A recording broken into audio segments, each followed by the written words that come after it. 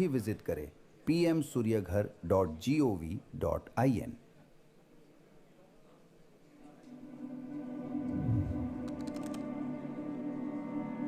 हम अपने घर में पंखा हो गया, एसी हो गया, बॉल हो गया, फ्रिज हो गया, वॉशिंग मशीन, ये सब हम अपना यूज कर रहे हैं। PM सूर्य घर मुफ्त बिजली योजना के तहत चल रहा है, जिसमें कि हमको 78,000 के सब्सिडी मिला है। सोलर नहीं लगा था, ओकर पहले बिजली बिल हमको 8,000 रुपया, 7,000 8,000 लगभग आता था। अब सोलर लग गया है, तब बिजली बिल 0 हो गया है, शून्य हो गया है। सोलर लगाने से फ़ायदा है कि बिजली बिल भरने नहीं पड़ेगा, अच्छा से चलेगा। लगवाना चाहेंगे तो लगवा सकते हैं, अच्छा चीज़ है। अच्छा स्कीम निकाले हैं सब लोग का, हम लोग को फ़ायदा है। जो आगे भी लगाएंगे उनको भी बिजली बिल से फ़ायदा मिलेगा, लाभ मिलेगा। सोलर पैनल के लिए और अधिक जानकारी के लिए आज ही विजिट करें pmsuryaghar.gov.in।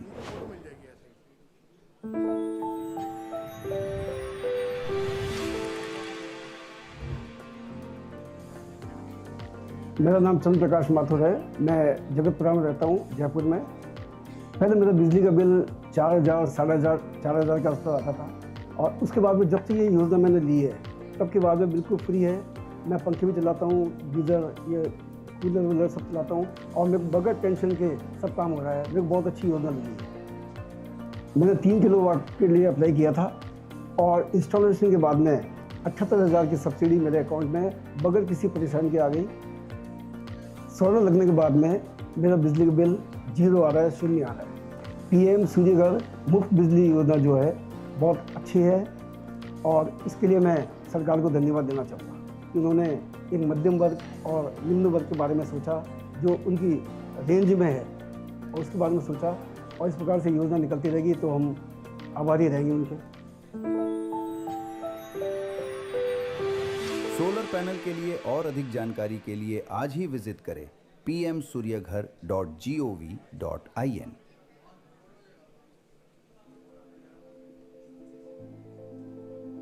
मैं कैलाश आर्या। हमने PM सूर्य योजना मुफ्त बिजली के अंतर्गत सोलर पैनल लगाया है, और इससे हमें काफ़ी बिजली के बिल से काफ़ी राहत है। पहले हमारा बिल तकरीबन 2,500 से 3,000, और गर्मी के टाइम पे 6,000 से 7,000 के बीच में बिल आता था, जो कि सोलर पैनल लगाने के बाद में धीरे धीरे हमारा बिल कम होता गया। और एक सिचुएशन ऐसी आई कि लास्ट 4 मंथ हमें बिजली का बिल बिल्कुल नहीं देना पड़ा। इसमें जो इंस्टॉलेशन टीम आई थी वो करीब 6 लोगों की टीम आई थी, और उन्होंने बिल्कुल प्रॉपर तरीके से सब इन्वेस्टिगेट करके, एरिया इन्वेस्टिगेट करके प्रॉपर तरीके से उसको साउथ फेसिंग में लगाया है, जिससे कि उसका जो जनरेशन है अपना पीक टाइम पे अच्छा खासा जनरेशन मिलता है, जिसकी वजह से हमारी जो 5 किलोवाट की जो हमारा जो पैनल है वो maximum 28 to 30 unit per day generation करता है। और मैं सजेस्ट करूँगा कि लोगों को भी सोलर पैनल लगवाना चाहिए, और उससे उनकी काफ़ी बचत होगी, जिससे कि उनका काम और आसान हो जाएगा। सोलर पैनल के लिए और अधिक जानकारी के लिए आज ही विजिट करें pmsuryaghar.gov.in। मेरा नाम दीपक दामोदर, मैं 115 महाबली नगर, कोलार रोड, भोपाल में रहता हूँ। हमने ये सोलर प्लांट लगवाया है, 3 साल हो गए। ऐसे ही कोई आए थे घर के सामने, उनसे इंस्पायर होने के बाद हमने लगाया। पड़ोसी ने भी हमें सपोर्ट किया, तो हमें अच्छा लगा कि जो जिस तरीके से उनका एक्सप्लेनेशन था बहुत अच्छा था। हमने उनके बिहाफ पे हमने भी लगवा लिया। यह योजना PM प्रधानमंत्री योजना से ही हमने लगाया था। ये सोलर प्लांट वो लगाया था, और आज का दिन है, अगर हम कंपेयर करें, जब लगाने से पहले कम से कम 5,000 से ऊपर ही हमारा बिल पर मंथ आता था। आज तो अगर हम पूरा घर यूज़ कर रहे हैं फिर भी हमारा बिल आता ही, मतलब 3 साल से तो मेरे घर पे बिल आया ही नहीं। मैं सभी से यही कहूँगा कि आज के डेट में अगर हम सोलर लगा लेंगे तो ये बहुत अच्छा होगा कि कम से कम हम अपने देश के बहुत कुछ बचा सकते हैं। अपने घर का पैसा तो सबसे पहले बचा सकते हैं। और मैं रिकमेंड करूँगा कि जितना भी हो सके आप अगर सुन रहे हैं या आपको मेरा मैसेज मिले तो आप और लोगों को कन्विंस करें और ताकि आप ये योजना यूज़ करें आप। Thank you. सोलर पैनल के लिए और अधिक जानकारी के लिए आज ही विजिट करें pmsuryaghar.gov.in।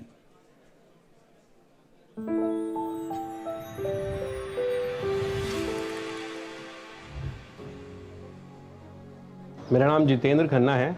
मैं असिस्टेंट इंजीनियर हूँ राजस्थान विद्युत प्रसारण निगम लिमिटेड में। पहले मेरे घर में एक ही एसी था, जिसके कारण जो 24 आवर चलता था तो बिल गर्मियों में ज़्यादा आता था। और ड्यू टू अब डिमांड बढ़ रही है, सभी रूम्स में एसी लग गए हैं, तो उस खर्चे को कंपनसेट करने के लिए सबसे बेस्ट ऑप्शन मेरे पे सोलर था, जो कि फ्री एनर्जी जनरेट करता है प्लांट। आप देख सकते हैं मेरे घर के आसपास कितने सोलर पैनल्स लग चुके हैं।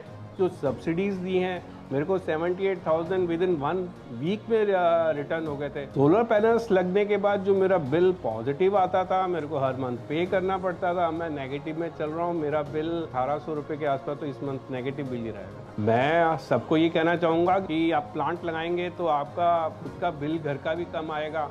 सबसे बेस्ट है कि ग्रीन एनर्जी पैदा कर रहा है, कोई फ़र्क नहीं पड़ेगा। देश के लिए भी अपन काम कर रहे हैं, अपने लिए भी फ़ायदा है, दोनों चीज़ों के लिए फ़ायदा है, कहीं इसमें लॉस नहीं है। सोलर पैनल के लिए और अधिक जानकारी के लिए आज ही विजिट करें pmsuryaghar.gov.in।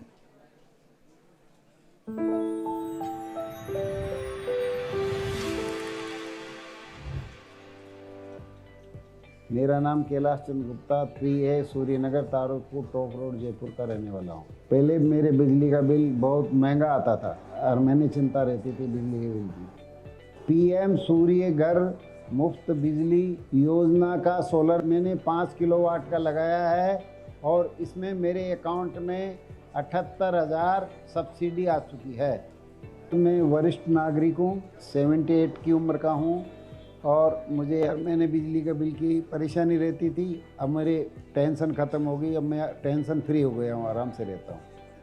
हमारे लिए बहुत अच्छी योजना बनाई है, इसके लिए सरकार को धन्यवाद देता हूँ। हम जैसे को काफ़ी आराम हो गया इससे।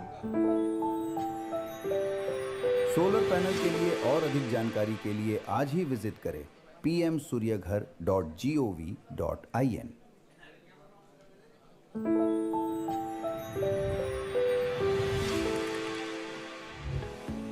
मैं लोकेश अग्रवाल चूरू राजस्थान से। मेरे घर में रोज़ाना एसी, फ्रिज, टीवी, LED वगैरह का यूज़ होता है। पहले मेरे 10 से 15 हज़ार बिजली का बिल आता था तो मेरे को चिंता रहती थी। फिर मैंने सोलर सिस्टम लगाया। मैंने 5 किलोवाट का सोलर लगाया है। सोलर लगाने के बाद 78,000 रुपये सब्सिडी मेरे अकाउंट में आ गई है 1 महीने के अंदर। PM सूर्य घर मुफ्त बिजली योजना से मैंने जब सोलर लगाया उसके बाद मेरा बिजली का बिल 0 आने लगा। मेरा आम जनता को संदेश यही है कि ज़्यादा से ज़्यादा सोलर लगाएं और अपने बिजली के बिल से राहत पाएं। सोलर लगाने से पर्यावरण में कोई नुकसान नहीं है और हम ग्रीन एनर्जी की तरफ बढ़ रहे हैं। मैं सरकार को धन्यवाद करना चाहता हूं कि सरकार इतनी अच्छी स्कीम लेके आई है और लोगों को बिजली मुक्त करा रही है। सोलर पैनल के लिए और अधिक जानकारी के लिए आज ही विजिट करें pmsuryaghar.gov.in।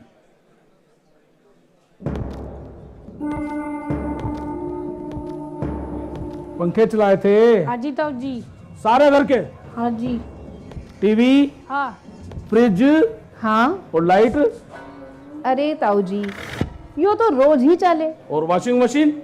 हाँ जी ताऊ, पूरा महीना। और बिल फिर भी 0। यो इनसे का पूछो ताऊ जी, यो तो ऊपर वाले से पूछो। अब आपका भी बिजली बिल होगा 0। PM सूर्य घर मुफ्त बिजली योजना, हर घर बनेगा सूर्य घर। ये है हुकुम सिंह।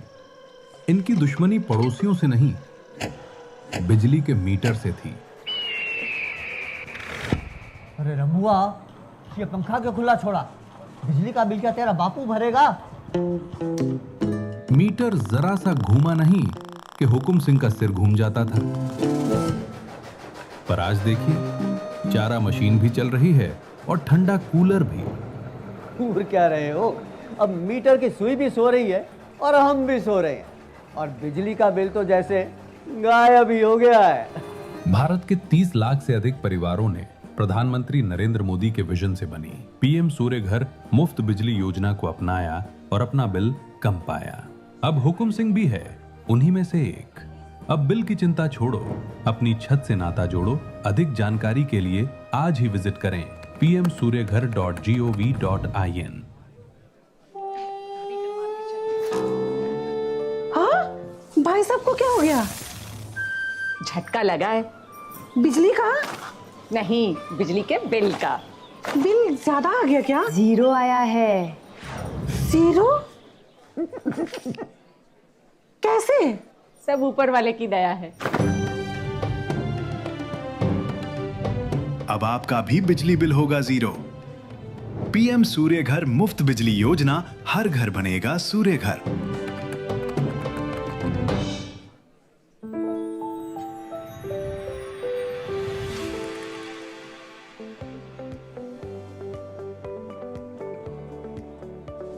मेरा नाम शिवांगी रंजन है।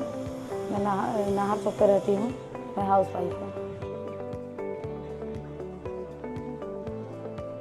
मैं अपने घर में फ्रिज, वॉशिंग मशीन, टीवी और बॉल, पंखा यही सब यूज करती हूँ। ओवन।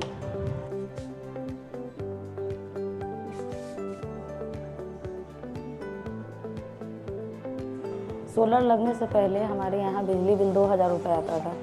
सोलर लगने के बाद बिजली बिल जीरो हो गया है।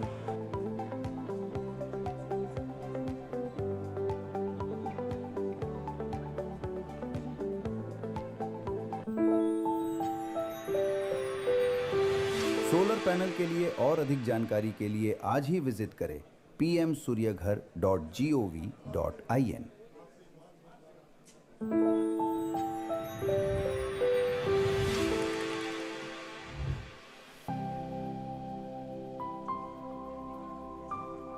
मेरा नाम आलोक कुमार मुखर्जी है। घर पे एसी, फ्रिज, गीज़र जो जनरली मिडिल क्लास फैमिली के पास होता वही है। पहले बिजली के बिल करीब महीने का 4, 4.5, 5,000 कुछ भी हो जाता था।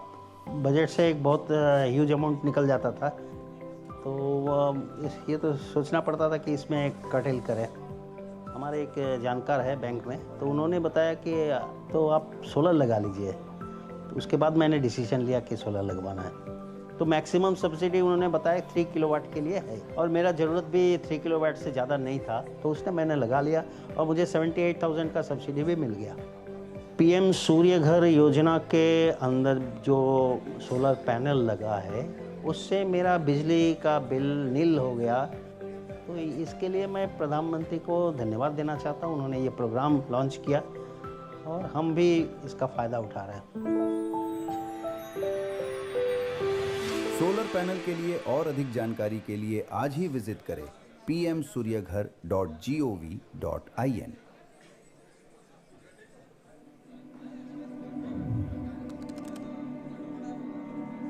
हम अपने घर में पंखा हो गया, एसी हो गया, बॉल हो गया, फ्रिज हो गया, वॉशिंग मशीन, ये सब हम अपना यूज कर रहे हैं। पीएम सूर्य घर मुफ्त बिजली योजना के तहत चल रहा है, जिसमें कि हमको 78,000 के सब्सिडी मिला है। सोलर नहीं लगा था, ओकर पहले बिजली बिल हमको 8,000 रुपया, 7,000, 8,000 लगभग आता था। अब सोलर लग गया है, तब बिजली बिल जीरो हो गया है, शून्य हो गया। सोलर लगाने से फ़ायदा है कि बिजली बिल भरने नहीं पड़ेगा, अच्छा से चलेगा। लगवाना चाहेंगे तो लगवा सकते हैं, अच्छा चीज़ है। अच्छा स्कीम निकाले हैं सब लोग का, हम लोग को फ़ायदा है। जो आगे भी लगाएंगे उनको भी बिजली बिल से फ़ायदा मिलेगा, लाभ मिलेगा। सोलर पैनल के लिए और अधिक जानकारी के लिए आज ही विजिट करें pmsuryaghar.gov.in।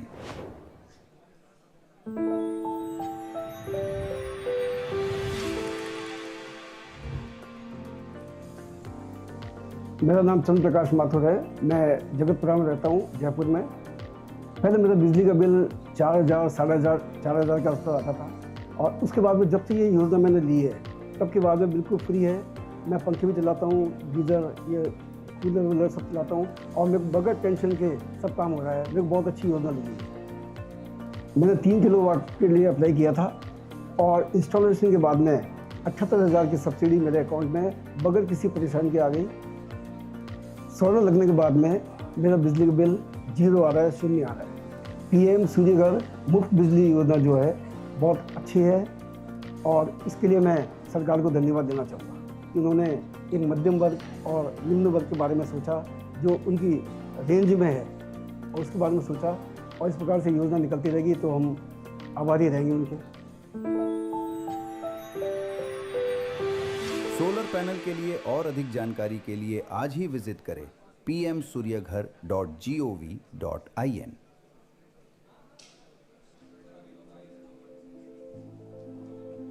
मैं कैलाश आर्या। हमने PM सूर्य योजना मुफ्त बिजली के अंतर्गत सोलर पैनल लगाया है और इससे हमें काफ़ी बिजली के बिल से काफ़ी राहत है।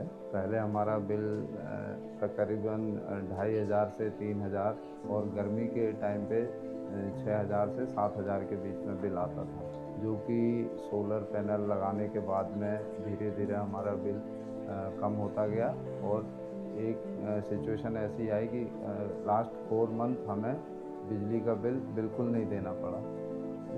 इसमें जो इंस्टॉलेशन टीम आई थी वो करीब 6 लोगों की टीम आई थी और उन्होंने बिल्कुल प्रॉपर तरीके से सब इन्वेस्टिगेट करके, एरिया इन्वेस्टिगेट करके प्रॉपर तरीके से उसको साउथ फेसिंग में लगाया है, जिससे कि उसका जो जनरेशन है अपना पीक टाइम पे अच्छा खासा जनरेशन मिलता है, जिसकी वजह से हमारी जो 5 किलोवाट की जो हमारा जो पैनल है वो maximum 28 to 30 unit per day generation करता है। और मैं सजेस्ट करूँगा कि लोगों को भी सोलर पैनल लगवाना चाहिए और उससे उनकी काफ़ी बचत होगी, जिससे कि उनका काम और आसान हो जाएगा। सोलर पैनल के लिए और अधिक जानकारी के लिए आज ही विजिट करें pmsuryaghar.gov.in। मेरा नाम दीपक दामोदर, मैं 115 महाबली नगर कोला रोड भोपाल में रहता हूँ। हमने ये सोलर प्लांट लगवाया है, 3 साल हो गए। ऐसे ही कोई आए थे घर के सामने, उनसे इंस्पायर होने के बाद हमने लगाया। पड़ोसी ने भी हमें सपोर्ट किया तो हमें अच्छा लगा कि जो जिस तरीके से उनका एक्सप्लेनेशन था बहुत अच्छा था। हमने उनके बिहाफ पे हमने भी लगवा लिया। यह योजना PM प्रधानमंत्री योजना से ही हमने लगाया था ये सोलर प्लांट, वो लगाया था और आज का दिन अगर हम कंपेयर करें, जब लगाने से पहले कम से कम 5,000 से ऊपर ही हमारा बिल पर मंथ आता था। आज तो हम पूरा घर यूज़ कर रहे हैं फिर भी हमारा बिल आता ही, मतलब 3 साल से तो मेरे घर पे बिल आया ही नहीं है। मैं सभी से यही कहूँगा कि आज के डेट में अगर हम सोलर लगा लेंगे तो ये बहुत अच्छा होगा कि कम से कम हम अपने देश के बहुत कुछ बचा सकते हैं। अपने घर का पैसा तो सबसे पहले बचा सकते हैं। और मैं रेकमेंड करूँगा कि जितना भी हो सके आप अगर सुन रहे हैं या आपको मेरा मैसेज मिले तो आप और लोगों को कन्विंस करें और ताकि आप ये योजना यूज़ करें। आप थैंक यू। सोलर पैनल के लिए और अधिक जानकारी के लिए आज ही विजिट करें pmsuryaghar.gov.in।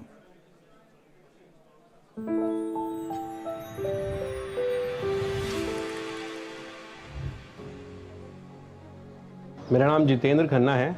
मैं असिस्टेंट इंजीनियर हूँ राजस्थान विद्युत प्रसारण निगम लिमिटेड में। पहले मेरे घर में एक ही AC था, जिसके कारण जो 24 आवर चलता था तो बिल गर्मियों में ज़्यादा आता था और ड्यू टू अब डिमांड बढ़ रही है, सभी रूम्स में AC लग गए हैं, तो उस खर्चे को कंपनसेट करने के लिए सबसे बेस्ट ऑप्शन मेरे पे सोलर था, जो कि फ्री एनर्जी जनरेट करता है प्लांट। आप देख सकते हैं मेरे घर के आसपास कितने सोलर पैनल्स लग चुके हैं। जो सब्सिडीज़ दी हैं मेरे को 78,000 विद इन 1 वीक में रिटर्न हो गए थे। सोलर पैनल्स लगने के बाद जो मेरा बिल पॉजिटिव आता था, मेरे को हर मंथ पे करना पड़ता था। मैं नेगेटिव में चल रहा हूँ, मेरा बिल 1,800 रुपये के आसपास, तो इस मंथ नेगेटिव बिल ही रहेगा। मैं सबको ये कहना चाहूँगा कि आप प्लांट लगाएंगे तो आपका खुद का बिल घर का भी कम आएगा। सबसे बेस्ट है कि ग्रीन एनर्जी पैदा कर रहा है, कोई फ़र्क नहीं पड़ेगा। देश के लिए भी अपन काम कर रहे हैं, अपने लिए भी फ़ायदा है, दोनों चीज़ों के लिए फ़ायदा है, कहीं इसमें लॉस नहीं है।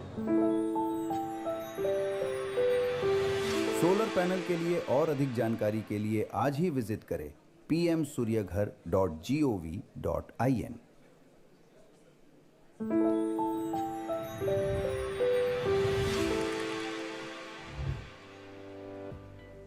मेरा नाम Kailash Chandra Gupta 3A Suryanagar Tarupur top road Jaipur का रहने वाला हूँ। पहले मेरे बिजली का बिल बहुत महंगा आता था और मैंने चिंता रहती थी बिजली के बिल की। PM सूर्य घर मुफ्त बिजली योजना का सोलर मैंने 5 किलोवाट का लगाया है और इसमें मेरे अकाउंट में 78,000 सब्सिडी आ चुकी है। मैं वरिष्ठ नागरिक हूँ, 78 की उम्र का हूँ और मैंने बिजली का बिल की परेशानी रहती थी। अब मेरी टेंशन ख़त्म हो गई, अब मैं टेंशन फ्री हो गया हूँ, आराम से रहता हूँ। हमारे लिए बहुत अच्छी योजना बनाई है, इसके लिए सरकार को धन्यवाद देता हूँ। हम जैसे को काफ़ी आराम हो गया इससे। सोलर पैनल के लिए और अधिक जानकारी के लिए आज ही विजिट करें pmsuryaghar.gov.in।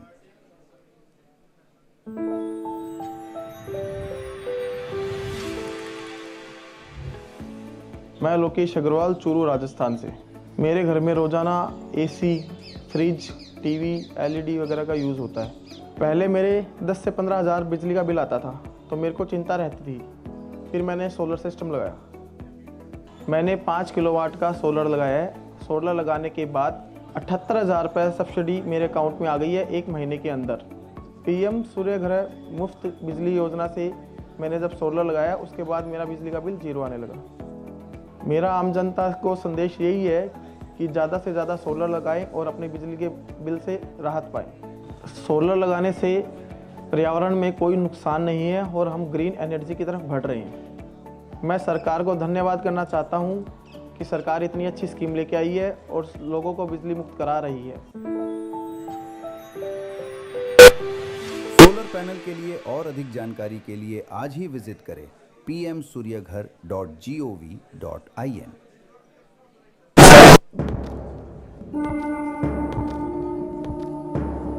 पंखे चलाए थे? हाँ जी ताऊ जी। सारे घर के? हाँ जी। टीवी? हाँ। फ्रिज? हाँ। और लाइट? अरे ताऊ जी, यो तो रोज ही चले। और वॉशिंग मशीन? हाँ जी ताऊ, पूरा महीना। और बिल फिर भी 0? यो इनसे का पूछो ताऊ जी, यो तो ऊपर वाले से पूछो। अब आपका भी बिजली बिल होगा 0। PM सूर्य घर मुफ्त बिजली योजना, हर घर बनेगा सूर्य घर। ये है हुकुम सिंह। इनकी दुश्मनी पड़ोसियों से नहीं, बिजली के मीटर से थी। अरे रमुआ, ये पंखा क्यों खुला छोड़ा? बिजली का बिल क्या तेरा बापू भरेगा? मीटर जरा सा घूमा नहीं कि हुकुम सिंह का सिर घूम जाता था। पर आज देखिए, चारा मशीन भी चल रही है और ठंडा कूलर भी। पूर क्या रहे हो? अब मीटर की सुई भी सो रही है और हम भी सो रहे हैं और बिजली का बिल तो जैसे गायब ही हो गया है। भारत के 30 लाख से अधिक परिवारों ने प्रधानमंत्री नरेंद्र मोदी के विजन से बनी PM सूर्य घर मुफ्त बिजली योजना को अपनाया और अपना बिल कम पाया। अब हुकुम सिंह भी है उन्हीं में से एक। अब बिल की चिंता छोड़ो, अपनी छत से नाता जोड़ो। अधिक जानकारी के लिए आज ही विजिट करें pmsuryaghar.gov.in।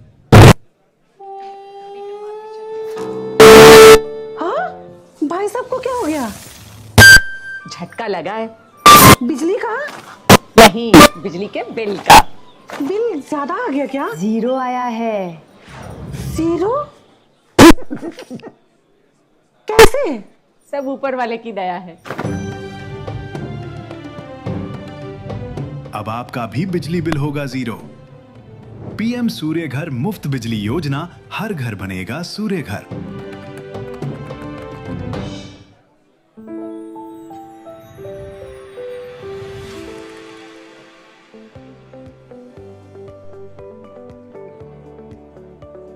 मेरा नाम शिवांगी रंजन है। मैं नाहर चौक पे रहती हूँ। मैं हाउस वाइफ हूँ। मैं अपने घर में फ्रिज, वॉशिंग मशीन, टीवी और बॉल, पंखा यही सब यूज़ करती हूँ। ओवन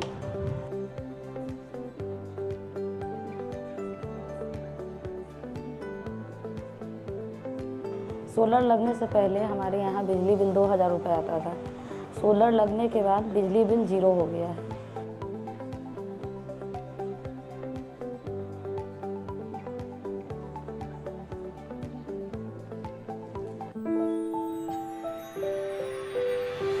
सोलर पैनल के लिए और अधिक जानकारी के लिए आज ही विजिट करें pmsuryaghar.gov.in।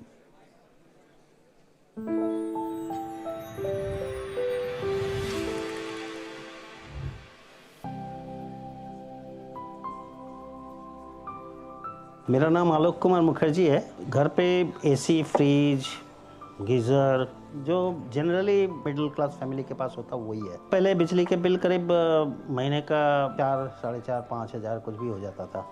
बजट से एक बहुत ह्यूज।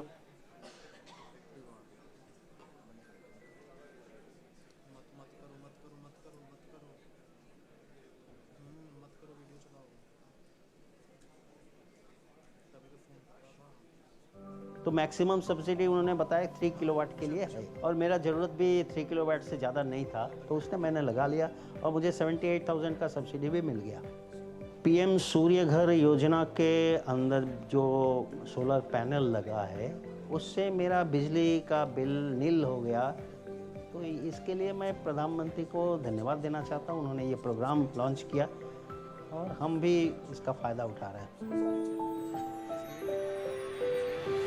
सोलर पैनल के लिए और अधिक जानकारी के लिए आज ही विजिट करें pmsuryaghar.gov.in।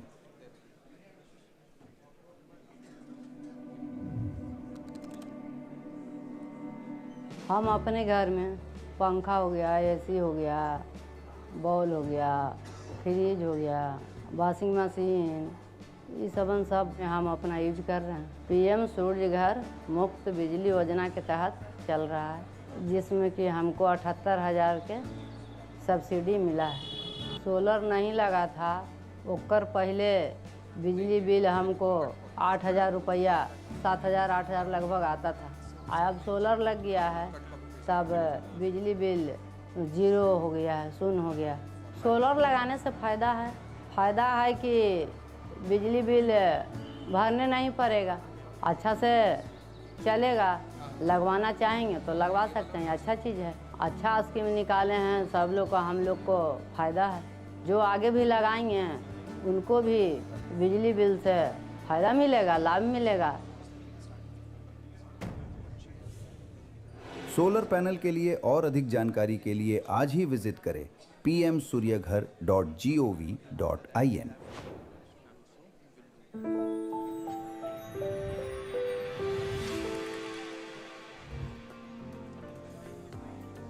मेरा नाम चंद्र प्रकाश माथुर है। मैं जगतपुरा में रहता हूँ, जयपुर में। पहले मेरा बिजली का बिल 4,000, 4,500, 4,000 के आसपास आता था और उसके बाद में जब से ये योजना मैंने ली है तब के बाद में बिल्कुल फ्री है। मैं पंखे भी चलाता हूँ, गीज़र, ये कूलर वूलर सब चलाता हूँ और मेरे को बगैर टेंशन के सब काम हो रहा है। मेरे को बहुत अच्छी योजना लगी है।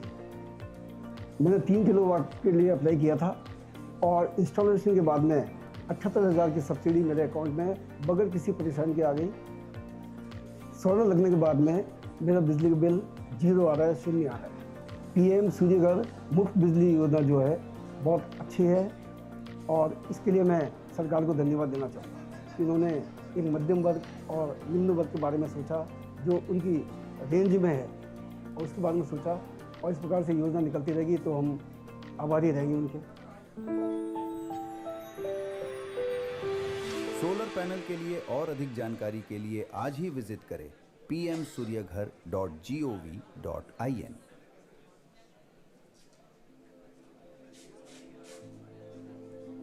मैं कैलाश आर्या। हमने पीएम सूर्य योजना मुफ्त बिजली के अंतर्गत सोलर पैनल लगाया है और इससे हमें काफ़ी बिजली के बिल से काफ़ी राहत है। पहले हमारा बिल तकरीबन 2,500 से 3,000 और गर्मी के टाइम पे 6,000 से 7,000 के बीच में बिल आता था, जो कि सोलर पैनल लगाने के बाद में धीरे धीरे हमारा बिल कम होता गया और एक सिचुएशन ऐसी आई कि लास्ट 4 मंथ हमें बिजली का बिल बिल्कुल नहीं देना पड़ा। इसमें जो इंस्टॉलेशन टीम आई थी वो करीब 6 लोगों की टीम आई थी और उन्होंने बिल्कुल प्रॉपर तरीके से सब इन्वेस्टिगेट करके, एरिया इन्वेस्टिगेट करके प्रॉपर तरीके से उसको साउथ फेसिंग में लगाया है, जिससे कि उसका जो जनरेशन है अपना पीक टाइम पे अच्छा खासा जनरेशन मिलता है, जिसकी वजह से हमारी जो 5 किलोवाट की जो हमारा जो पैनल है वो maximum 28 to 30 unit per day generation करता है। और मैं सजेस्ट करूँगा कि लोगों को भी सोलर पैनल लगवाना चाहिए और उससे उनकी काफ़ी बचत होगी, जिससे कि उनका काम और आसान हो जाएगा। सोलर पैनल के लिए और अधिक जानकारी के लिए आज ही विजिट करें pmsuryaghar.gov.in। मेरा नाम दीपक दामोदर, मैं 115 महाबली नगर कोलार रोड भोपाल में रहता हूँ। हमने ये सोलर प्लांट लगवाया है, 3 साल हो गए। ऐसे ही कोई आए थे घर के सामने, उनसे इंस्पायर होने के बाद हमने लगाया। पड़ोसी ने भी हमें सपोर्ट किया, तो हमें अच्छा लगा कि जो जिस तरीके से उनका एक्सप्लेनेशन था बहुत अच्छा था, हमने उनके बिहाफ पे हमने भी लगवा लिया। यह योजना PM प्रधानमंत्री योजना से ही हमने लगाया था ये सोलर प्लांट, वो लगाया था और आज का दिन है। अगर हम कंपेयर करें, जब लगाने से पहले कम से कम 5,000 से ऊपर ही हमारा बिल पर मंथ आता। आज तो हम पूरा घर यूज़ कर रहे हैं, फिर भी हमारा बिल आता ही, मतलब 3 साल से तो मेरे घर पे बिल आया ही नहीं।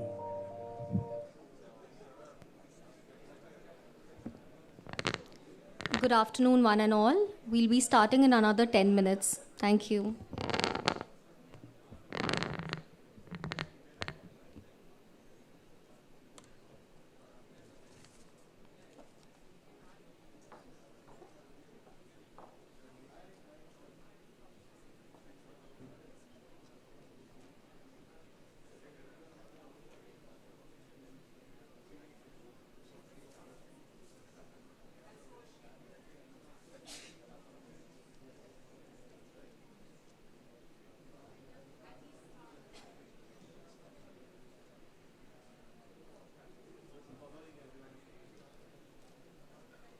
पंखे चलाए थे? हाँ जी ताऊ जी।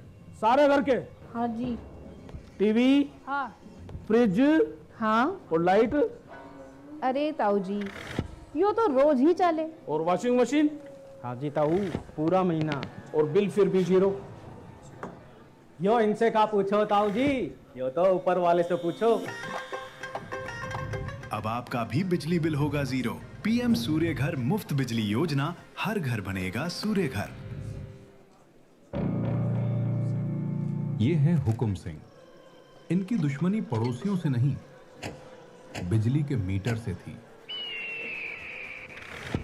अरे रमुआ, ये पंखा क्यों खुला छोड़ा? बिजली का बिल क्या तेरा बापू भरेगा? मीटर जरा सा घूमा नहीं कि हुकुम सिंह का सिर घूम जाता था। पर आज देखिए, चारा मशीन भी चल रही है और ठंडा कूलर भी। घूर क्या रहे हो? अब मीटर की सुई भी सो रही है और हम भी सो रहे हैं, और बिजली का बिल तो जैसे गायब ही हो गया है। भारत के 30 लाख से अधिक परिवारों ने प्रधानमंत्री नरेंद्र मोदी के विजन से बनी PM सूर्य घर मुफ्त बिजली योजना को अपनाया और अपना बिल कम पाया। अब हुकुम सिंह भी है उन्हीं में से एक। अब बिल की चिंता छोड़ो, अपनी छत से नाता जोड़ो। अधिक जानकारी के लिए आज ही विजिट करें pmsuryaghar.gov.in।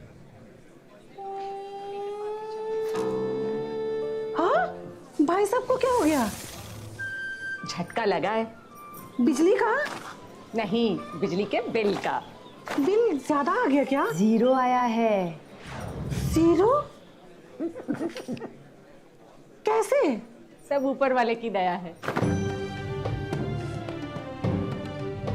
अब आपका भी बिजली बिल होगा 0। PM सूर्य घर मुफ्त बिजली योजना, हर घर बनेगा सूर्य घर।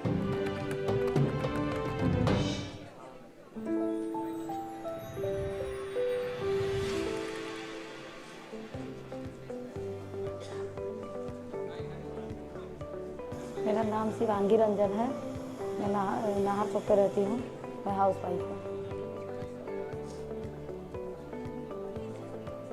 मैं अपने घर में फ्रिज, वॉशिंग मशीन, टीवी और बॉल पंखा यही सब यूज़ करती हूँ। ओवन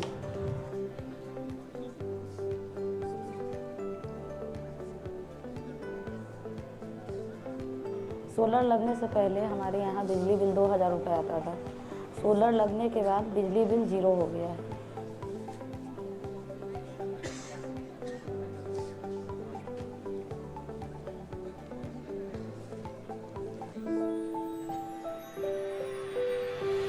सोलर पैनल के लिए और अधिक जानकारी के लिए आज ही विजिट करें pmsuryaghar.gov.in।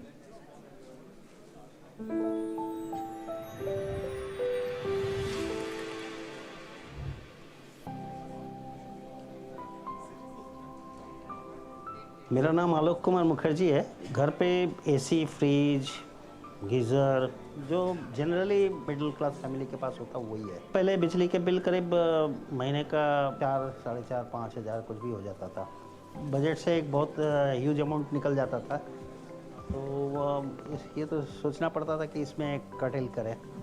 हमारे एक जानकार है बैंक में, तो उन्होंने बताया कि तो आप सोलर लगा लीजिए। उसके बाद मैंने डिसीजन लिया कि सोलर लगवाना है। तो मैक्सिमम सब्सिडी उन्होंने बताया 3 किलोवाट के लिए है, और मेरा ज़रूरत भी 3 किलोवाट से ज़्यादा नहीं था, तो उसने मैंने लगा लिया और मुझे 78,000 का सब्सिडी भी मिल गया। PM सूर्य घर योजना के अंदर जो सोलर पैनल लगा है, उससे मेरा बिजली का बिल नील हो गया। तो इसके लिए मैं प्रधानमंत्री को धन्यवाद देना चाहता हूँ। उन्होंने ये प्रोग्राम लॉन्च किया और हम भी इसका फ़ायदा उठा रहे हैं। सोलर पैनल के लिए और अधिक जानकारी के लिए आज ही विजिट करें pmsuryaghar.gov.in।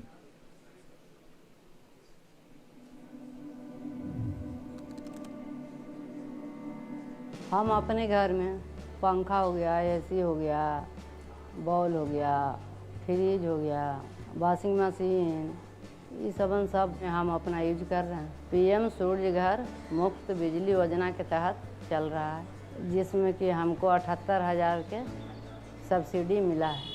सोलर नहीं लगा था, ओकर पहले बिजली बिल हमको 8,000 रुपया, 7,000, 8,000 लगभग आता था। अब सोलर लग गया है, तब बिजली बिल 0 हो गया है, शून्य हो गया। सोलर लगाने से फ़ायदा है कि बिजली बिल भरने नहीं पड़ेगा, अच्छा से चलेगा। लगवाना चाहेंगे तो लगवा सकते हैं, अच्छा चीज़ है। अच्छा स्कीम निकाले हैं सब लोग का, हम लोग को फ़ायदा है। जो आगे भी लगाएंगे उनको भी बिजली बिल से फ़ायदा मिलेगा, लाभ मिलेगा। सोलर पैनल के लिए और अधिक जानकारी के लिए आज ही विजिट करें pmsuryaghar.gov.in।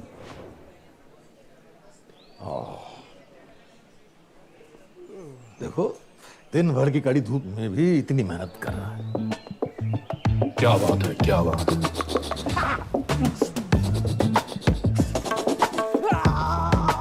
क्या बात है, क्या बात है।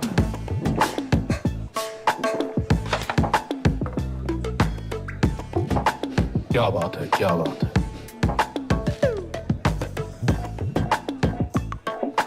क्या बात है, क्या बात है।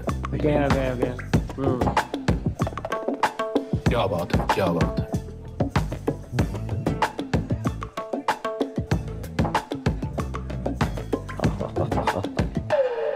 क्या बात भाई, कट गई। एक बार सोलर लगवा दिया तो वो 25 साल तक बिजली के बिल में बचत करवाता है। इसलिए मैं हमेशा कहता हूँ, मेरा सोलर बड़ा होनहार, मेरा सोलर बड़ा होनहार।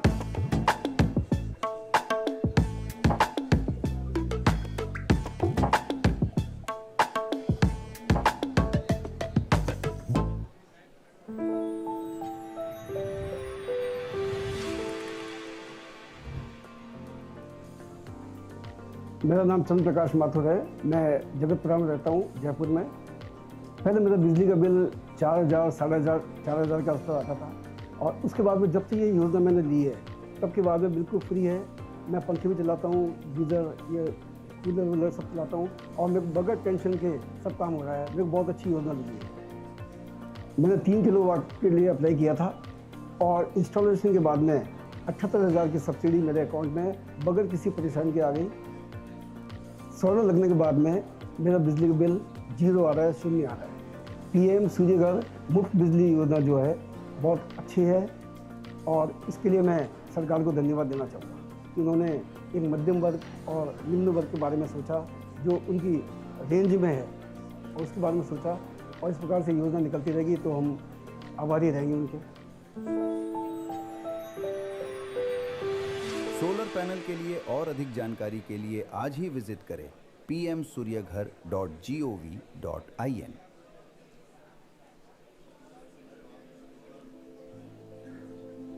मैं कैलाश आर्या। हमने PM सूर्य योजना मुफ्त बिजली के अंतर्गत सोलर पैनल लगाया है और इससे हमें काफ़ी बिजली के बिल से काफ़ी राहत है। पहले हमारा बिल तकरीबन 2,500 से 3,000 और गर्मी के टाइम पे 6,000 से 7,000 के बीच में बिल आता था, जो कि सोलर पैनल लगाने के बाद में धीरे धीरे हमारा बिल कम होता गया और एक सिचुएशन ऐसी आई कि लास्ट 4 मंथ हमें बिजली का बिल बिल्कुल नहीं देना पड़ा। इसमें जो इंस्टॉलेशन टीम आई थी वो करीब 6 लोगों की टीम आई थी और उन्होंने बिल्कुल प्रॉपर तरीके से सब इन्वेस्टिगेट करके, एरिया इन्वेस्टिगेट करके प्रॉपर तरीके से उसको साउथ फेसिंग में लगाया है, जिससे कि उसका जो जनरेशन है अपना पीक टाइम पे अच्छा खासा जनरेशन मिलता है, जिसकी वजह से हमारी जो 5 किलोवाट की जो हमारा जो पैनल है वो maximum 28 to 30 unit per day generation करता है। और मैं सजेस्ट करूँगा कि लोगों को भी सोलर पैनल लगवाना चाहिए और उससे उनकी काफ़ी बचत होगी, जिससे कि उनका काम और आसान हो जाएगा। सोलर पैनल के लिए और अधिक जानकारी के लिए आज ही विजिट करें pmsuryaghar.gov.in। मेरा नाम दीपक दामोदर, मैं 115 महाबली नगर कोलार रोड भोपाल में रहता हूँ। हमने ये सोलर प्लांट लगवाया है, 3 साल हो गए। ऐसे ही कोई आए थे घर के सामने, उनसे इंस्पायर होने के बाद हमने लगाया। Requesting everyone to please settle down and take your seats. We'll be starting in a few minutes.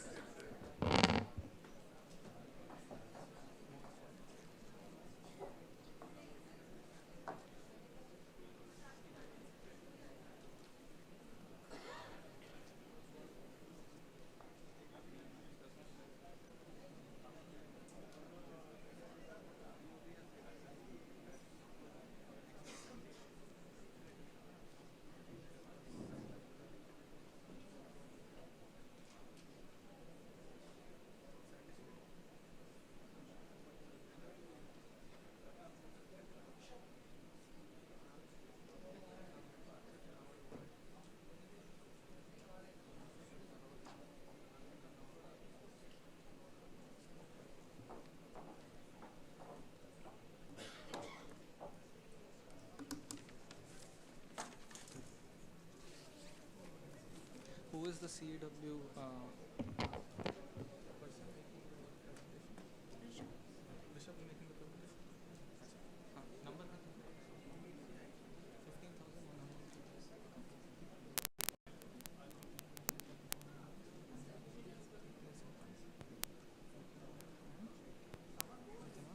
Digital.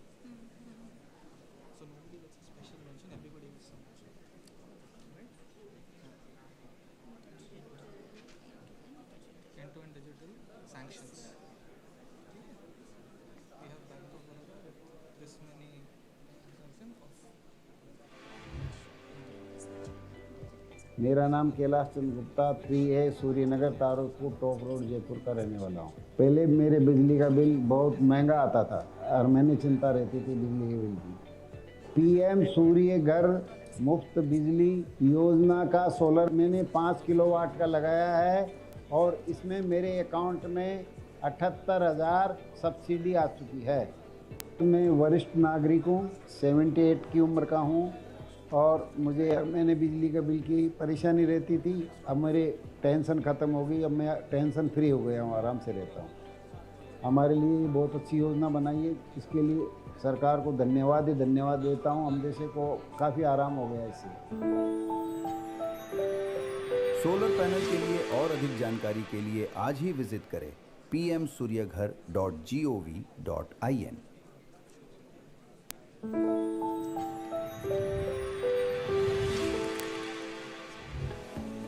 मैं लोकेश अग्रवाल, चूरू, राजस्थान से। मेरे घर में रोज़ाना एसी, फ्रिज, टीवी, एलईडी वगैरह का यूज़ होता है। पहले मेरे 10 से 15 हज़ार बिजली का बिल आता था, तो मेरे को चिंता रहती थी। फिर मैंने सोलर सिस्टम लगाया। मैंने 5 किलोवाट का सोलर लगाया है। सोलर लगाने के बाद 78,000 रुपये सब्सिडी मेरे अकाउंट में आ गई है 1 महीने के अंदर। PM सूर्य घर मुफ्त बिजली योजना से मैंने जब सोलर लगाया, उसके बाद मेरा बिजली का बिल 0 आने लगा। मेरा आम जनता को संदेश यही है कि ज़्यादा से ज़्यादा सोलर लगाएं और अपनी बिजली के बिल से राहत पाएं। सोलर लगाने से पर्यावरण में कोई नुकसान नहीं है और हम ग्रीन एनर्जी की तरफ बढ़ रहे हैं। मैं सरकार को धन्यवाद करना चाहता हूं कि सरकार इतनी अच्छी स्कीम लेके आई है और लोगों को बिजली मुक्त करा रही है।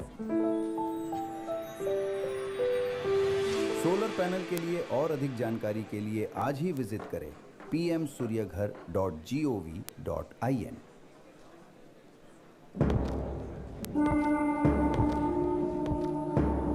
पंखे चलाए थे? हाँ जी ताऊ जी। सारे घर के? हाँ जी। टीवी? हाँ। फ्रिज? हाँ। और लाइट? अरे ताऊ जी, यो तो रोज ही चले। और वॉशिंग मशीन? हाँ जी ताऊ, पूरा महीना। और बिल फिर भी 0? यो इनसे का पूछो ताऊ जी, यो तो ऊपर वाले से पूछो। अब आपका भी बिजली बिल होगा 0। PM सूर्य घर मुफ्त बिजली योजना, हर घर बनेगा सूर्य घर। ये है Hukum Singh.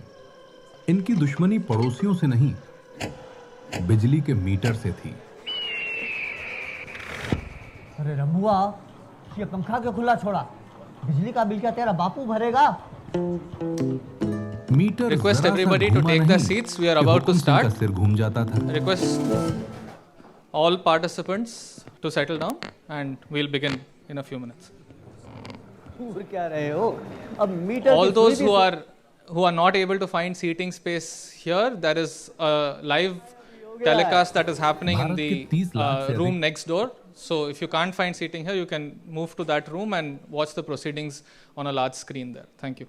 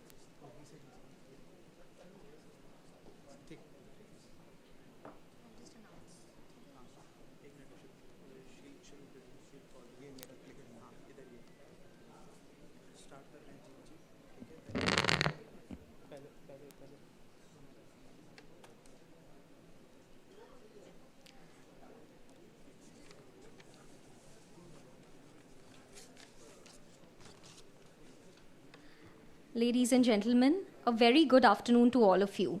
I would like to extend a warm welcome to each of you today to today's event, 2 years of PM Surya Ghar Muft Bijli Yojana, scaling the solar home to 1 crore rooftops, organized by the Ministry of New and Renewable Energy with the support of the Council on Energy, Environment and Water, CEW, as a knowledge partner. My name is Aishwarya Jain. I work at CEW and I will be your host today. To begin with, I would like to invite Rishabh Jain, fellow CEW, to present findings from the report, What Drives Rooftop Solar Installation Decisions in Indian Homes? Understanding the Household Decision Making through a Pan-India Survey. Rishabh, over to you.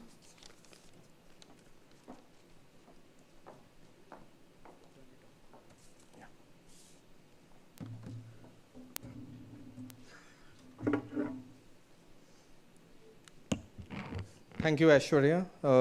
Good afternoon, everyone who've assembled today. I'm Rishabh from the Council on Energy, Environment and Water. Today, as part of this presentation, I'll be sharing some of the key insights that we found by conducting a pan-India survey across 17,000 households. This was a telephonic survey. And some of the insights that came out of these are not only interesting, but also actionable for many of the decision makers that are here. So I'll quickly start the presentation. So we, as a non-profit policy research institution, are aiming to impact sustainable development at scale with data, integrated analysis, and strategic outreach. We, in addition to working very closely with various ministries at the national level, we are also engaging with 20 state governments. This is a graph that I would want to stress upon before I move to the next slides and some of the key insights.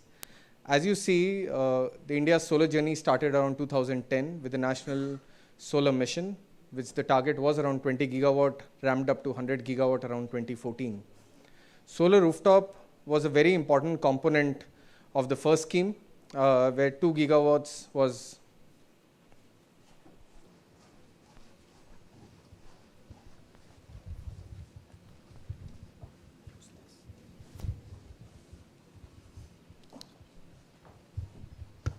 So solar rooftop was a very important element of the first national solar mission, with 2 gigawatt allocated to off-grid, which was then increased to 40 gigawatt in the RTS program, the phase 2. However, it is only after the announcement of the PM Surya Ghar Yojana that we saw that the CAGR increased to 85% after the launch, which was earlier 45%. We have already seen 12 gigawatts of installations across 41 lakh households, and the month of May specifically, 1.2 gigawatts installed. This 1.2 gigawatt has a very specific, I would say is very important. One, there was a 3x surge, 3 times what we installed over a 24-month average. So over 24 months, what was installed was 0.45 gigawatt, 450 megawatt per month. In 1 month, there was installation of 1.2 gigawatt. And most likely, this is the first time in the country that we have crossed 1 gigawatt. And the first gigawatt is always very special. This also, the other number that one should remember is the 14%. Last year, we deployed around 8.7 gigawatt in solar rooftop. Month of May, again 14% of the annual installation in one particular month. This just shows that with this growth rates, we'll most likely cross the 1 crore target, which was 2 years ago looking like impossible to many across the country. We released a report yesterday, Secretary Sir and Additional Secretary Sir were here. Our analysis, the study that we conducted with NRDC and MNRE, shows that going forward, rooftop solar could contribute 43% of the total full-time equivalent jobs that will be generated in achieving India's 500 gigawatt non-fossil fuel target. A lot of these would of course be in different phases like business development, construction, commissioning itself. And our estimation suggests by 2030, if we are able to reach say 40 gigawatts of installations, 19 lakh jobs may be created. And every gigawatt of solar rooftop, because of its smaller size, is generating 44 times more jobs than utility scale solar projects. Coming to the survey that we conducted. So this survey was conducted from the months of January to April this year. We have been working on it for nearly a year ago. We reached out to 17,000 households across 21 states and 1 union territory, Delhi. We collected around 3 million data points, 308 districts covered, and out of those, 66% were rural, 34% were urban. The purpose of this survey was to know that what is the consumer awareness about rooftop solar and specifically the scheme, the factors that are impacting the consumer's willingness to adopt solar rooftop, challenges that they may be facing during the various stages of the installation process, and what are the actionable pathways that can support in this journey. So these are some of the things that I would want to. Of course, we'll release this report. There'll be a lot of these data points, analysis that will be out in the public domain. First of all, what we found that 57% of households that we reached out to across the country were aware about solar rooftop. This itself is a huge number, and 43% were unaware. Out of the 57%, there are certain people who were willing to adopt and those there were not willing to adopt. So 46% of the aware were willing to adopt, and the balance 52% showed less willingness. But when we checked with them that if we are able to give you, or the government is able to give you financing options, better loans, easier loans, would you be able to move or would you want to move? A lot of them said yes. So this also shows that if there are targeted interventions from the financing institutions, from the government agencies, which make the consumers aware that there are options for us to make the system, the upfront capex cost, affordable despite the subsidy, the chances are higher. Hence, a lot of our communication outreach should also move in that direction. Not just that, those who are unaware, when we checked with them, if you are aware of the scheme, if you are made aware of the scheme, would you move? And there also we are seeing there's a significant convertible demand that exists.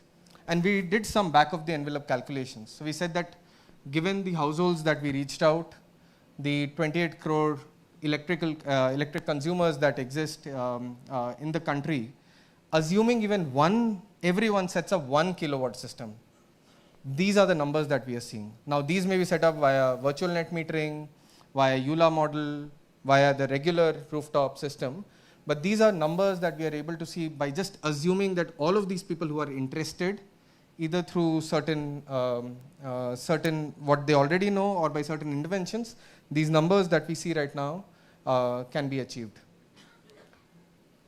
Second insight, consumers highlight the lack of clarity on how to proceed with the information they have. They may know about solar rooftop, they may have heard about in the news, in social media, on YouTube, by their colleagues, by their peers, but still they sometimes feel that they feel overwhelmed, they are not sure what is the cost, they are not sure of the subsidy process, they are not sure of how much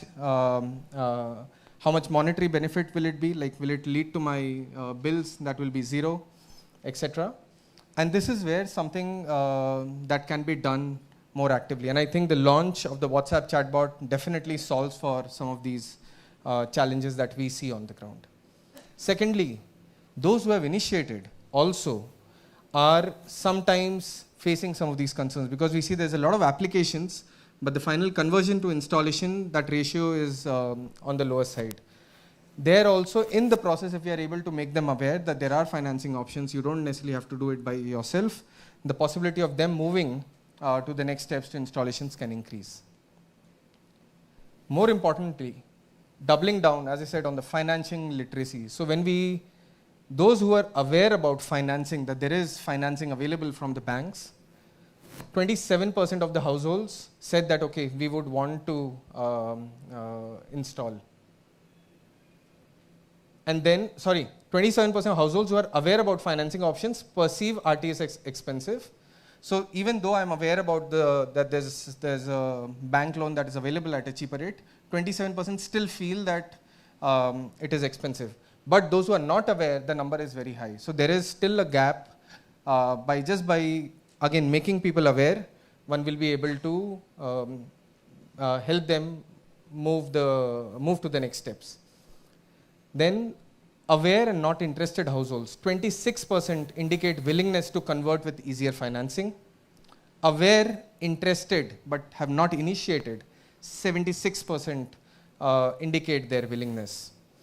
And similarly, the people who are already in the process, 86% of them say that, okay, we will quickly go through the process if the financing is available. Few other aspects that we found very interesting. Tariffs, subsidies, and local champions are important determinants of the RTS uptake.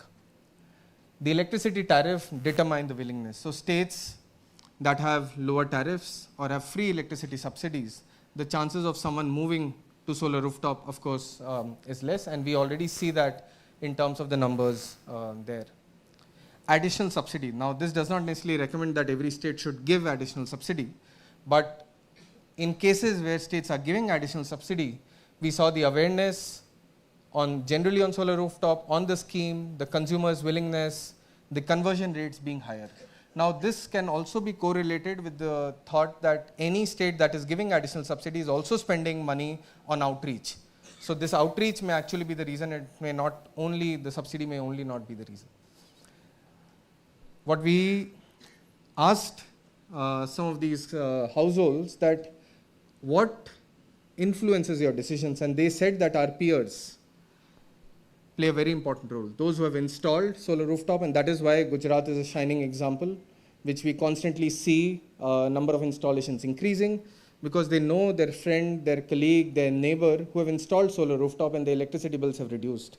So that we are seeing that if their trusted source has already installed, the chances of them installing is higher. However, what is also important to note is that if their experience is poor, they may also pass that message. And today we have a lot of the vendors, officers from various states, and it is important, I think, as part of the communication strategy to explain not just to the consumers, but also to the vendors in terms of what is their responsibility to the ecosystem growth, because their bad installation, both in terms of cost cutting, quality of modules, etc., will have ripple effects on the sector. So everyone in the value chain should gear up to have the best of the installation so that the systems actually end up producing the required kilowatt hour in their lifetime.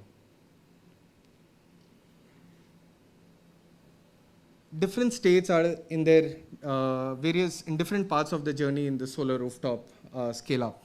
There are certain states which we are categorized as trailblazer states, Maharashtra, Andhra, etc., which have already developed a stronger ecosystem.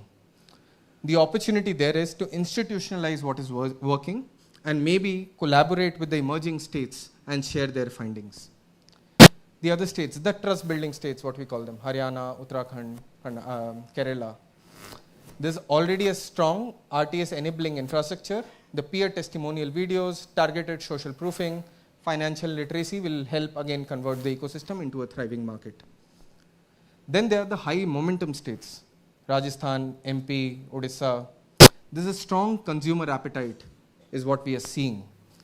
Now the priority is matching demand with the capable ecosystem and to create that. More empaneled vendors, stronger DISCOM capacity. And finally, the future frontier states. States such as Karnataka, West Bengal, Bihar, Telangana, enormous latent appetite. And these are the states that can drive the next wave of solar rooftop installation in the country. Finally, our recommendations. We can adopt a phased and targeted outreach strategy based on the state's maturity, state maturity. So one size fits all approach may not always necessarily work, not even in a particular district of a state. Depending on what the gap is, one should then decide that how do you approach in scaling up the solar rooftop.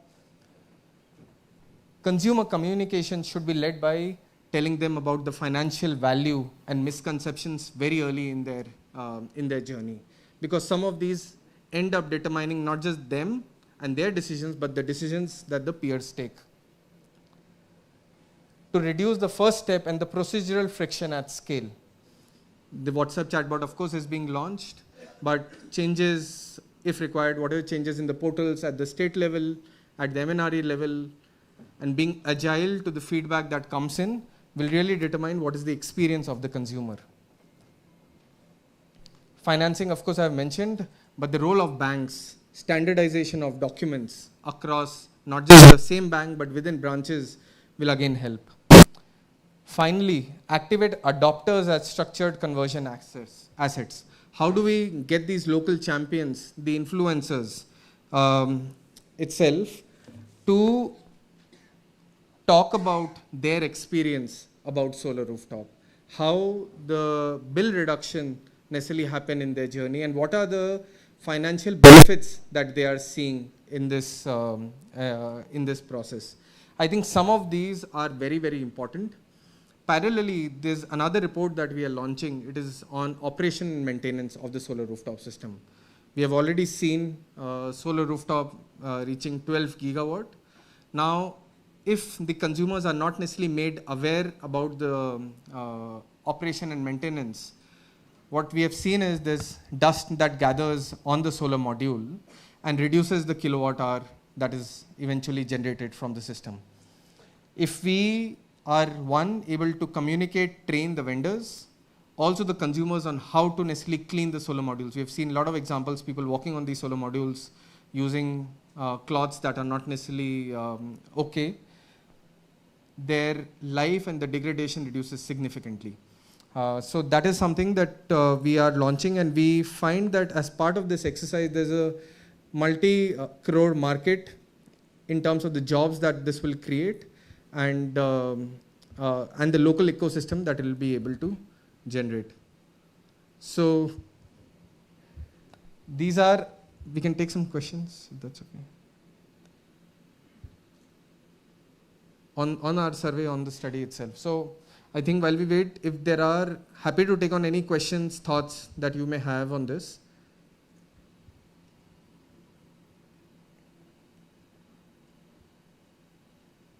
Or any learning experience that you would want to share.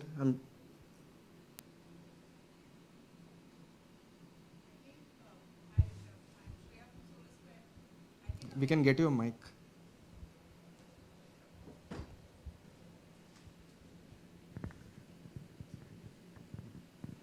I think you raised a very pertinent point about creating awareness about quality.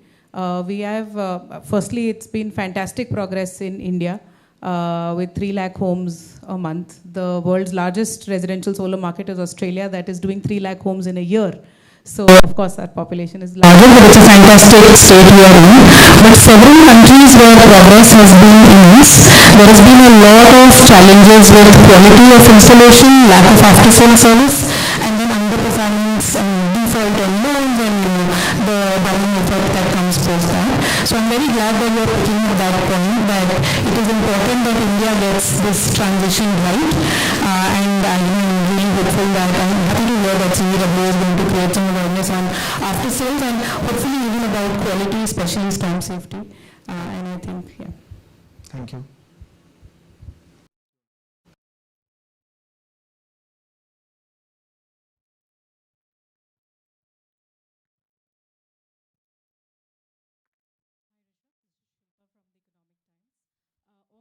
Households that were aware of the program, how many of them were from the load, sanctioned load less than 3 kilowatt?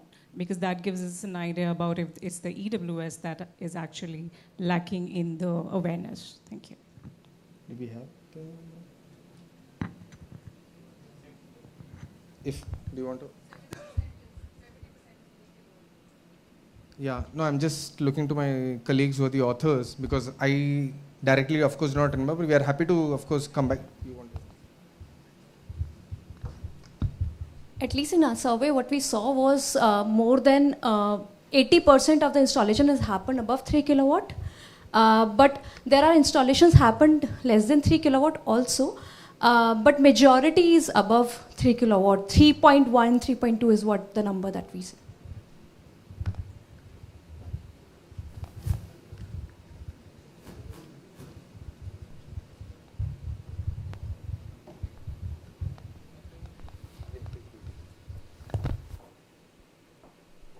Thank you, everyone.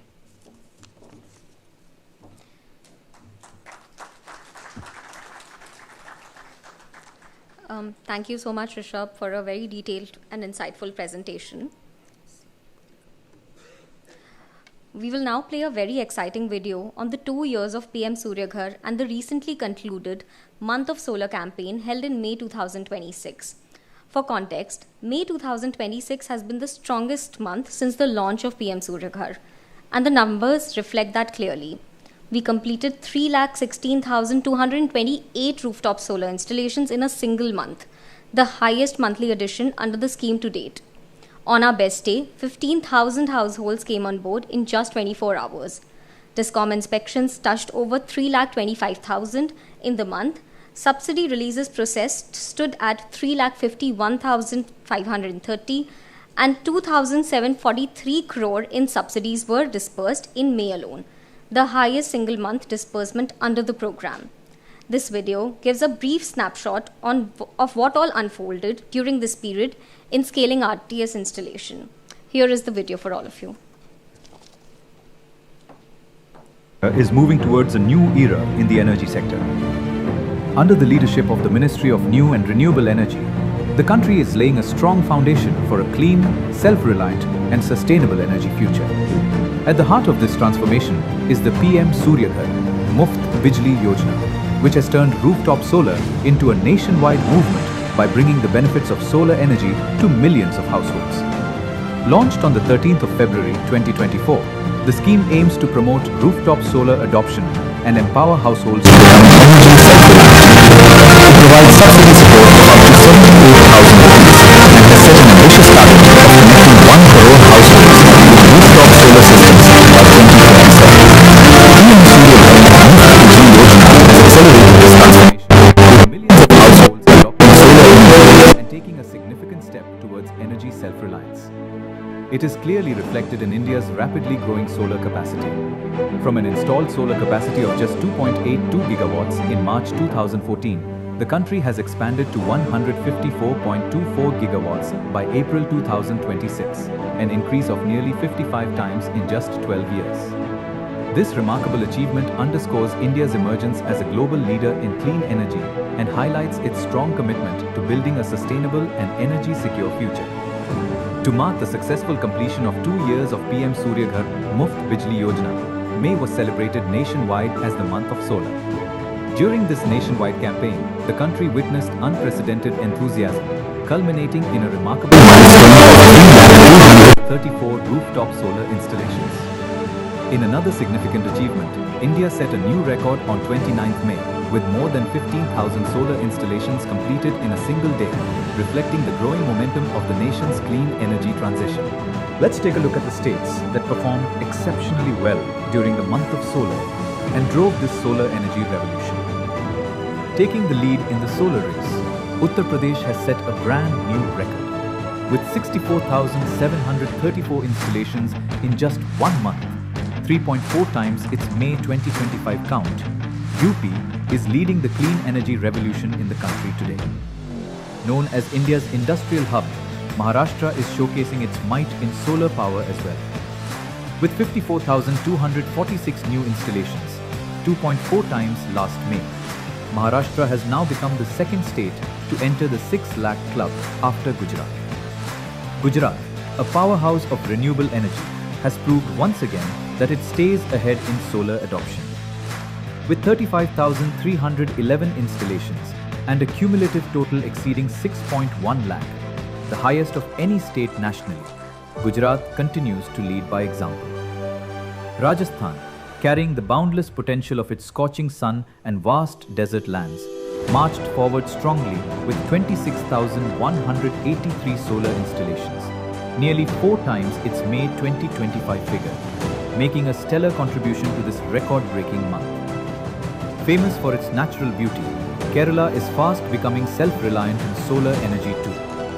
With 20,525 installations, an all-time monthly record, up 80% from May 2025, its people have proved they are always at the forefront of future technologies. Andhra Pradesh also shone bright with 15,187 installations, its best ever monthly performance and nearly 3 times the May 2025 count. From the heartland, Odisha delivered a stunning surge, 12,964 installations, nearly 8 times its May 2025 figure, scripting one of the campaign's most remarkable turnaround stories. Haryana made history by setting all-time records across every performance metric simultaneously, with 11,983 installations, 4 times its May 2025 count. The Northeast's pride, Assam, stepped up powerfully with 11,793 installations, more than triple last May, proving that this region too is firmly on the solar map. From central India, Chhattisgarh scripted an extraordinary journey, from 562 installations in May 2025 to 9,294 in May 2026, a 16-fold rise that stands as a symbol of the nation's solar awakening. Completing the top 12, Tamil Nadu is fast rising as a southern solar force, recording 5,810 installations this month, more than double its May 2025 tally. Nestled in the Himalayas, Uttarakhand swept all 4 award categories in its group, recording 5,594 installations with remarkable consistency, proving that the solar dream shines bright even in the mountains. Jammu and Kashmir secured second position across all award categories, registering 2,579 installations, 77% above last May, embracing solar energy even on Himalayan rooftops. The serene hill state of Himachal Pradesh took confident strides by doubling its May 2025 tally with 820 installations, affirming that every mountain home can power itself with the sun. And from the world's highest cold desert, Ladakh, despite challenging terrain, registered 144 installations, a 50% jump over the previous month, proving that no corner of India is left behind in this solar revolution. The success of this nationwide campaign was driven by the significant contributions of vendors and technical partners across the country. Outstanding performance was delivered by Prasanjit Electronics in Northeast India, Solar Square in North India, Virgin Power and Engineering Private Limited in South India, OMM Energy Solutions in East India, and Solar Square in West India, helping accelerate the adoption of rooftop solar under the scheme. PM Surya Ghar, Muft Bijli Yojana is now more than a rooftop solar program. It is a symbol of India's commitment to energy self-reliance and a sustainable future. From 2.82 gigawatts to 154.24 gigawatts of solar capacity, millions of households adopting solar, record-breaking installations, and initiatives like the Month of Solar reflect India's rapid clean energy transformation. This progress has been driven by the collective efforts of vendors, technicians, manufacturers, discoms, and millions of citizens. Together, they are powering a greener, energy-secure, and Viksit Bharat.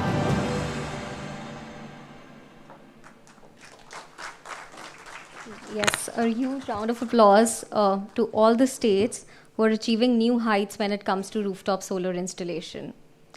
To reiterate, India's residential rooftop solar sector has witnessed unprecedented growth in recent years. As of May 2026, the residential RTS installed capacity has reached over 12 gigawatt, with more than 60% of the total capacity added in the 2 years after the launch of the PM Surya Ghar Muft Bijli Yojana in 2024. This growth reflects not only the effectiveness of policy support, but also the increasing confidence of households in adopting clean energy solutions. Today, more than 4 million households across the country have already adopted RTS systems, bringing India steadily closer to the national target of 10 million households by 2027. This expansion is not merely a story of increasing installations. It is a story of energy independence, consumer empowerment, and a more resilient power system. As India's electricity demand continues to grow, rooftop solar is expected to play a pivotal role in driving a people-centric energy transition. While the progress achieved so far is encouraging, the momentum of rooftop solar installations must be sustained. For that, it is important to understand consumer perspectives and address the barriers that continue to hinder adoption. At the same time, focus must extend beyond installations alone to optimal system performance and long-term sustainability. These efforts will be essential to unlocking the full economic and environmental potential of rooftop solar. Today's dialogue aims to build consensus among stakeholders on the necessary priorities and action items to achieve the 10 million household goal and beyond. We have a power-packed day today, lined up with engaging sessions with ministries and senior officers from the states who will deliberate on the strategies to accelerate and scale rooftop solar. A couple of key highlights of the day will be the fireside chat with Shri Prahlad Joshi, Honorable Minister MNRE, and the Surya Ghar Excellence Awards, where we will recognize and celebrate the states, vendors, and financial institutions that have operationalized the scheme and continue to play an indispensable role in its successful implementation. We will also launch 2 reports which will have a significant role to play in informing the discourse today. Finally, we will conclude the day with a high-impact networking dinner, so please be with us throughout the event. Finally, I request you to please keep your phones on silent throughout the session, and also would like to inform you that we have a running beverage counter towards the right through the doors.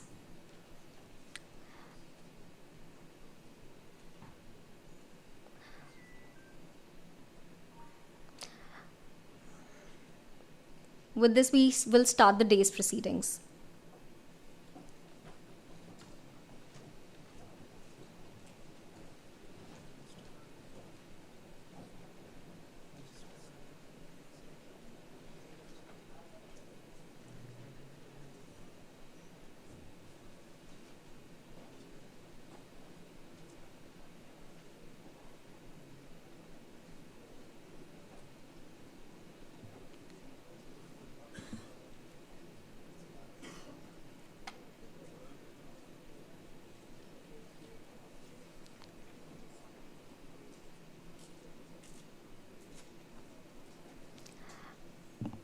I would request Shri Santosh Sarangi, Secretary MNRE, to please welcome Shri Prahlad Joshi, Honorable Minister MNRE.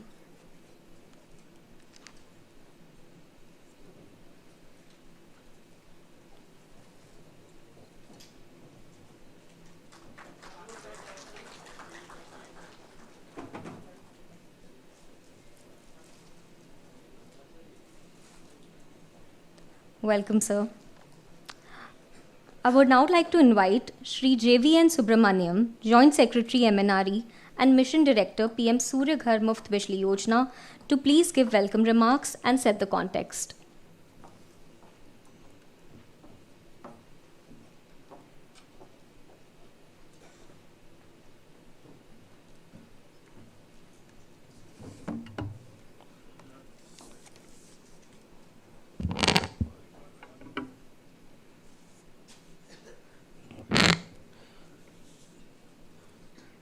Honorable Minister for New and Renewable Energy, Prahlad Joshi sir, our dear Secretary MNRE, Santosh Sarangi sir, officers from MNRE, senior officers from the states, MDs of various DISCOMs, vendors of PM Surya Ghar, bankers who have been supporting the PM Surya Ghar, and my dear friends, it is an honor and a privilege for me to welcome you all for this program celebrating the 2 years of Pradhan Mantri Surya Ghar Muft Bijli Yojana. The theme itself has been named as Scaling the Solar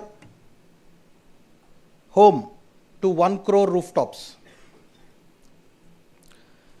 You have just seen the kind of progress that has been made in the scheme over the last 2 years, and especially over the last 1 month, when the states have really competed in ensuring that this rooftop revolution happens in a true federal mode. You would have all seen that there was a news article which got published where India was ranked second as the fastest RE installations, solar installations in the world after China last year. And some of you definitely would be aware, some of you may not be. Almost 1/3 of this speed has been delivered through the distributed renewables contributed by PM Surya Ghar and PM Kusum. Out of the 45 gigawatts of solar that got installed last year, which is the highest by far in the history, almost 16 gigawatts came from distributed renewables and almost 9 gigawatts, 8.7 to be precise, came from rooftop solar installations. So what made this possible is what we would be deliberating through the course of the day, And I'm really thankful to all of you for taking time out and being present over here. And also really thankful for the kind of wonderful contributions the state leadership has provided, be it UP, be it Maharashtra, Gujarat, Rajasthan, Kerala, Assam. In fact, if I miss out any state, that would be a blunder on my part, because even states like Ladakh, Union Territories, have been part of this entire growth story. Now, when I look back where we started and where we are today, it is truly a satisfying story. The reason for that is that if we see both the speed and the scale at which the rooftop installations under PM Surya Ghar have gone up, this is a story in itself. We took almost 148 days to put our first 1 lakh rooftop installations under PM Surya Ghar. Of course, that was a time when we were just creating awareness about the scheme and things. We were getting our portals right, end-to-end digitization. After that, and the average installation, average time taken for many months has been about 40 days. 40 days for 1 lakh households to get solarized. If you see the speed at which we are going now, we are doing almost 1 lakh households every 8 days. So this is the kind of speed at which the states have picked up the rooftop solarization, and we currently stand at 4 million households which are solarized and benefited out of this entire program. Now I was just wondering, do we need a benchmark? Do we need to say how well we did? We Indians are generally very conscious about that benchmarking, how well we did vis-a-vis others. Again, I present to you an important statistic which has come to us very recently. Now, China, which is again one of the top countries on renewable energy and then rooftop solarization, they have about 7 million households which are solarized. To reach their 4 million, it took them about 7 years' time from the time their actual policy came in place. USA currently has about 5.5 million households. They took about 7 years to be there. Australia we all know as one of the good examples for how rooftop solarization works. 4.1 million households. Australia took close to 13 years to reach there. But Bharat, we took exactly 2 years and 3 months to reach the 4 million mark.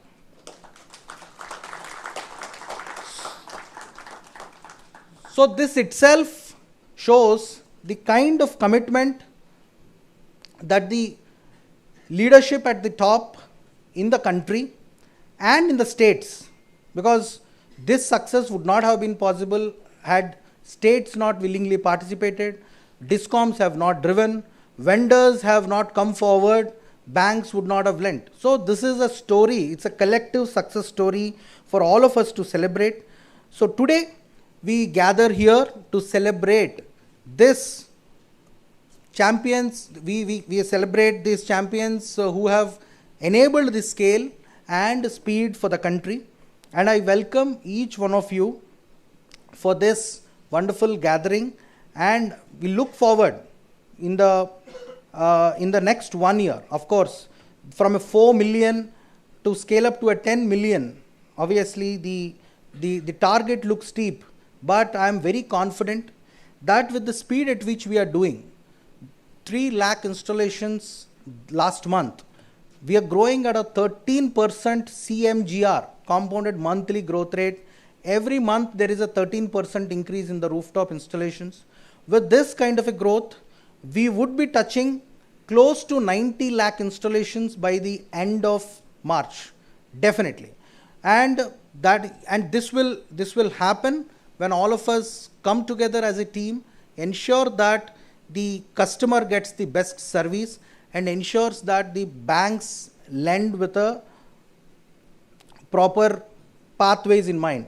So with these few words, I'm really thankful for all of you once again for being here, and also take this opportunity to congratulate the award winners, the award winning states, award winning vendors, award winning banks. So all of you who are award winners in this program, and look forward to deeply entrenched interactions, and ensure that the rooftop solarization, we touch 1 million as we all promise to ourselves and to the country. Thank you very much. Jai Hind.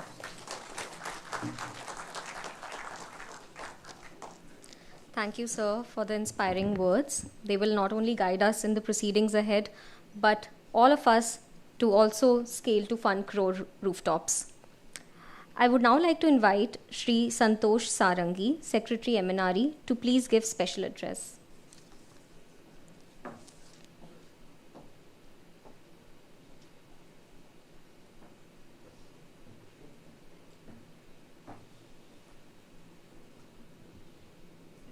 Honorable Minister, MNRE, Food and Consumer Affairs, Sri Prahlad Joshi ji, my colleagues in the ministry, senior officers from the state government, I can see Ashish from Uttar Pradesh, Minaj, Aarti, Shalini and many others who have come here. A very hearty welcome and congratulations. The bankers, the vendors, the prosumers who are proud owners of PM Surya Ghar, I extend a very hearty welcome to all of you, and I also congratulate you for this collective effort of achieving 40 lakh households. Today I think it is 41.5 lakh households which are covered under PM Surya Ghar. This, as Joint Secretary Subramaniam informed, has been the result of a very collective effort, and a very diverse group of stakeholders have been associated, have joined hands to make this possible. Whether it is a DISCOM official, whether it is a banker, whether it is a vendor, whether it is any other agency which is associated with supplying and distribution of power, all of them have joined hands to ensure one thing, which is to make an empowered citizen. In the older days, if you look at electricity, if you visualize electricity, that means thinking of huge coal-fired power plants which were guzzling tons of coal and supplying it to the consumers. You had to think of linesmen who would come and repair in case there is a fault in the distribution network. But today, with this PM Surya Ghar solar panels along with the battery energy storage system, wherever consumers are installing, you have an empowered citizen with a mobile app. He is able to monitor how much has he generated, how much has been consumed, whether he has a surplus, and whether he can actually earn money by selling it to the DISCOM. And in future, with the India Energy Stack, which REC CMD and his team are developing, I think this will become very commonplace for trading of electricity between one consumer with another. So this is a journey towards empowerment, and in this, India's experience has been unique. Subramaniam spoke of 40 lakhs being achieved within a period of 2.3 years, and at the current momentum, the pace which our state governments have gathered, we can actually achieve another 40 lakhs in less than a year. It will not even take us 1 year to add another 40 lakhs. And this is a very heartening news. But with this, we must also prepare for the variety of challenges which will come with expansion of decentralized RE. Our distribution networks need to be ready. our substations need to be augmented, and battery energy storage system at distribution level, at household level also needs to be augmented significantly. So in this connection, we have seen how other states, other countries are trying to cope with a rapid expansion in distributed RE and especially rooftop solarization. And you heard the Honorable Minister of Energy of Australia only 3-4 days back, he was making an announcement of how they have made a seamless transition towards grid integration, towards higher rooftop solarization with household base and community base. So these are areas on which I'll urge my colleagues at the state government level to think of ways in which we have a more smooth transition towards a expanded base of rooftop solarization in future. At this point of time, I would also fail if I don't thank the various stakeholders who have taken pains to make this happen. And in this, starting with the MNRA team here, where they have been working day and night to sort out any kind of procedural discrepancies that could be there, obstacles that could be there, working with state governments, working with DISCOMs, ensuring that the grievance portal is up and ready and is conveyed to the DISCOMs. So I must thank this team for having done a tremendous job. Along with that, I must compliment all the state governments for actually bringing us to a stage where 3.6 lakh households were added in a month. And we have some trailblazers, we have some laggards, but combined together, they have produced this result. And my compliments to the state government, to the state energy secretaries, the energy leadership, and the DISCOMs for having made it possible. Without the kind of effort which you put in, it would not have been possible. And in this, I must mention that states like Gujarat, Maharashtra, Uttar Pradesh, Madhya Pradesh, Rajasthan have done a tremendous job in scaling up RE in very quick time. And this has also inspired other states and has given them the confidence that they can also scale it up in an equally quick manner. And that we have seen in recent performances of states like Assam, Andhra Pradesh, Odisha, where we have seen a rapid scaling up of RE in the last 4 to 5 months. In fact, if I recollect it well, Odisha probably grew by about 6 times in the last 5 months. So tremendous achievement by the state governments, and we expect that few of the state governments which were relatively slow in offtake of this scheme would actually come forward and gather pace in the next couple of months. And here I would strongly urge Tamil Nadu, Telangana and West Bengal, these 3 major states, to pick up pace in PM Surya Ghar program in the next couple of months. I also thank the bankers, and in this I also include the Department of Financial Services, which has issued guidelines from time to time to ensure that the banks are sanctioning loans and collateral free loans up to 2 lakhs with an interest rate of 5.75% to the consumers. More than 14 lakh consumers have already availed it, and in the days to come, I would expect this to be of a much larger order, because banks financing and a seamless financing mechanism would be very, very essential in ensuring that the scheme sustains. So whether there is a subsidy beyond this PM Surya Ghar program or not, if we have a very smooth financing mechanism, then this entire vendor ecosystem which has been developed, the entire job creation opportunities which have come up in rural areas will sustain beyond this program as well.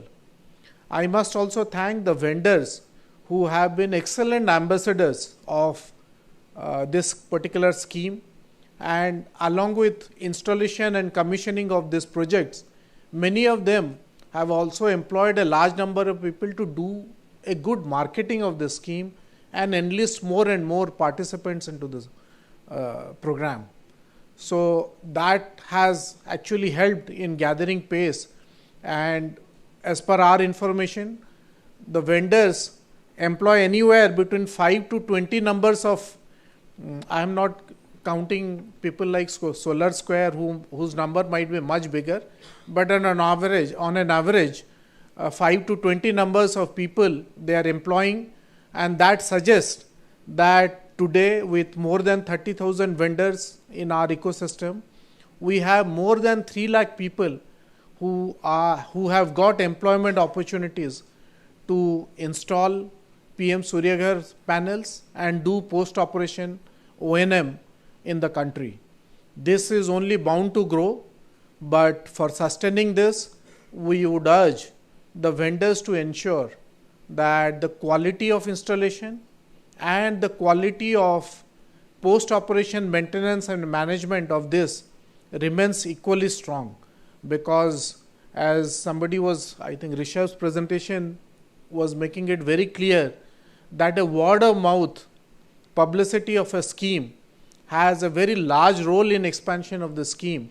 So the peers telling good words about their installation, the kind of benefits which they are leveraging, the kinds of financial benefits which accrues to them on account of this would make it possible for more and more people to chip into this particular program, and to that extent the vendors' responsibility in ensuring quality installation would be very, very crucial in this. I thank the whole ecosystem which has supported PM Surya Ghar, and I only hope that the enthusiasm which you have shown in the month of May, that is the month of solar, also sustains, and let's not make it a month of solar, let's make it a year of the solar, and ensure that the 1 crore target that Honorable PM has set out before all of us is achieved by 31st of March 2027. Congratulations and best wishes to all of you again. Thank you.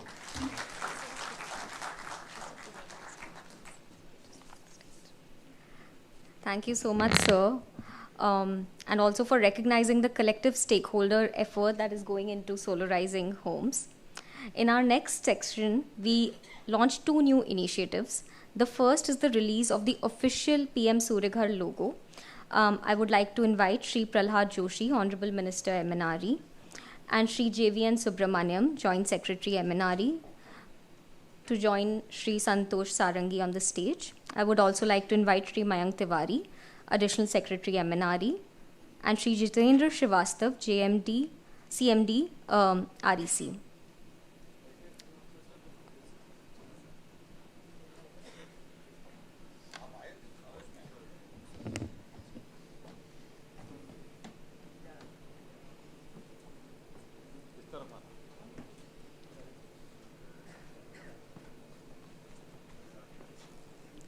Please give a huge round of applause as we launch the PM Surya Ghar logo.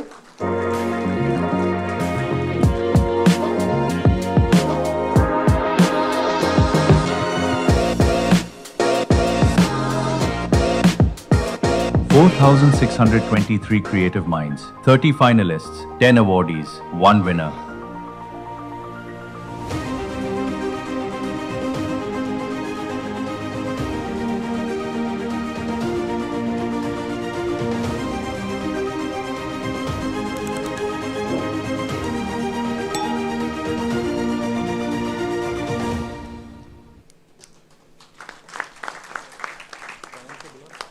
Finally, I would like to invite Mr. Pavan Chavan, the winner of PM Surya Ghar Muft Bijli Yojana logo design competition, to please come and receive the award.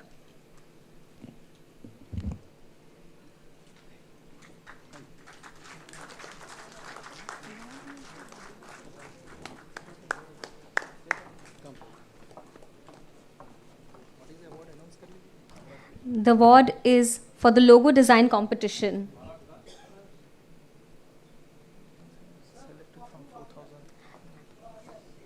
He was selected out of 4,000 participants.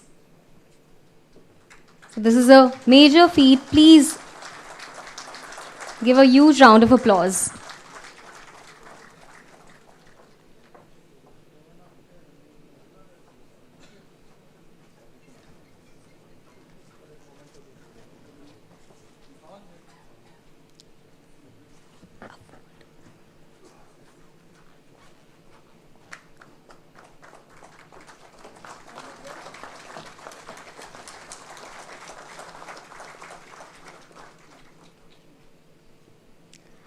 I'd also request the dignitaries to please release the WhatsApp chatbot, which is bringing ease of implementation for consumers.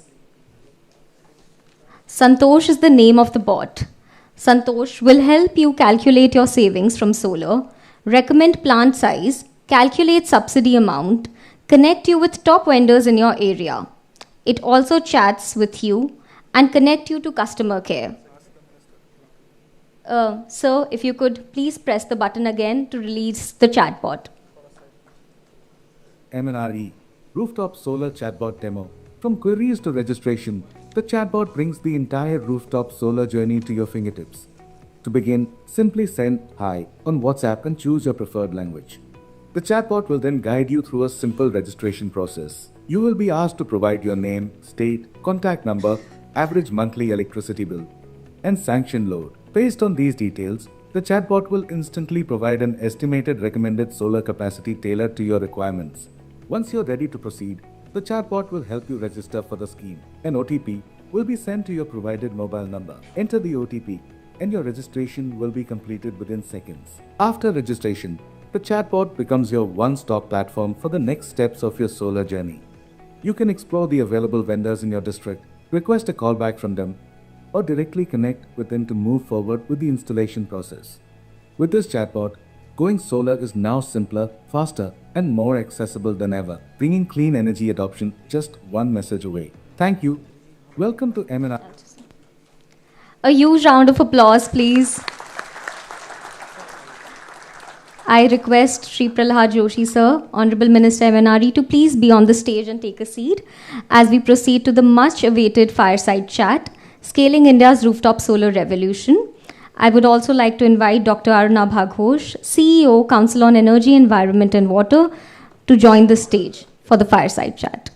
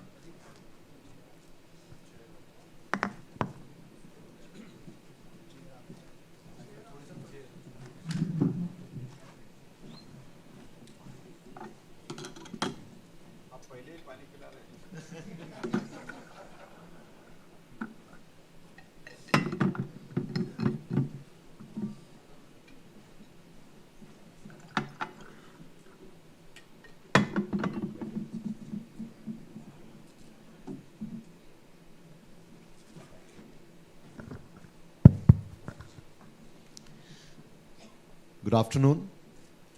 I am Dr. Arunabha Ghosh, CEO of the Council on Energy, Environment and Water. Honorable Minister, it is a real privilege to be here in this conversation with you. This has been called a fireside chat. लेकिन यहाँ कोई fire है नहीं. But we are under the biggest fireball, which is the sun. And that is what India has recognized, the power of the sun. India receives 300 days of sunshine. For the last more than a decade, it has been consistently pursuing this solar revolution. And we at CW are particularly excited with each step of this revolution, led by your ministry, but also so many states that are putting their effort into this. We just heard that 4 million homes have already been connected to solar rooftop. I was just thinking earlier when it was mentioned that the pace of deployment has increased so much compared to other leading economies. I was comparing it to IPL. You know, when any run chase happens, every ball that you don't score, the run rate keeps rising. Here, the strike rate is constantly rising. So whether it's Surya Vanshi in IPL or Surya Ghar Yojana at MNRE, I think this is the strike rate increase that you are driving. So my first question to you, sir, what has led to this rapid increase, this acceleration in the deployment of solar rooftop? First of all, thank you, Arnab. But I can tell you, you said India has recognized the sun power. It is SUN sun power who have recognized, not SON sun power. SON sun power some लोग उसके पीछे पड़ गए. तो मैंने ये बोलना नहीं चाहता था, लेकिन आपने शुरुआत से ही सन से शुरू किया, तो इसलिए मैंने वो फिर से याद किया. See how it started means it is the vision of Honorable Prime Minister. See, we have more than 300 days, sunny days. By and large, it is more than 300 days, sunny days. And huge country. The need of power was very high. Of course, the overall consumption, per capita consumption, it may be less. But comparatively, if I can speak, population is so huge. And when the Honorable Prime Minister took over in 2014, 18,000 villages, they did not see the even electric wire. 18,000 plus villages. And Prime Minister told me when I became minister in 2019, जब मैंने प्रश्न पूछा, public में भी माननीय प्रधानमंत्री जी ने कहा था, जब मैंने प्रश्न पूछा ये to cover all the 18,000 plus villages which are not covered under the electricity or they have not been provided electricity, कितना समय लगता है?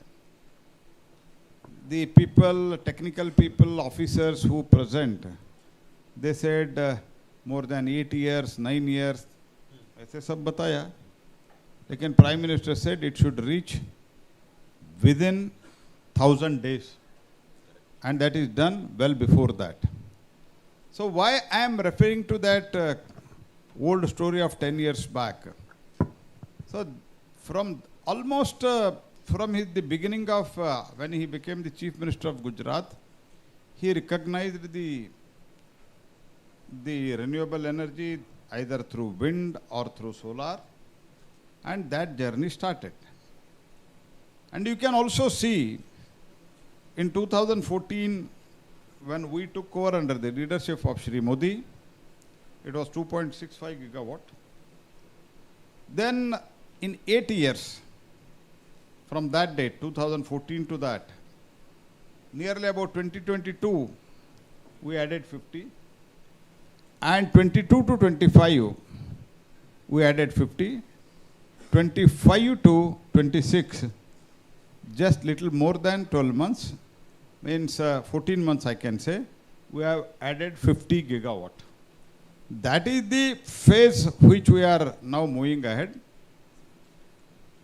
And we have made the people to understand, means entire ministry, our team, of course with the cooperation of the various state government, DISCOMs, we have been able to convey the public at large कि आप किसी से ऊपर निर्भर होने का ज़रूरत नहीं है. भारत देश तो आत्मनिर्भर तो बनना ही बनना है. आप स्वयं आत्मनिर्भर आपके इलेक्ट्रिसिटी में, आपके पावर में आप बन सकते हैं. ये तो समझाने का काम हमारा ministry from last more than 10 years and especially in last 2-3 years they have done, my team has done excellent job, and with the guidance of Prime Minister people have understood कि हम हमारे घर के ऊपर ही हम इलेक्ट्रिसिटी पैदा भी कर सकते हैं और हमारा बिल भी, इलेक्ट्रिसिटी बिल भी जीरो आ सकता है और कभी कभार जीरो के साथ हम पैसा भी कमा सकते हैं. And this has revolutionized. So that's why what you said is 4 million. Already Secretary Sarangi has already told it was 4 million 3 days back. It is 41.5 lakhs, I think. 41.5 lakhs he mentioned in his speech. So now, then you can understand when you got it ready, this report, it was 4 million, and when you came here, it is 41.15. You see the difference what has been the support of the people, and only thing in India is what Prime Minister says is if you convince the people, people will support you. This is what it has happened, and even the cost of the electricity, by this overall cost of the electricity, it has come down like anything. So I am very, very happy that in the entire world we have become annual capacity addition, we have become second, and third in the overall generation of the renewable. In fact, this chatbot that has been launched, my humble recommendation could be also that when the consumer goes to that WhatsApp, if its status can be linked to real-time installations. So anytime you're interacting with the chatbot, you're also seeing how many installations are happening. आपने 10 साल पहले की बात छोड़ा तो मैं I will go back a little earlier. Not too far from your constituency, my colleague Rishabh Jain and I, in 2012, we were traveling across southern India, including Dakshin Kannada district, to see कि किस type के distributed energy installations हैं. And you can imagine there were very few at that time. But I remember at that time I met a farm laborer inside a forest, and he had installed one solar panel. That used to cost 16,000 rupees. He had installed one solar panel on his roof. And I asked him, "Ye kyun kiya?" And he said, before solar I was using kerosene for lighting, and my 2 white shirts would get dirty, and I was spending 50 rupees a month on detergent powder. After solar, I still have only 2 white shirts, but they are cleaner because I'm not using kerosene. I'm spending only 20 rupees a month on detergent powder. And I have set the story across the world that there is nowhere I have seen a business plan on rooftop solar based on detergent powder savings. But that is, of course, a long time ago. Today, many such farmers and many such urban households have this. So my next question to you, sir, is this. Now that India itself has the 3rd largest capacity of renewables overall, and with this very fast deployment of rooftop solar, you've built up a deep market. How do you see this relating to domestic manufacturing and a competitive ecosystem that we can grow here so that आत्मनिर्भरता और भी बढ़ता रहे, household का भी, देश का भी?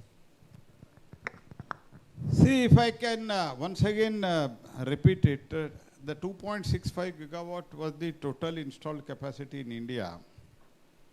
Now it is 150 plus gigawatt as far as solar alone I am speaking. If at all I can speak about the non-fossil sources, it is 288 gigawatt, including wind, of course hydro, small hydro, pump storage, all put together. So to cater the need of such a huge capacity, for our own decentralized renewable energy projects, whether it is PM Kusum or PM Surya Ghar, along with that, the solar parks, utility-led model, the requirement is quite huge. That's why we thought of promoting manufacturing in India. So almost the module manufacturing capacity was very, very limited. If my memory goes right, I think it is 4 or 5 gigawatt, and today it is nearly about 175 gigawatt. And our cell capacity has increased to about 30 gigawatt nearly. And I'm quite confident with the policies which you are coming out. I mean, we have already come out with the policies for the manufacturing and domestic manufacturing, ALMM, domestic DCR. All such things are adding. And now cell manufacturing has also gone up well. Along with that, now polysilicon, we are planning, ingot, wafer. These things which are being manufactured, initially people used to tell us, module cost, if you strictly implement AMLL and this domestic, DCR, then it will become costly. But it is not so as far as the module is concerned today. See, whatever we start, whenever you start some new thing, there will be some issue. I am not telling no. जब भी आप कुछ नया सोच, नया विचार के साथ करते हैं, जब कंप्यूटराइजेशन हो रहा था कितना पोजीशन हुआ था? हुआ था नहीं हुआ था? आज बिना कंप्यूटर कोई चल सकते है क्या? कोई भी नहीं चल सकते. और ऑलमोस्ट ऐसे हो गया, अगर कोई सर्वर वगैरह डाउन हो गए तो पूरा ऑफिस काम ही बंद हो जाता है. लेकिन एक ज़माना था, मैंने देखा हूँ, लाल फ्लैग लेके कंप्यूटराइजेशन के खिलाफ लोग दुनिया सड़क में लड़ते थे. So that only, so we started the module manufacturing.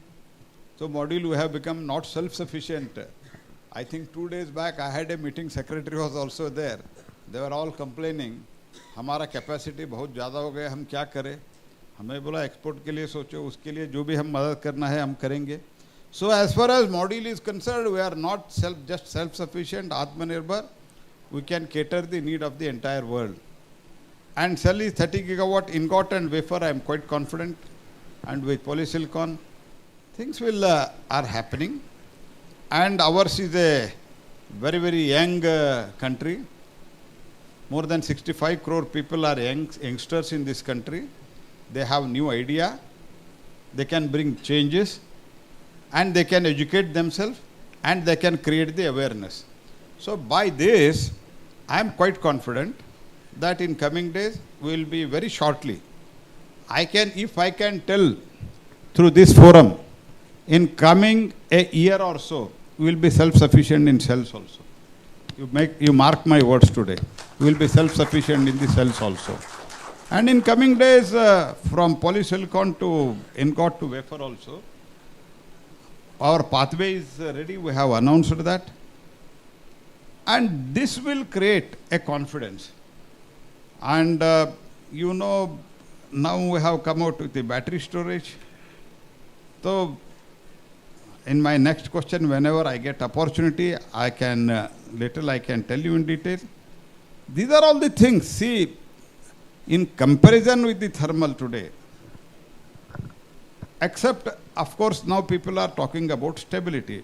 I have told in many times, why you are talking about the stability transmission today? Because there is a generation. If at all there is no generation, जो घर में बैठते हैं तो कभी he cannot fall. जो बाहर घूमते हैं उनको ही कुछ प्रॉब्लम होता है. So जब हमने शुरू किया जनरेशन, ये सब प्रॉब्लम शुरू हो गया. और जब ये समस्या हमारे सामने आया है, मेरे जो देश में हमारा यंगर जनरेशन अभी है, जो हमारा साइंटिस्ट है, हमारा टेक्नोक्रेट्स है, आई एम कॉन्फिडेंट इन दम.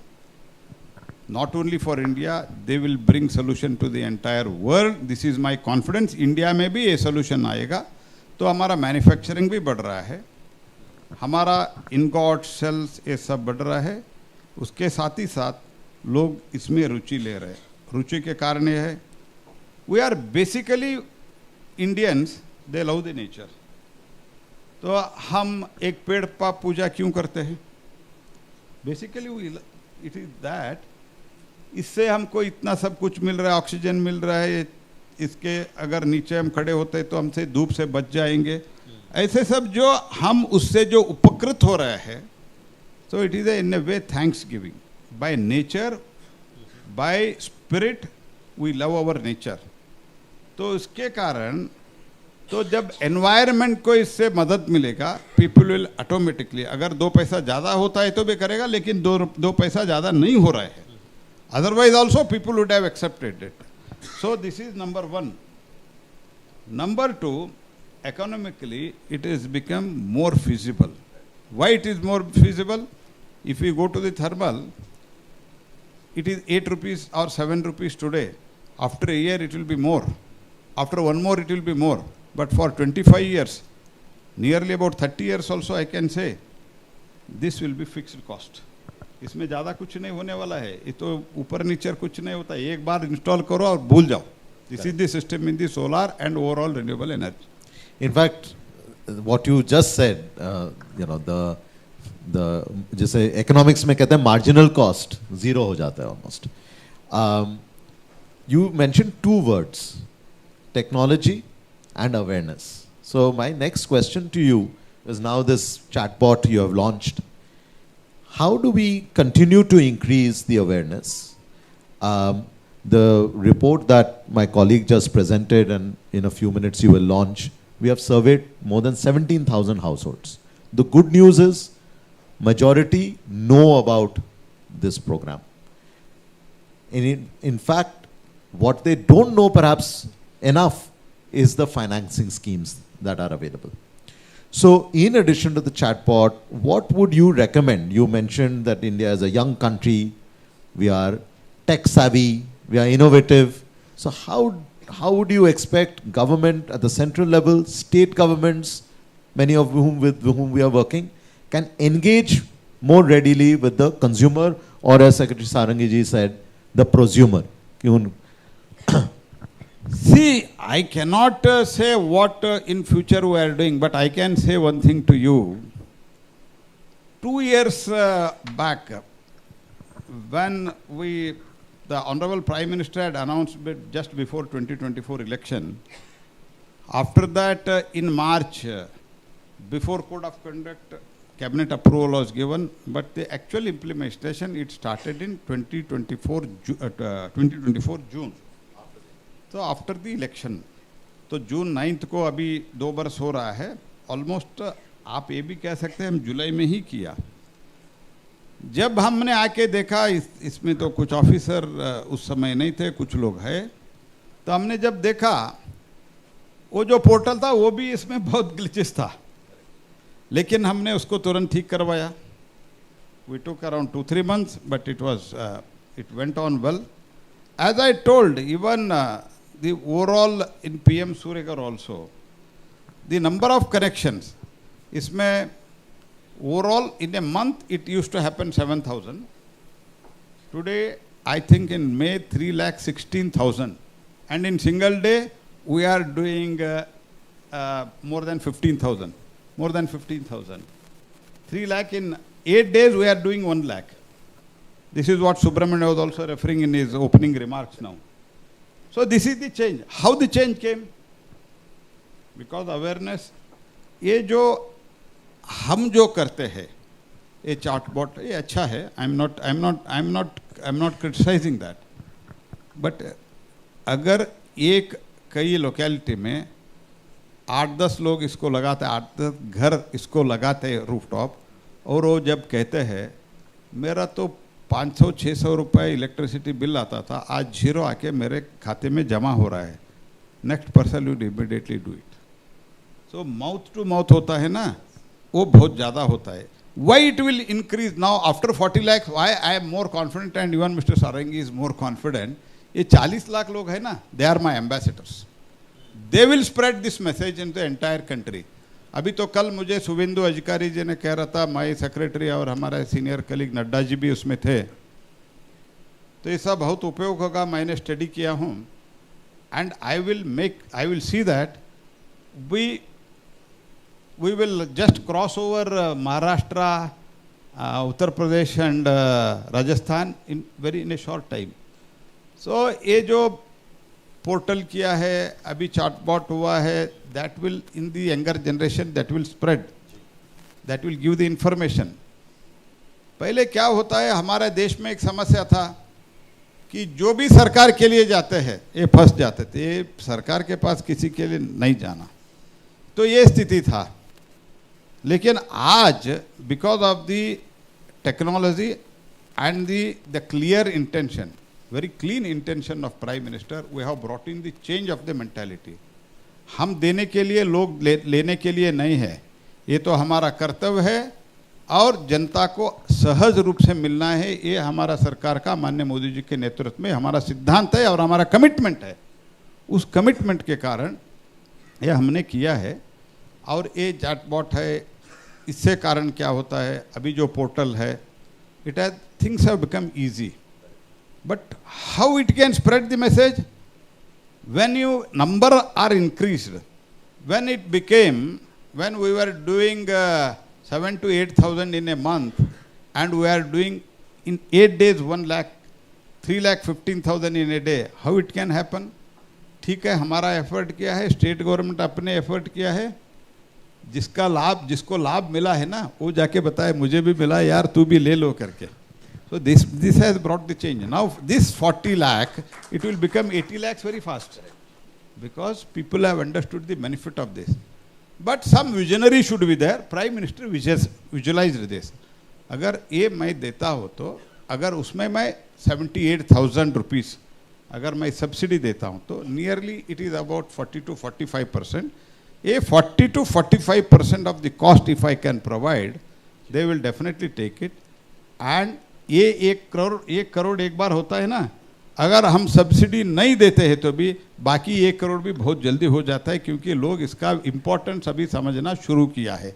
जो prime minister, when there was no single rooftop, when you visualised, तो देखो मैं प्रधानमंत्री जी का एक उदाहरण भी बताता हूँ.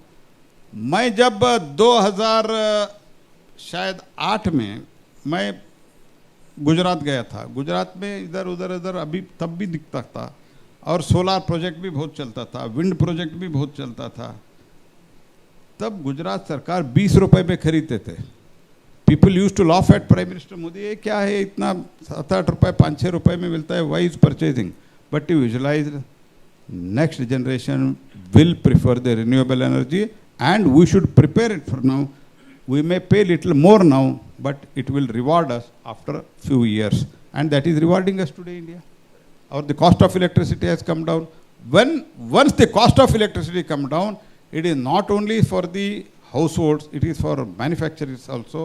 For manufacturing also, it brings lot of change. Regulator के पास 2 पैसा 3 पैसा के लिए लड़ते हैं.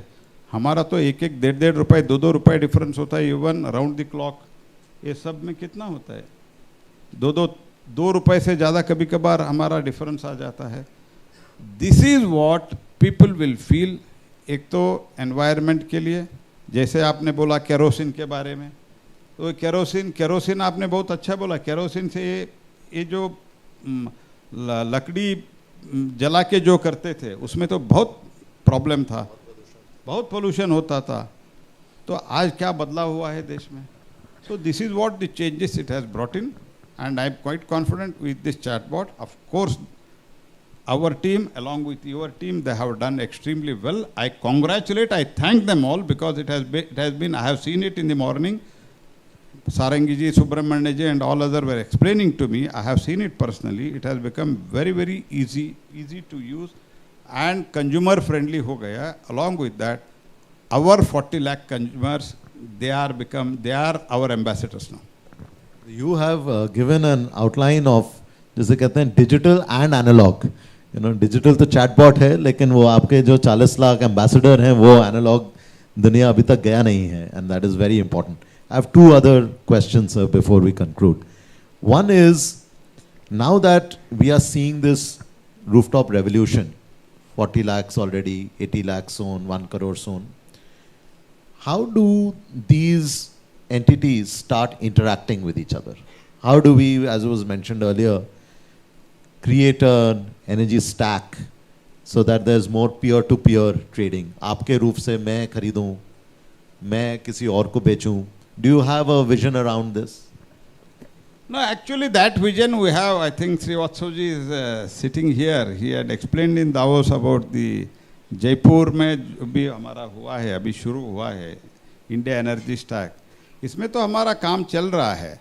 तो हम ये चाहते हैं कि हमारा देश में अभी उस सिस्टम के लिए रेडी नहीं हुआ होगा, but I am quite confident जब हमारा ओवरऑल ज़्यादा होता है जनरेशन और सभी जगह अवेलेबल होता है.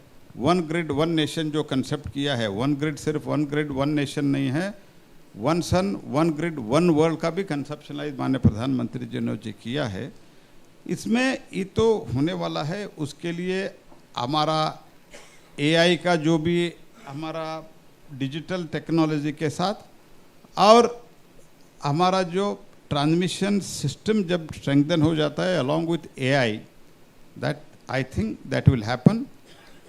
आप इधर बैठ के आप कश्मीर में कहीं आप अपने इलेक्ट्रिसिटी सेल कर सकते हैं. ये स्थिति आएगा, लेकिन उसके लिए मैं टेक्निकली बहुत I can not throw more light on that, but what has been brief to me, our scientists, our technocrats, they are working well on that, which has been showed to me, and very shortly it is also going to happen because there will be surplus electricity generation. If I can recall your memory, with 123 gigawatt the peak power demand in 2012, I am not telling 1970 में 1940 में, ये नहीं मैं बता रहा हूँ, 2012 में grid collapse हुआ था, पूरा entire north India was in dark. But today with the 280-290 gigawatt peak demand, today India is managing it. So when all such things we have seen from those days to these days, I am quite confident whatever has been now achieved, जब ज़्यादा होगा ना तब आराम से ये सब हो जाएगा. Only thing is our grid and our transmission. For that we are crores of rupees we are investing, and very shortly that will be also perfectly in place, and after that all these things will start happening. So my final question then. This is, as you rightly said, there's a vision that the Honorable Prime Minister had for solar and renewables for many years, but more recently on rooftop. Let's say that, not let's say, let's assume that we are going to reach that 1 crore households very soon. What next? As we move towards Viksit Bharat, what is your vision for how the renewables revolution is going to drive economic growth in India? See, as far as if I can say, once if 1 crore is achieved, what next? After 1 crore, this will continue, but people will do that. It will become a people's movement. When it becomes people movement, no need of intervention of anybody. That will happen on its own. So जब भी एक चळवळी बन जाता है ना, एक movement बन जाता है, people will do it automatically. So what I visualize is, by 2047 when there will be Viksit Bharat, every household will have a rooftop solar. And every consumer will be a electricity producer by 2047. And that cost will be almost equal what we are doing, what we are spending today. That is number one. And as far as your overall, I think you spoke about the vision. Vision is only this. And second thing is, when India becomes the manufacturing hub, we are going to become manufacturing hub. Towards that direction, we are working. And you must have seen, with all these problems in the entire world, our export is almost stable, and it has increased by 11% or so. With all these things, with our young population is more than 65 crores, we will be the manufacturing hub, and at that time, the cost of power with renewable, it is more and more attractive. With this attractive power tariff, it will add to our advantage of the demography. Cost will also add to our advantage. And that is what is my vision. And I think by 2047, whether people who are sitting, some of will be there and some of may not, we all know may not be there, but there will be a change where we can see from those days when for just 123 gigawatt, the entire country was almost, at least the major part of the country was in dark, but today we are selling the electricity to other countries or surplus electricity in the country. That is the situation it will come, and India will become the, for the entire world, will become the manufacturing hub, and also will be the biggest service provider for the world. So as we conclude, you have very rightly pointed to the 2012 crisis. Many of us lived through it, many of us analyzed it. But even, I will draw your attention, even 1 year ago, elsewhere in Europe, you would recall Spain or Portugal ka grid collapsed, but our grid has remained resilient. So I would say electricity में तो electron है, लेकिन जो electron है उसको resilient होना पड़ेगा, renewable electron होना पड़ेगा. But I think what the vision you have given is resilient electron, renewable electron, but also research and electron. Resilient leadership रहता है, resilient electron भी रहता है.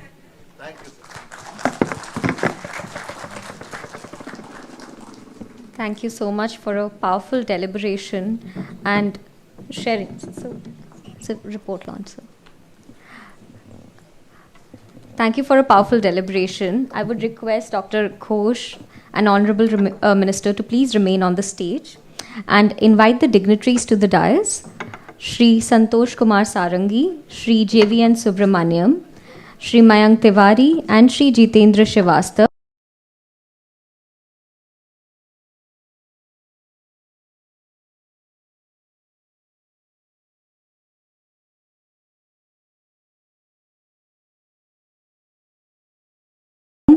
Understanding household decision making through and maximizing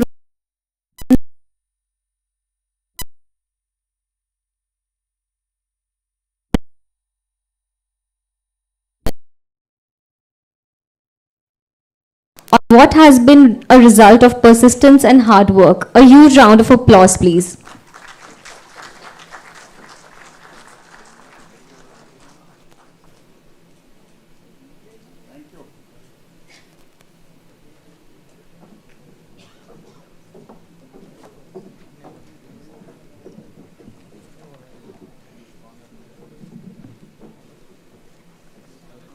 I request the dignitaries to please remain on the stage, including Honorable Minister Shri Santosh Sarangi, Shri JVN Subramaniam, Additional Secretary, and CMD REC, as we announce the awards, as we move to a very special segment of today's program.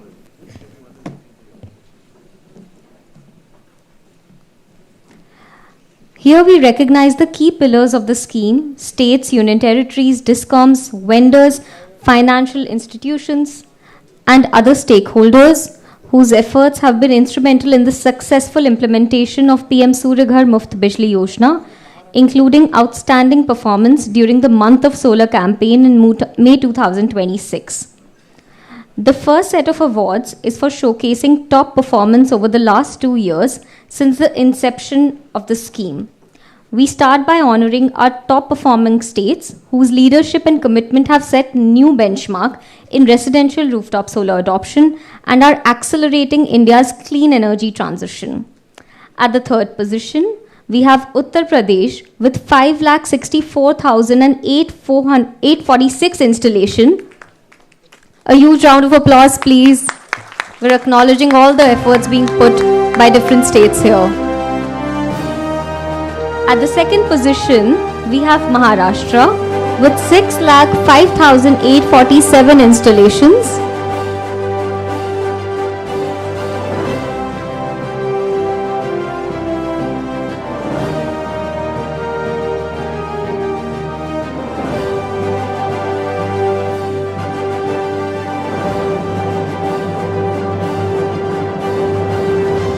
Finally, please put your hands together. At the first position, we have Gujarat with 6,81,411 installations.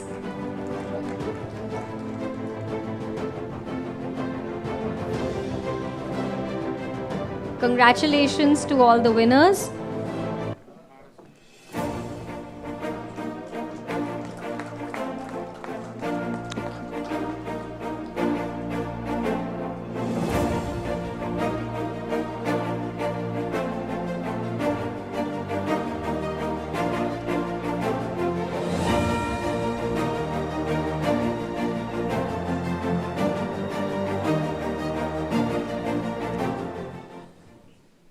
Please put your hands together for Gujarat at the first position with 6,81,411 installations.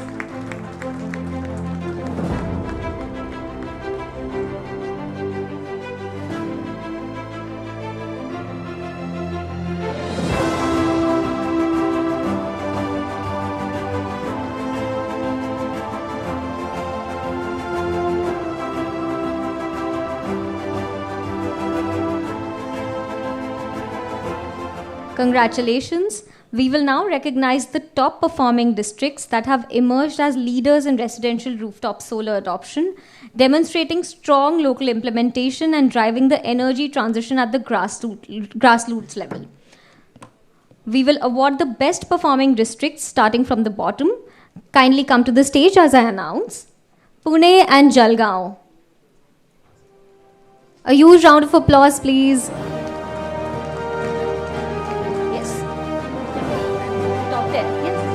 Top 10 performing districts.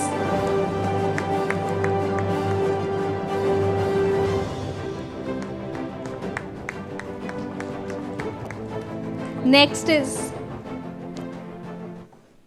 is Ernakulam. A huge round of applause, please. Please put your hands together.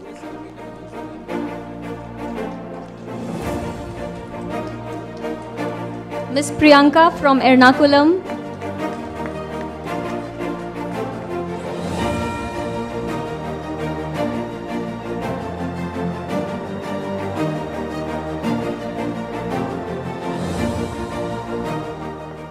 Next district is Jaipur.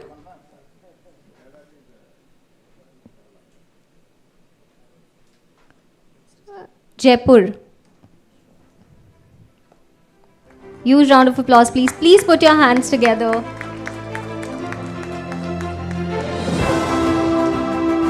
Next is Vadodara. At the 6th position, we have Vadodara.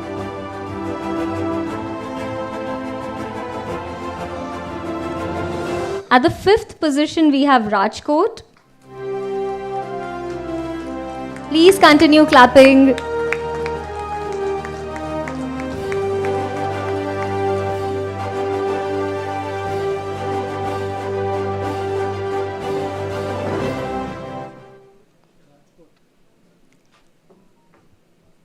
At the 4th position, we have Ahmedabad.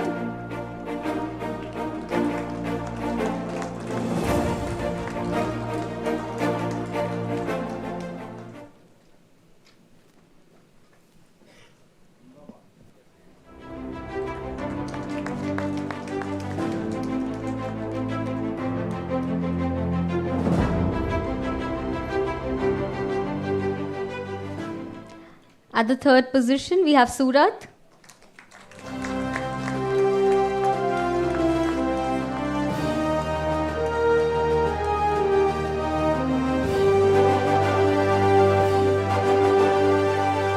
At the 2nd position, we have Nagpur.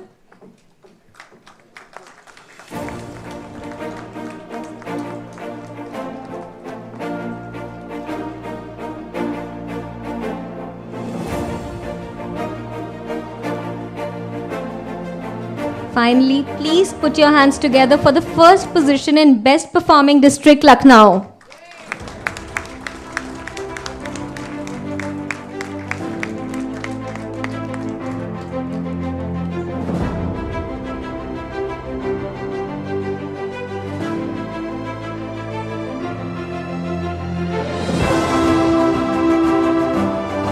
Congratulations.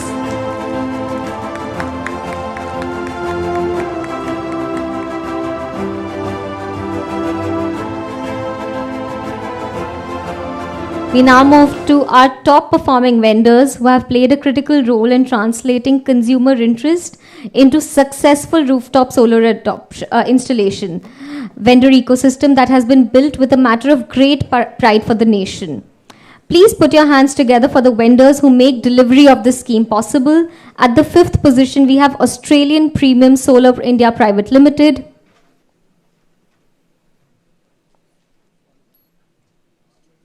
At the 4th position, we have Bhanu PV Solar Private Limited. At the 3rd position, we have Freer Energy Services Private Limited.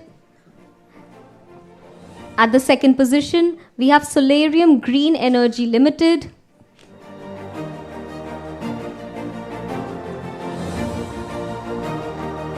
Please put your hands together for the top performing vendors in the country.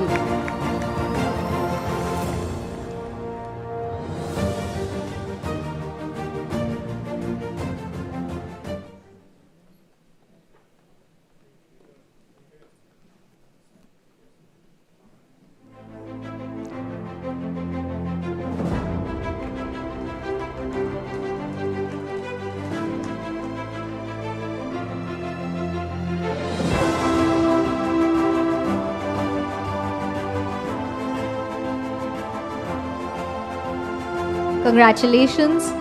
Finally, at the 1st position, please put your hands together for our number 1 vendor with 35,918 installations, Solar Square.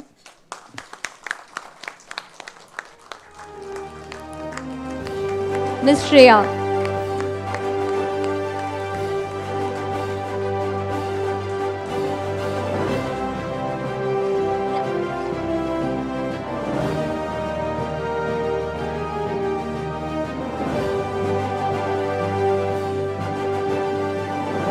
Congratulations. We will now recognize the top 3 performing banks whose commitment to providing accessible financing has helped make rooftop solar more affordable and accessible for households across the country.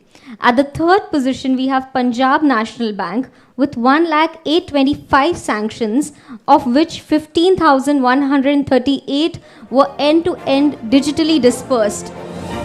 A huge round of applause, please.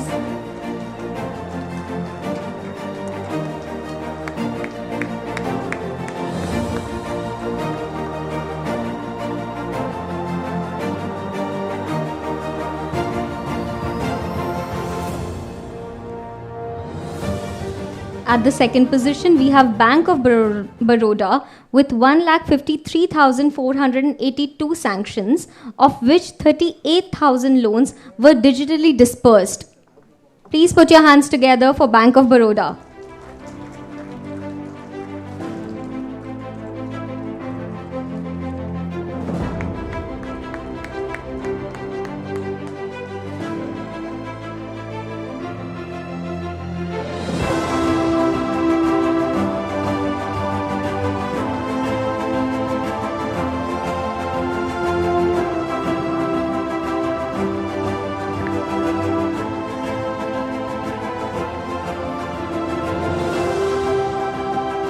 Finally, please put your hands together. At the 1st position, we have State Bank of India with 9,66,983 sanctions, of which 319,000 sanctions were digitally dispersed. A huge round of applause for State Bank of India, please.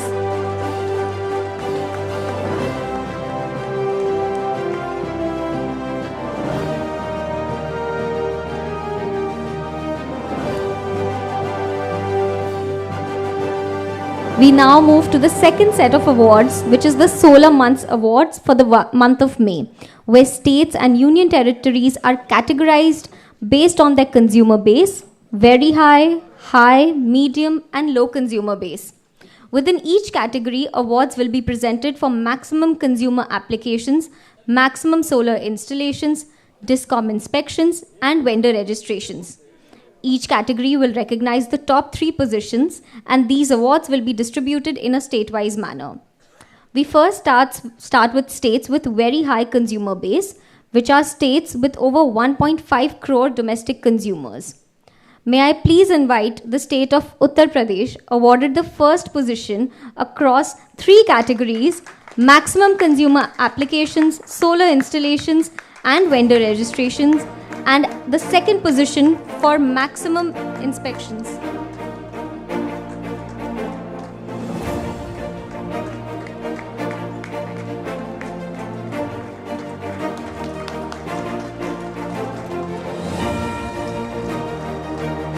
They undertook 64,000 installations in a single month. Please give a huge round of applause.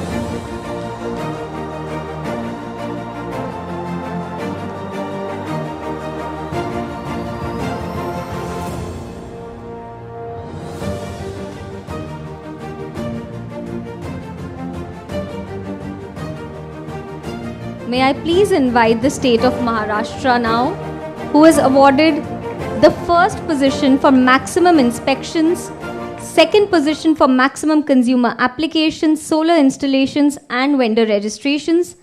Maharashtra has conducted 69,000 inspections in a single month. Please give them a huge round of applause.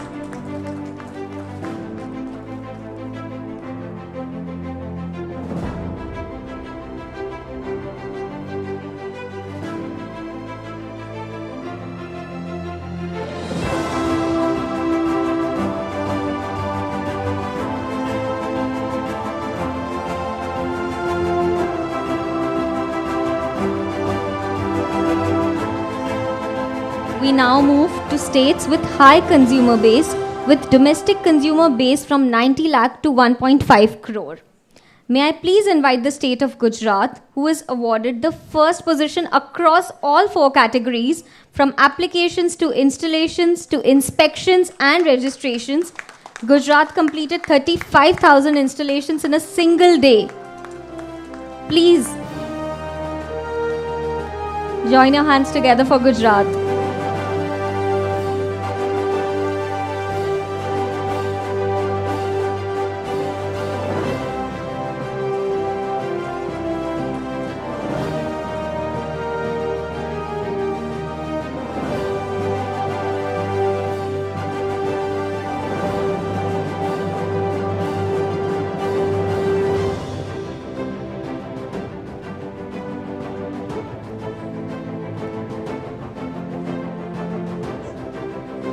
Congratulations.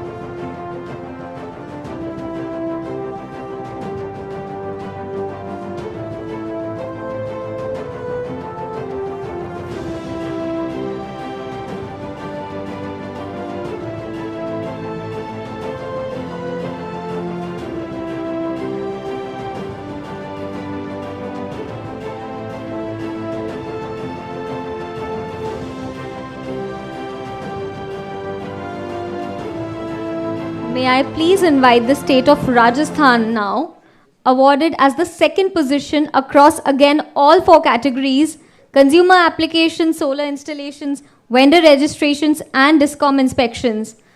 A huge round of applause for Rajasthan, please.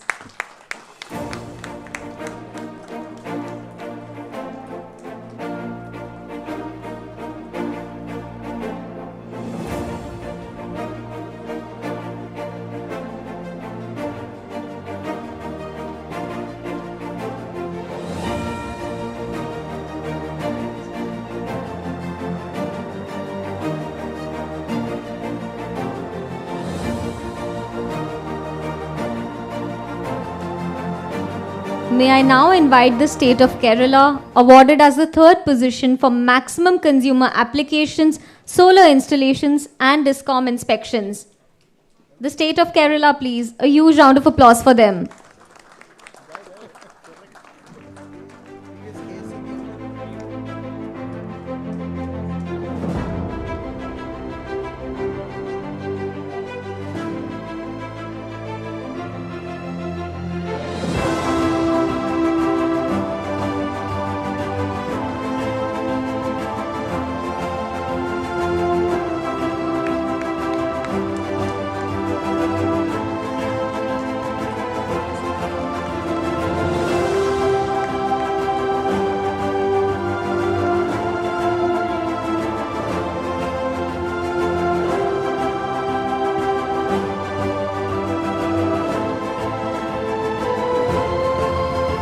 May I please invite the state of Andhra Pradesh, awarded as the third position for maximum vendor registrations.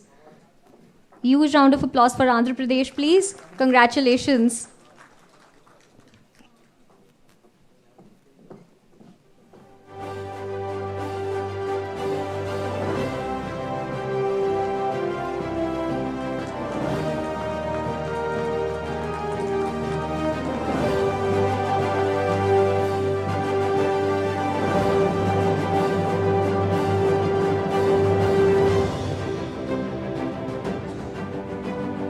We now move to states with medium consumer base, with domestic consumer base between 30 lakh and 90 lakh.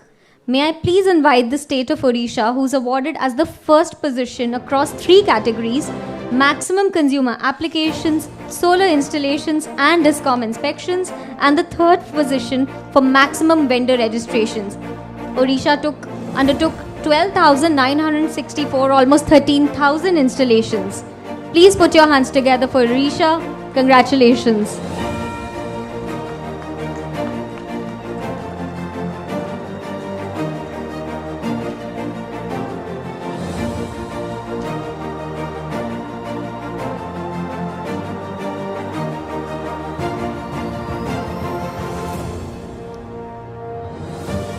Next, may I please invite the state of Assam, who is awarded as the first position in maximum vendor registration, second position for maximum consumer applications and DISCOM inspections, and the third position for maximum solar installations.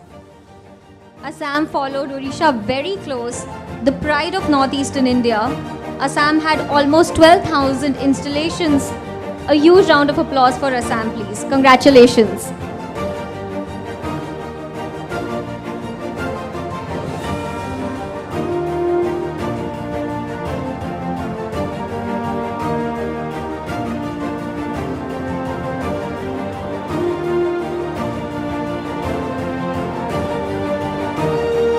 May I please invite the state of Haryana, who is awarded the second position for maximum solar installations, third position for maximum consumer applications and DISCOM inspections.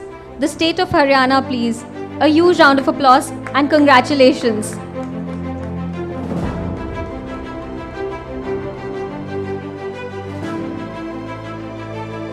I request you all to please put your hands together for the state of Haryana.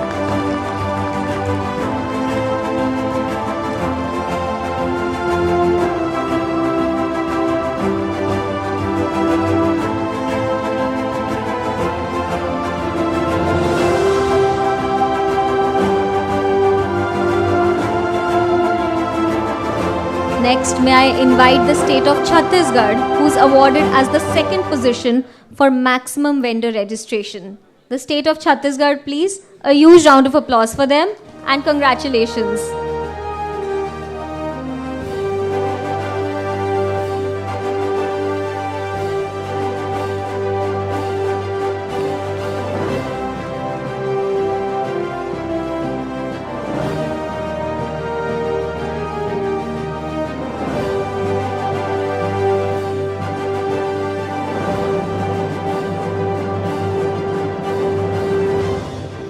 We now move to states with low consumer base, less than 30 lakh domestic consumers.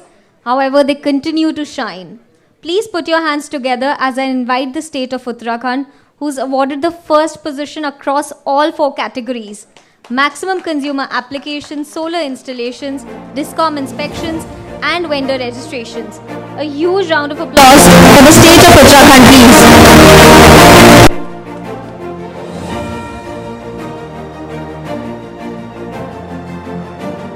May I request you all to please put your hands together for Uttarakhand.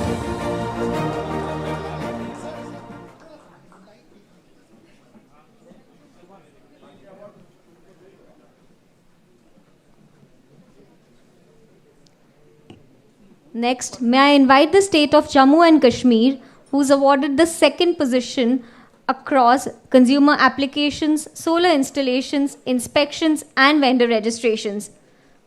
A huge round of applause for Jammu and Kashmir.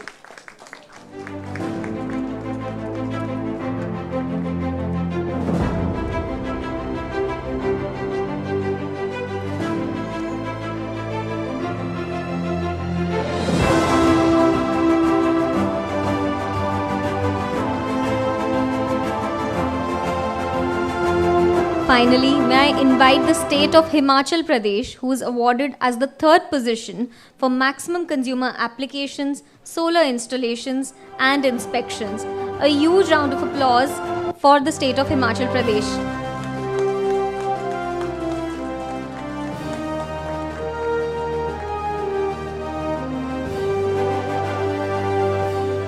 Please put your hands together for all the states recognized here today. Congratulations to all of you. We now move to our 3rd set of awards, where we recognize top vendors across the different regions of the country. As I announce your name, kindly come to the stage. Among the top vendors in North India, the 3rd position goes to Green Shine Solar. The 2nd position goes to Milan Urja Kendra. The 1st position goes to Solar Square.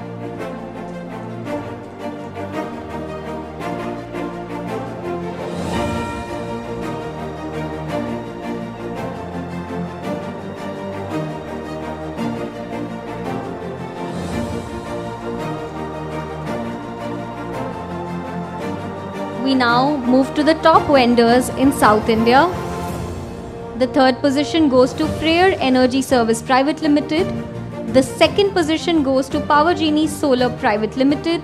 And the 1st position goes to Virgin Power and Engineering Private Limited. A huge round of applause for top vendors in Southern India, please.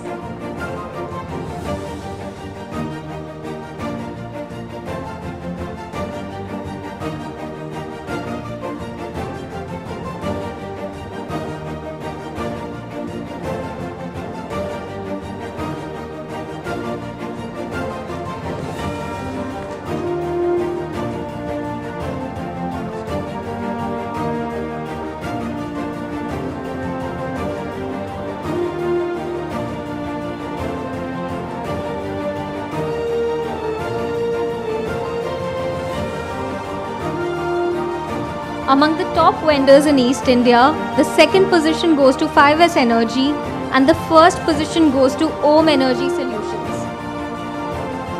The top vendors in East India.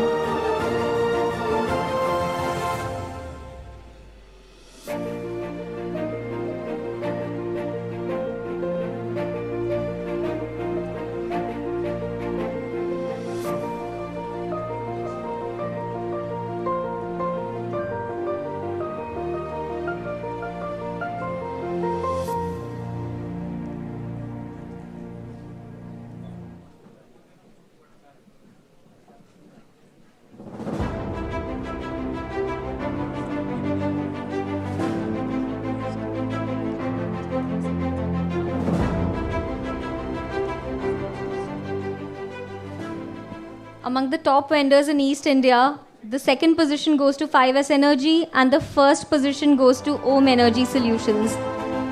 I request you all to please come to the stage.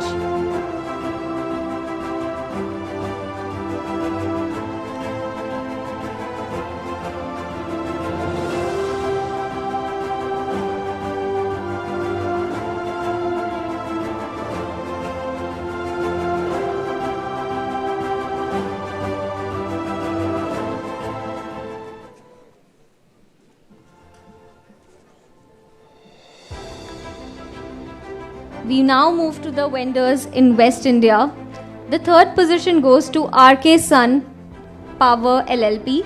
The 2nd position goes to Bhanu PV Solar Private Limited. The 1st position goes to Solar Square. A huge round of applause for the vendors in West India.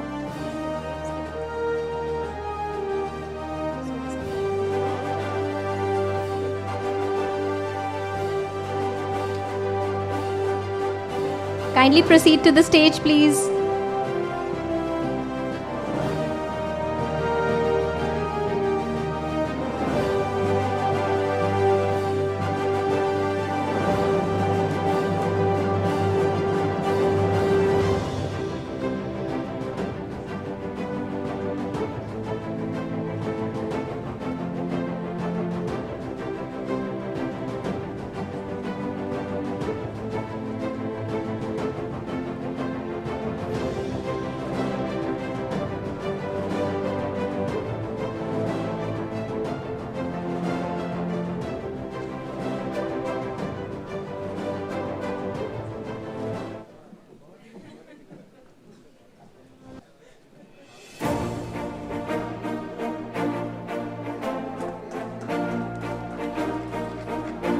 Congratulations to all the winners. Please give them a huge round of applause.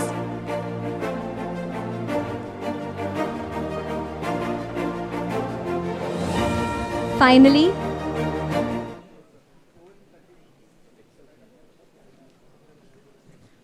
we recognize exemplary leadership in advancing solarization of government establishments under the Surya Sankalp initiative.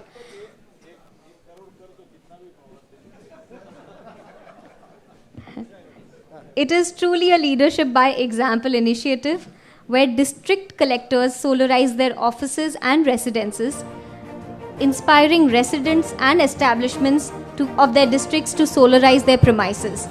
Put your hands together as I invite the state of Bihar, winners of Surya Sankalp state with maximum solarized district collectorate offices as well as residences. A huge round of applause to the state of Bihar, please.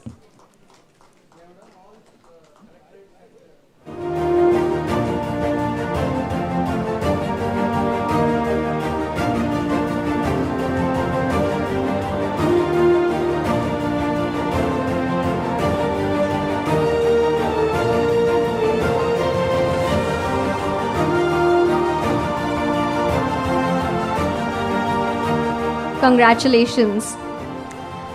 Last but not the least, we have to acknowledge and recognize the people working behind MNRE, the internal team of MNRE.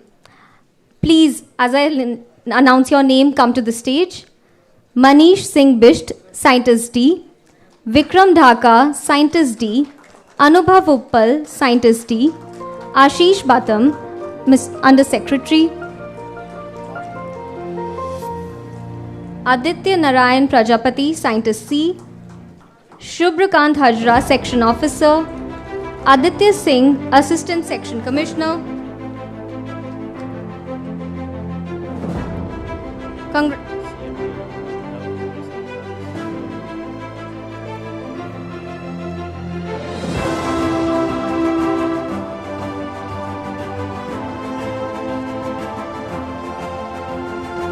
Congratulations to the internal team of MNRE putting all the hard work behind the scenes.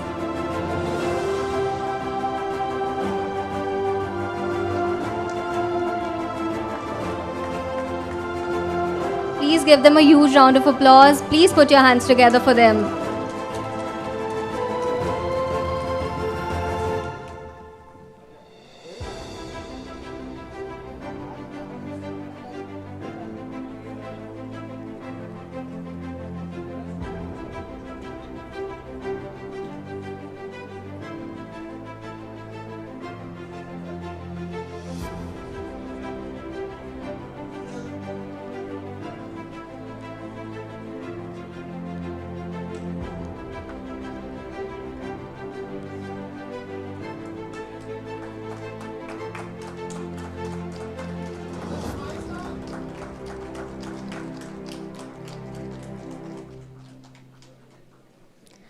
Next, I'd like to invite Amol Grover, Shubhan, and Rahul, the support team, again behind the scenes. Please come to the stage.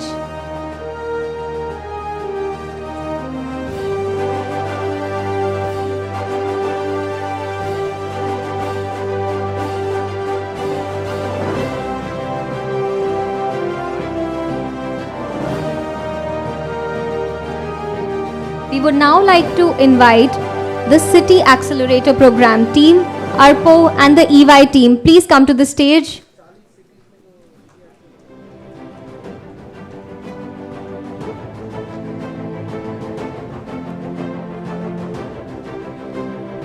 A huge round of applause for the team.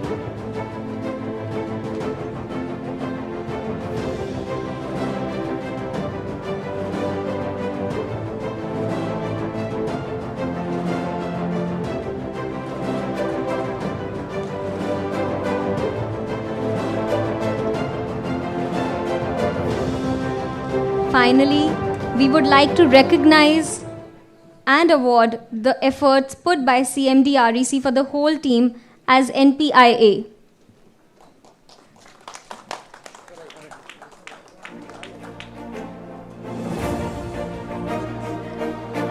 Congratulations.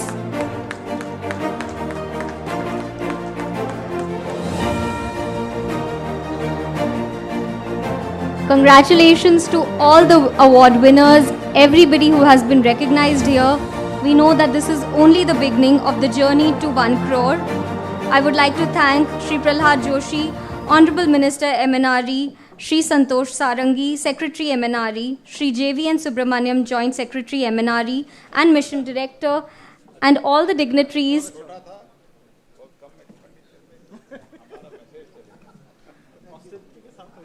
for being here today.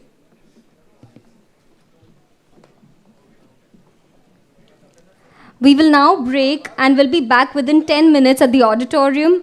Please help yourself with some beverages towards my right through the door. Thank you, and I hope you are all back here in 10 minutes. Thank you.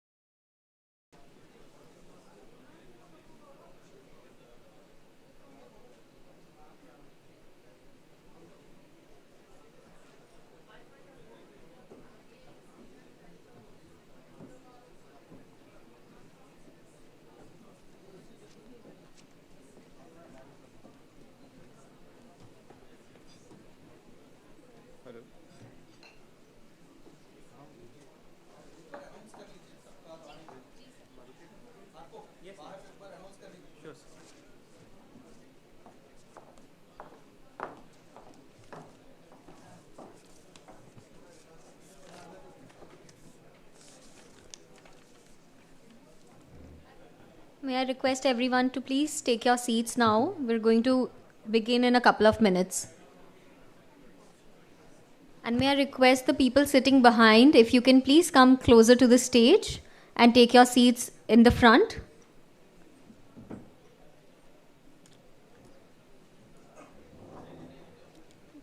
Kindly please come to the front of the auditorium and take your seats.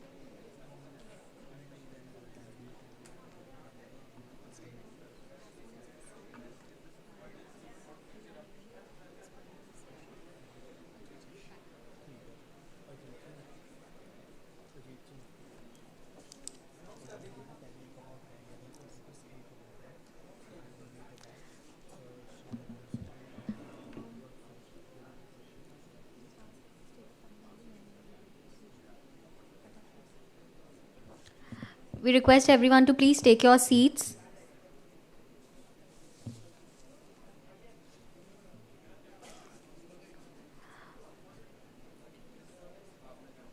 Welcome back, everyone.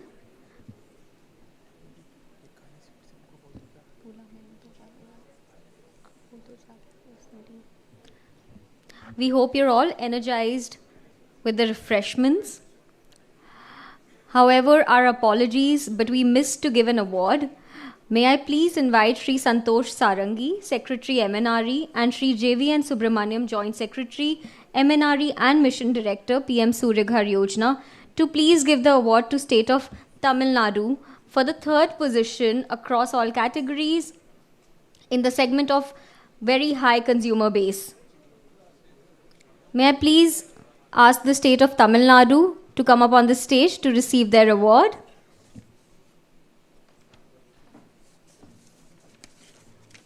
A huge round of applause for State of Tamil Nadu, please.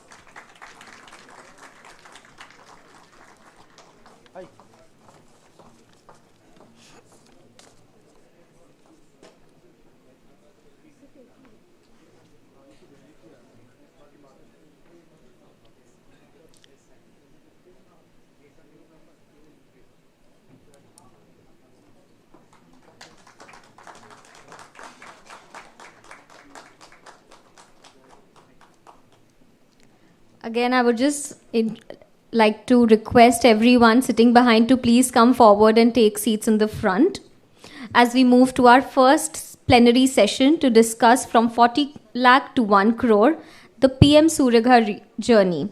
To moderate the session, I would like to invite Bhavna Tyagi, Senior Program Lead CEW. Bhavna co-leads the Energy Transition Team at CEW, and her work focuses on accelerating distributed renewable energy in India through behavioral change, techno-economic assessment, business model innovation, and policy and regulatory support. I would also like to invite the distinguished panelists, Shri JVN Subramaniam, Joint Secretary MNRE and Mission Director PM Surya Ghar Muft Bijli Yojana, Shri Manoj Ayappan, Joint Secretary Department of Financial Services, Ministry of Finance, Shri Jitendra Srivastav, Chairman and Managing Director, REC Limited, and Shri Saurabh Shah, Executive Director, Power Finance Corporation. Welcome to all our panelists and moderator. Bhavna, over to you.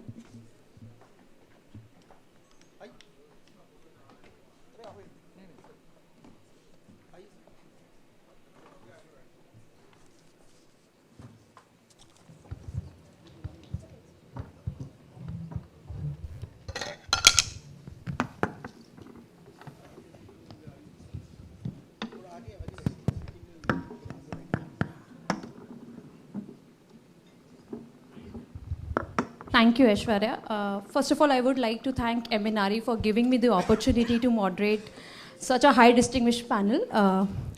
As we saw in the first half, there will be a lot of numbers have been discussed. So I'll bring forward back the memory and discuss some of these key numbers.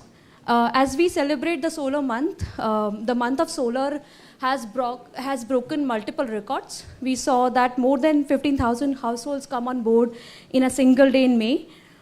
We also saw that 3 lakh household installations happened in a single month, and more than 2,700 crore subsidies were dispersed in 30 days alone. This is highest single month disbursement under the program. CW's presentation, where Rishabh has also shown the same thing, but it was shown in the numbers, that inflection journey that India has now been in, where we have shifted the narrative from 340 megawatt in 2017 to 12 gigawatt today. And we are targeting and looking to reach 1 crore. The panel will pick exactly where the fireside chat have actually left. The minister has gave us the vision. The CW report gave us the evidence that intention and the will is there. It just some procedural complexities are there that needs to be solved for. So this session is about the institutional machinery, what decisions, product designs, and regulatory moves are required. We have all the key stakeholders who are important in this journey, and we will do 2 rounds. We'll focus on the first round, which is what got us here, and the second round will what take us forward. With that, I'll come to you, Subramaniam sir, because we saw in the PM Surya Ghar journey, a lot of these bottlenecks have been solved for. We saw subsidy, which solved for 45 to 50% of the cost. We saw that all the key stakeholders are brought together through a digital journey. We saw that even the financing, which has always been the bottleneck, being offered at the rate of 5.75%. So among these multiple things that have been solved together, what you feel is one of the single bottleneck that has helped in tipping and I would say moving the needle actually. And the second part of my question is on the accessibility part, because we saw that this is not a scheme just for urban homeowners. It has also reaching to the masses. So what has been those interventions that help in unlocking the potential across geographies? Thank you, Bhavna. Thanks for keeping up this panel and continuing this very important discussion. You have mentioned about 3 key unlocks that the scheme has, PM Surya Ghar has given in terms of the 78,000 subsidy that we give, the bank loans that we make, and also the low-cost bank loans, and also the policy interventions that the states and DISCOMs have given. So which of these is the most important is what you have asked for. I would say, let me tell you a statistic and then make a statement. in the last 10 years, I keep telling this, last 10 years of rooftop solarization has seen about 7 to 8 lakhs or 7.5 to 8 lakh installations in the country.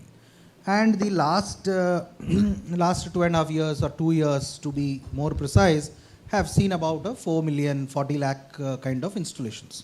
So obviously there should have been something different than what we were doing. It is not a business as usual case where things just moved the way they were supposed to move.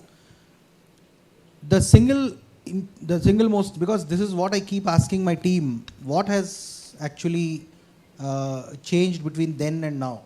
Okay, we have Honorable Prime Minister has set a very ambitious target for 2030 of 500 gigawatts, 1 crore households for rooftop solarization. That is all mobilized demand or galvanized the demand, as I would put it. But there is something there is a basic difference of how we were operating rooftop solar in the country. Here we made the consumers, the prosumers to be precise, we made them inherent stakeholders in the entire story of solar rooftop solarization. So which means that when I own an asset, I own many things as an individual. I own a house, I own a car, so I also own a rooftop solar. So that ownership with the population in general has started picking up. So this for me is the single most important change, because as I mentioned previously also, banks, vendors, the subsidy, all of these have galvanized the demand, ensured that things fall in place. But the single most bedrock of this entire success story has been how we have transformed the consumers into prosumers, and prosumers who own up the scheme. As our Honorable Minister was also rightly mentioning, the 40 lakh people who have taken up the scheme are the brand ambassadors for the next 40 lakhs, which our Secretary MNRE was hinting at in the next 1 year. So I would say that this is the the single best unlock that has happened. At the same time, of course, what we have done with the scheme is that we made the scheme accessible and we made the scheme affordable. When I said we made the scheme accessible, the ease of doing solar, whatever is happening, if you talk about today we have launched a chatbot. Even before that, the vendors were just a phone call away. So probably which did not happen in the previous schemes, or even the details that I was giving in the morning about what countries have done. So that is the most important single unlock. Vendors, vendor ecosystem, their training of helpers. We have almost trained close to 2 lakh people. So as solar helpers, solar technicians, involved self-help groups as solar didis. So whatever is happening now is not a matter of chance, but it is a matter of design.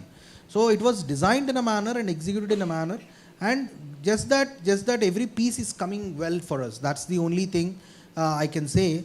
And banks have, so on the affordability piece, what we have done is, of course, giving the 5.75% loans, banks coming forward to give that collateral-free loan. This is all happening. There are challenges. I wouldn't say there are no challenges, but in spite of the challenges, there is a whole lot of work happening on the field. Finally, what is the last A that we have made it affordable, we have made it accessible. We have given a sense of assurance to the consumer that you take a Surya Ghar, you become a Surya Ghar, and you will get quality ALMM modules, you will get a 5-year service, and you have a vendor, you have a manufacturer warranty, and you have a DCR certificate which you can download and be visible at any point in time. So which means that I have a long-term visibility into the investment that I'm making today. So all these individual steps, the end-to-end digitization that we have done was, of course, another important bedrock. Sitting at the comfort of the home, I can ensure that I have this asset ready for me in the next 15-20 days. Today we are talking about end-to-end digitization of 15 days, not even payment of subsidy within 15 days. So this is how when we go abroad and we speak about these schemes that we are operating, when we talk about this as the world's largest rooftop solarization scheme, it is not just about how we are installing things, but the process that goes behind, the people that are doing this, and the processes that have been modified. It's not business as usual. It is a reformed process initiatives, reformed discoms, reformed banks, reformed vendors. So this entire ecosystem with a consumer trust, that is what is driving this entire scheme, is what I feel, not one or the other. Thank you, sir. So you have as rightly mentioned that the PM Surya Ghar has created the aspiration among many to own something which they earlier was seemed like a distant reality for them.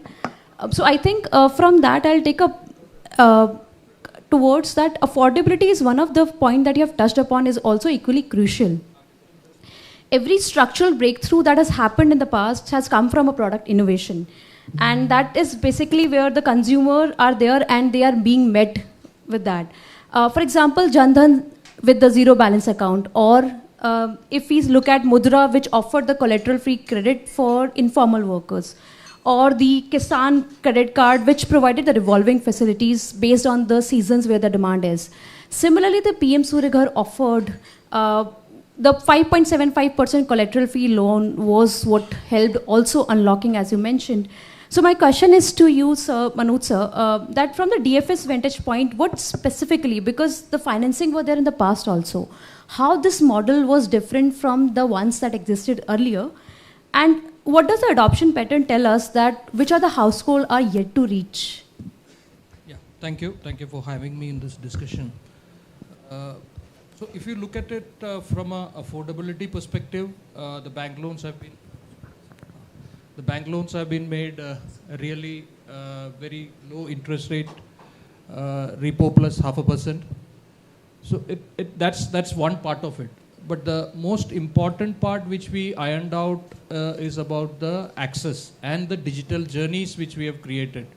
So if you look at it, when we started it about 2 years back, there were a lot of hiccups in the process. Every customer had to come to the branch probably twice at least to apply for the loan and subsequently to process the loan and disburse the loan. So that is something which has today completely been avoided. We are ensuring that the end-to-end process is now through a digital journey through the banks. That has really helped the customers to avail the loans in much easier way. Second is about the design of the product itself. So for a 2 lakh loan today, we are not asking the customer to submit many documents. I mean, it's completely what you can say that to a very large extent it is a document-free loan, except for your digital KYCs to be submitted and your discom details to be provided. Beyond that, up to 2 lakhs, the loan is kind of reasonably document-free. So that's another enabler. We have ensured that the consumers who are a little on the age 65 plus years of age, they are also getting enabled through a co-borrower kind of a system which was enabled. So multiple things the banks have done so that the customers or the consumers are able to avail this loan much easily. So affordability, accessibility and the digital journeys together has enabled the growth in the bank loan number. So I think approximately around 16 lakh loans have been given today, around 30,000 crores. So which means that the growth has been very, very sharp. Initially we had challenges, but with joint efforts of Ministry of MNRE as well as DFS and the banks together, I think we were able to iron out most of the challenges. We have spoken about the aspiration and the affordability part, but one of the more, I think the critical leg is also the distribution end. Because in the recently what we saw in the last year, there have been an addition of 36% in the FY 2026, which is just by distributed solar, which was also possible with the technical feasibility exemptions which has been given, which usually adds to some weeks in the consumer journey itself. So my question to you, Saurabh sir, that from the MOP's perspective, that what that exemption has unlocked on ground, whether in terms of the discom behavior or in terms of the consumer timelines and their experience as well. And because we are targeting that to reach the target of 1 CR, we have to have 6 lakh installation in a month. So to reach that journey, what has changed and what is still a friction point that could be solved for? Thank you, Bhavna. I'd like to congratulate Team MNRE for the achievement, for the last 2 years. So while from the Ministry of Power side, for the last 2 years, we have also been a partner in this entire story. As Bhavna mentioned, it started with the waiver of up to a certain level, 10 kilowatt to certain levels at different states. Also, that was mainly because the law was, in a sense, it never recognized the consumer as an energy generating unit or a prosumer. It was specifically, it was the flow was always unidirectional. The grid level flows would go to distribution level, ultimately to the consumer. So the consumer was never seen as an active participant in the entire journey or entire system. So for the first time, after Surya Ghar, even the rooftop was happening before this, but it was always, it never had this kind of pace or volume or push.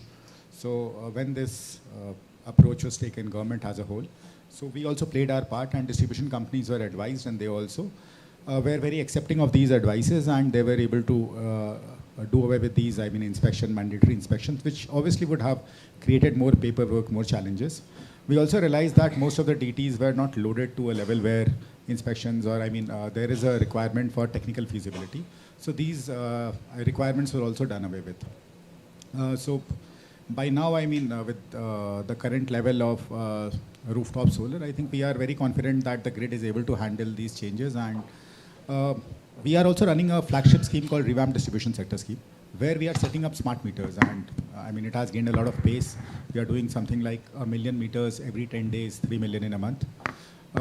So these are, going together, because when we have a smart meter, we are able to understand, assess what is happening on the ground, what kind of generation data is available, and we are able to plan our local grids better. So for a very long time, the power sector was looking at grid integration or having everything at a upstream level integrated. However, with the advent of solar rooftop and DRE in a big, huge numbers, we are also forced to think on what happens to the local grids.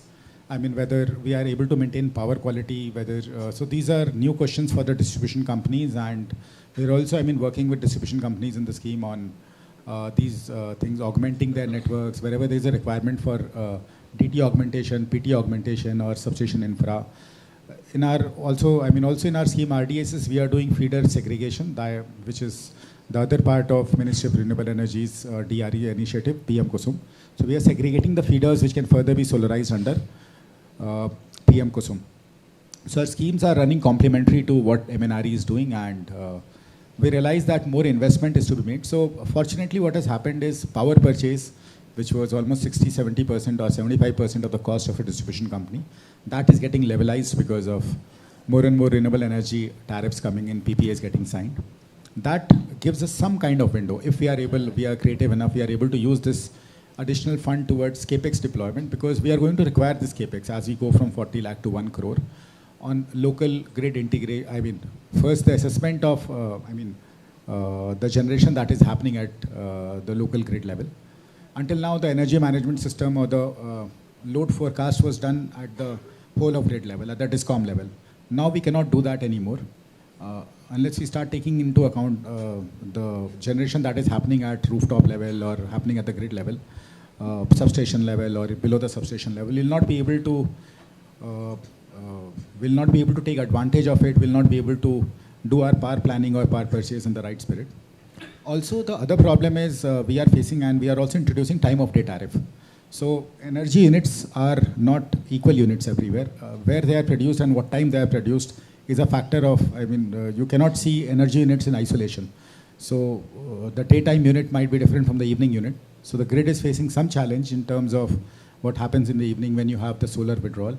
Because of the absolute quantum of solar in the grid, the daytimes have become very different from the morning and evening. It was always, we knew about this for a certain time, but the scale and the quantum was, it is coming, and we are able to understand it only now. So more and more, we are also prescribing more and more storage. Certain states, certain regulators are also pushing for some kind of storage with utility levels, with utility level solutions also, as well as DREs also. So I think this is something that Ministry of Renewable Energy can also look in during the review of both their DRE schemes. So thank you. Thank you so much, Saurabh sir, because you have, I think, touched upon the points that I wanted to cover in the next round also, because the DRE integration is a crucial component when we need, because when these systems are getting connected to the grid, they also need to perform. And they should be equally beneficial both for the consumer but as well as for the DISCOM also when they are being connected to the grid. But before we come to the next segment in terms of how should we look in terms of when the 1 CR comes into the system, just closing the loop with the final key stakeholder, I would say that we have created the design, program has been designed, the financing architecture has been created, we integrated with the grid, but someone has to run the program, someone has to run the show. So that is the important stakeholder, that the role that REC has been playing. So my question to you is, Jitendra sir, because that also gives the organization a systemic view in terms of what is happening on the ground. What are the kind of friction point that consumers still foresee, and how we can solve for some of these challenges, because the journey is still there till 1 CR that we are targeting at. Thank you, Bhavna. First of all, I'd like to thank Sarangi sir and Subbu here, who's sitting to my left, for having pulled off a wonderful show today. My compliments, sir. This was much required, and I think today's program will go a long way in boosting the morale of all the states who are very, very important stakeholders in this entire process. I would also like to place on record my heartfelt thanks to MNRE for having made REC the National Program Implementation Agency. And like you said, it gives us a unique perspective as to how this entire story has unfolded and how we plan to move from here. So, to cut a long story short, the last 2 years have been a very, very steep learning curve. I think both the MNRE and REC, in the initial phases, we all struggled. DFS came in at that time when we were really struggling. And the other stakeholders also came in when we were struggling. I remember when I took charge, we had barely done 10 lakh installations. Today, in just 1 year, we have gone up from 10 lakhs to 40 lakhs. And in my first briefing when I joined, my entire team was very shaky about the whole thing, sir. So many loose ends. The national portal is not working. This is not working. Subsidy mein problems hain. Banks mein problems hain. There were n number of issues. Like you said, when you start a national program, guidelines are the easy part. The implementation is the toughest part. Getting all the stakeholders on board, getting them to function in a coherent manner, getting them to function in the interest of the consumer. These are very, very tough tasks to do, especially where government is involved. I think in the last 1 year, and I would like to credit the MNRE team for having played a very strong leadership role. And I would like to thank all my fellow colleagues in REC who have, we have you will not believe it, there's close to 250 people in REC who are working behind the scenes to ensure that the NPIA role is carried out to its best efforts. The last 1 year, we have crossed many milestones, but yes, like you said, I'll come to the point, friction points still remain. What are the main friction points? The first big friction point is, we still need to ensure that it is more affordable. The scheme guidelines envisioned a very, very liberal banking mechanism. Repo plus 50 bips is a very, very reasonable rate. It's at simple interest. The principal gets adjusted first. So these are unique things which are there in the scheme design. This, we have seen a lot of progress in the last 1 year. I must appreciate DFS and the banks who are sitting here today. We have crossed a huge milestone. But yes, going forward, I think this is one area where we need to really simplify things. We need to ensure that the consumer is least put to trouble. For example, even today he needs to make bank visits. That needs to go. Collateral is still insisted on for whatever reason. Various reasons may be there, but that needs to go. It is not there in the scheme guidelines. The ease by which you should be able to access the bank, that needs to be made more simplified. So the financing part is one aspect. The second aspect which I would like to bring to attention of all the other stakeholders, is that the current execution is slightly tilted in the favor of a few states. If you look at the execution, I think close to 85% of our achievement comes from 10 states. That means there are still 25 states and UTs, and 24 to 26 to be precise, which still need to be involved in RTS much more. So that is a big challenge, how to get these states which are not yet onboarded. Maybe they may not have been onboarded due to actual irradiation problems, but in spite of that, there is so much potential. That is going to be the second big challenge. The third biggest challenge is, I would say we have done a lot of work, is the grievance management system. Today we have an online grievance management system which gives you 97.5% disposal in the defined time frame. So if you look at it, as on date, only 2.5% of the grievances raised are still open. And we have a very strong closure loop. Until the customer signs off saying, no, my entire grievance has been resolved, to my satisfaction, it is not closed. So we have those processes, but still that 2.5% is a big challenge for us. We would like to see that it comes as close to zero as possible. Here, we would like to see going forward how to use AI and to make this more predictive and anticipate problems. Because if you go through our database, you will see some vendors are doing the same default again and again. Now, ideally, that should throw up the stumbling blocks. Ki vendor A has too many complaints. So now we need to go to from the reaction mode, we need to move to a proactive mode. So grievance management is another friction point. The last point, I would not say is the friction point, but I would say it is very essential for us to move forward. I'm slightly preempting your question for the next, I'm answering the next question slightly, but I think it's more relevant here. We need to move to a higher level of technology. See, the product to sell has to be aspirational. Today, the product is a very basic product. You have a solar panel, it is put on the chat, and that's it. It's a simple product, that's the beauty of it.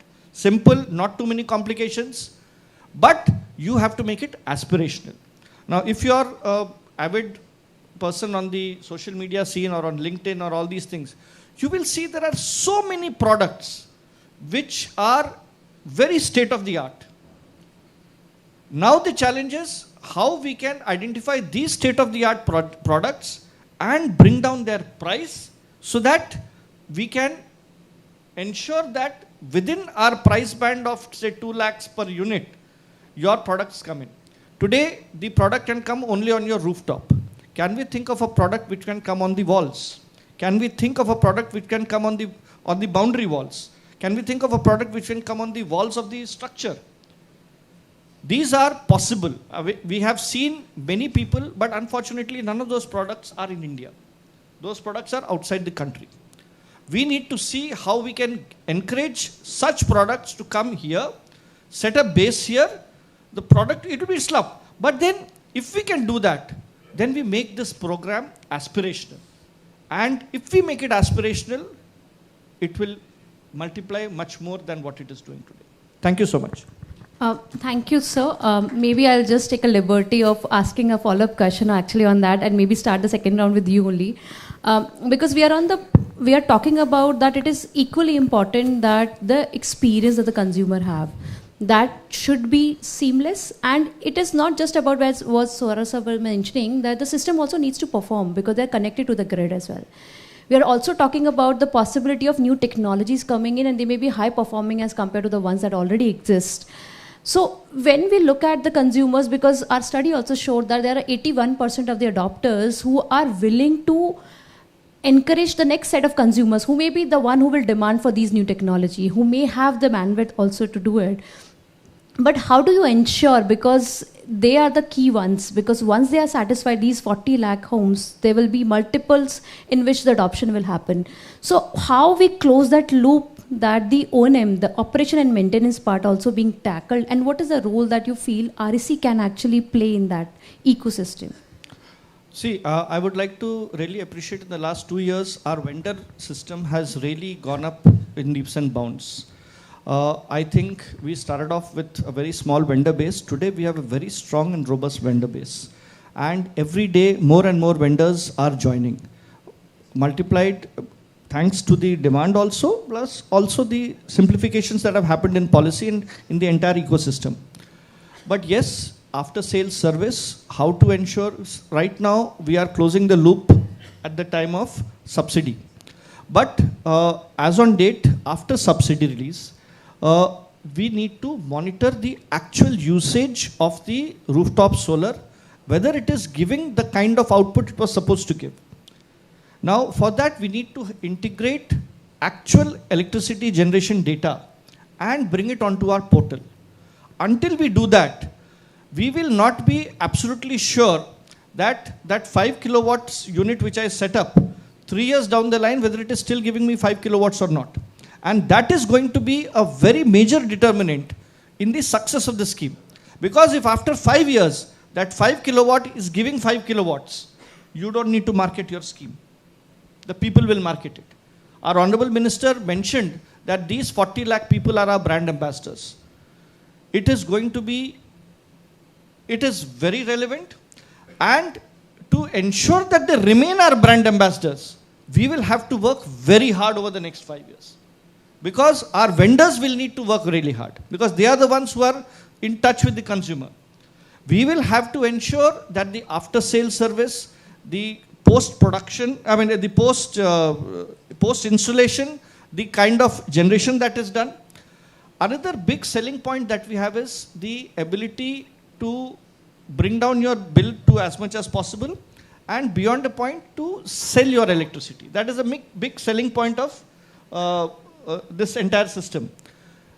Now, the selling part is to a large extent dependent on the largest of the discoms, because they may or may not be wanting that as a system which will come into their input base.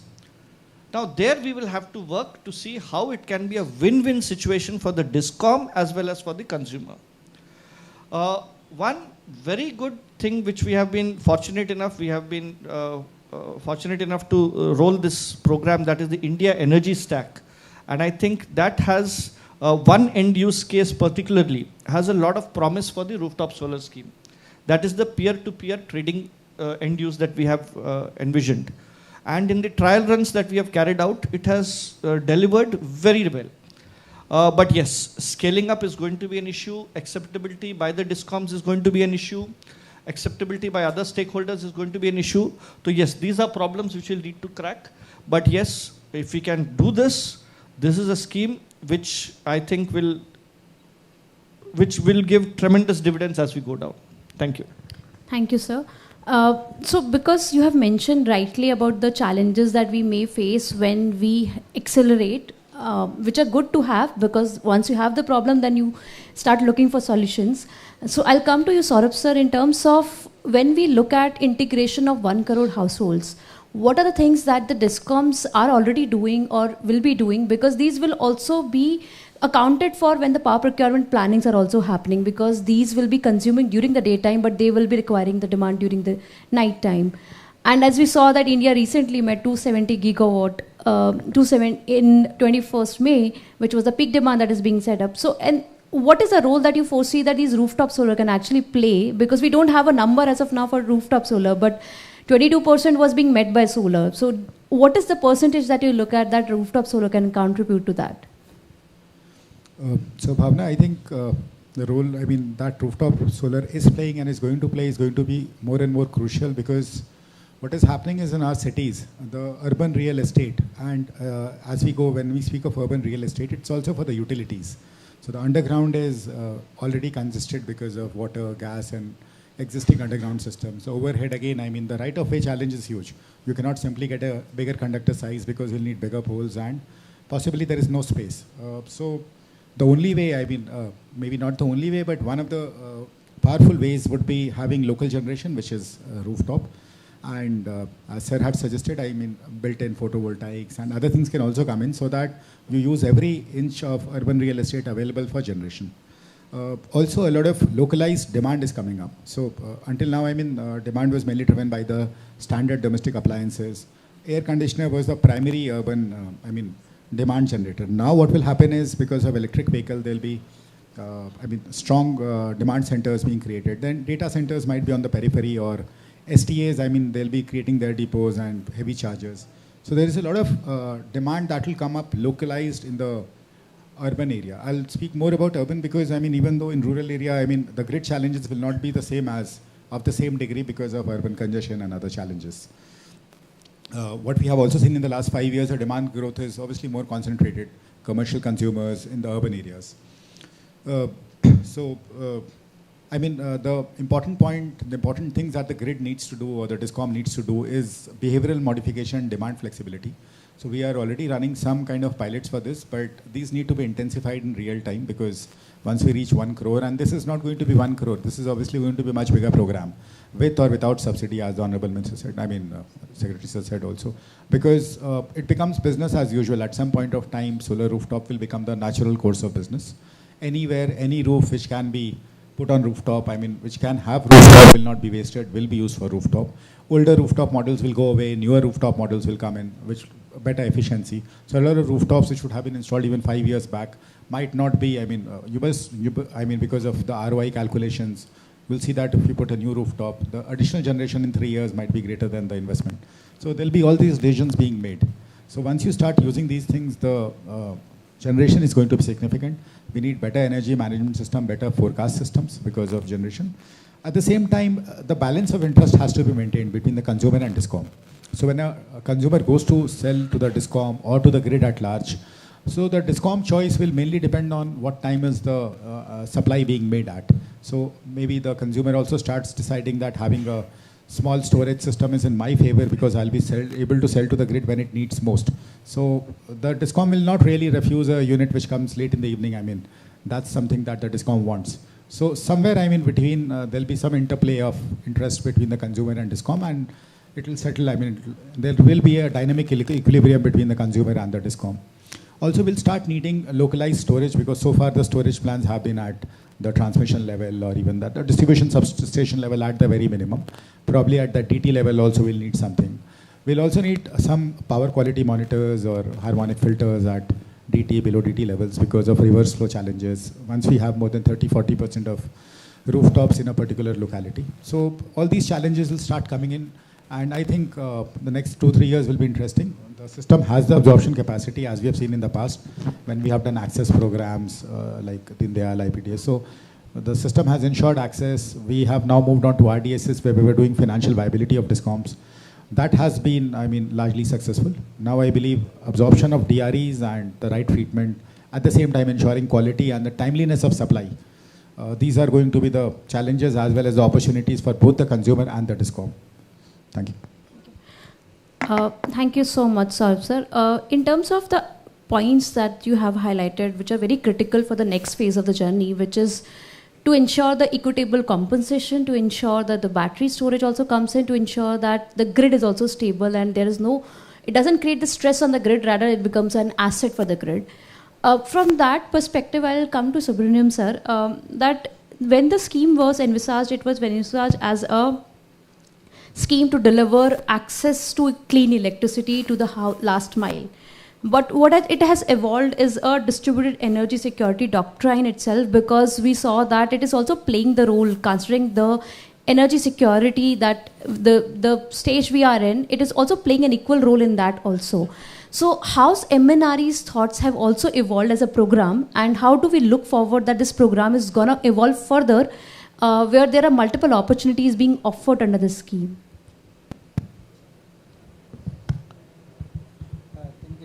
It's a very good follow-up question, Bhavna. I very well echo the views given by my co-panelists, whether it is CMD REC or even Saurabh, who spoke on the DISCOM's participation in this entire scheme of things. So when the scheme was envisaged, of course, it was to provide depth in terms of citizens being made clean energy warriors. Now moving forward, what this current scheme has created is a battery of green energy warriors on the field, vendor ecosystem which is almost 30,000 plus now, and these are the ones who can take the scheme to the next step. Now, how do we ensure that? How do we ensure that there is a balance of what the consumer wants, the vendor earns, and the DISCOM desires? So there is something which we have to strike a balance on this. What has predominantly happened previously, as Saurabh was also mentioning probably in his previous response, was that utility scale projects, previous green energy projects were more of unidirectional flow of capacities that were created.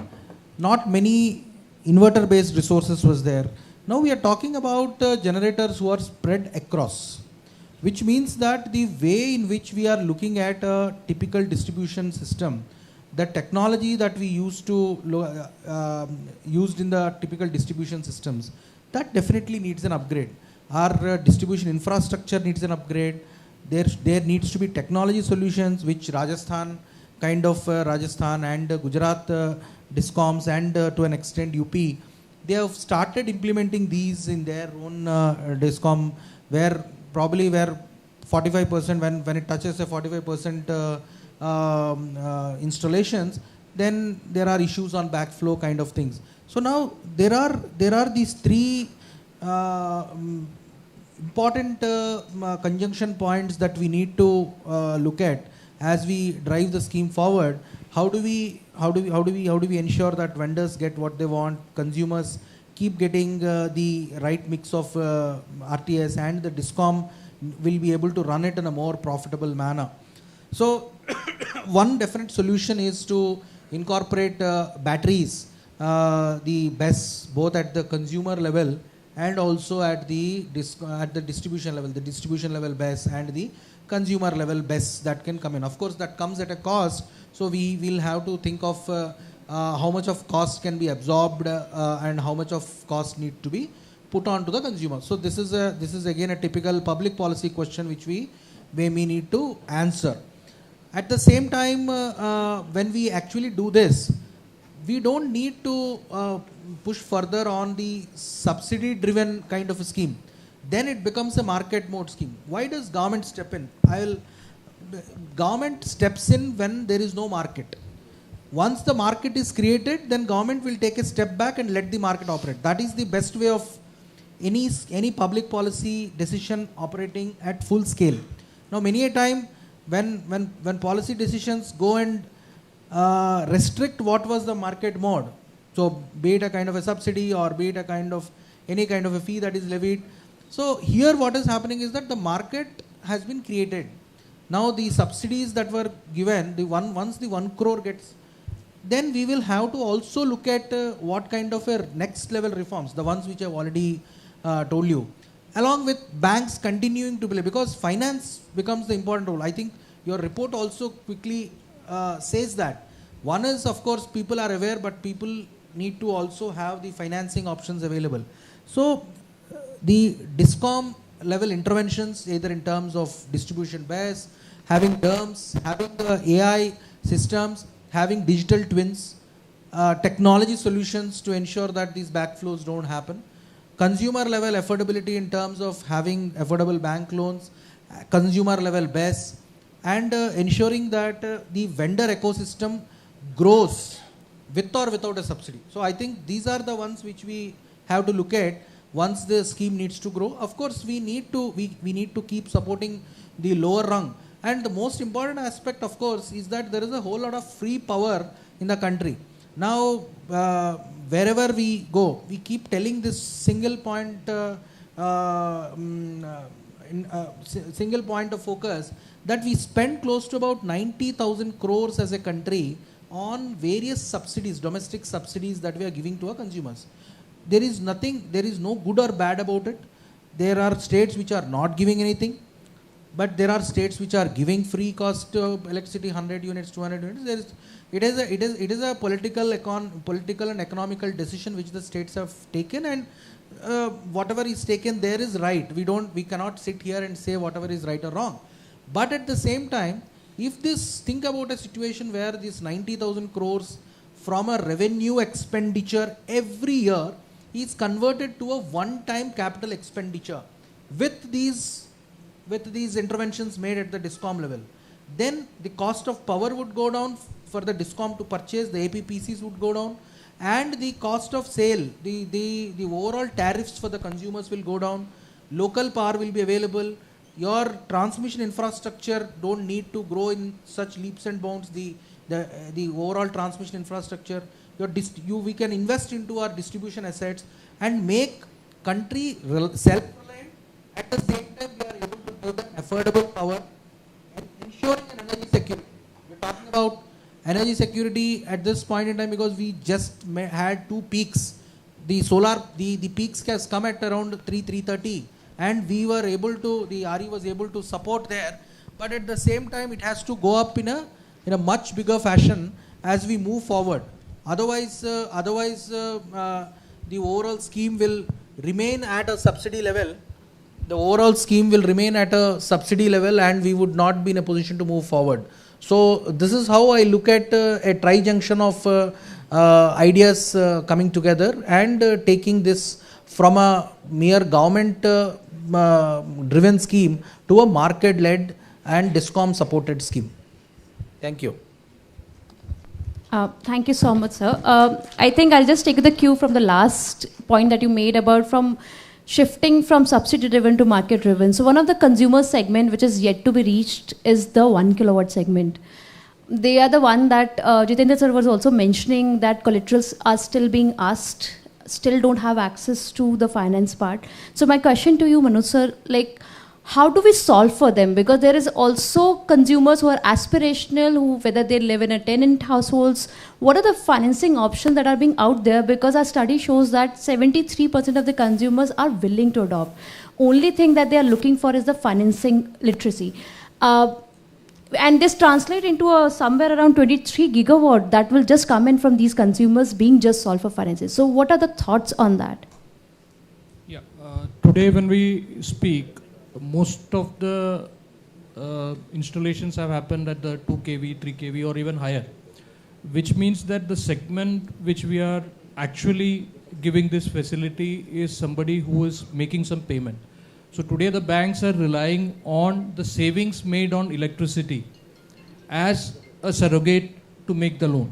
So once we go to the next level of consumers, that's where you will have to, what Subramaniam ji said, we will have to look at it from a prosumer perspective so that they have some level of energy which is being generated and sold to the DISCOMs, and that energy selling is linked to the bank account through some escrow and payment security mechanisms, so that this entire ecosystem can be developed, and which is very much required. As you said, if 73% of the consumers are willing to put it but need for finance, so that's where we would definitely need to look at some solutions of creating the entire ecosystem where there is a finance available, there is a DISCOM network or a facility available where the power can be procured.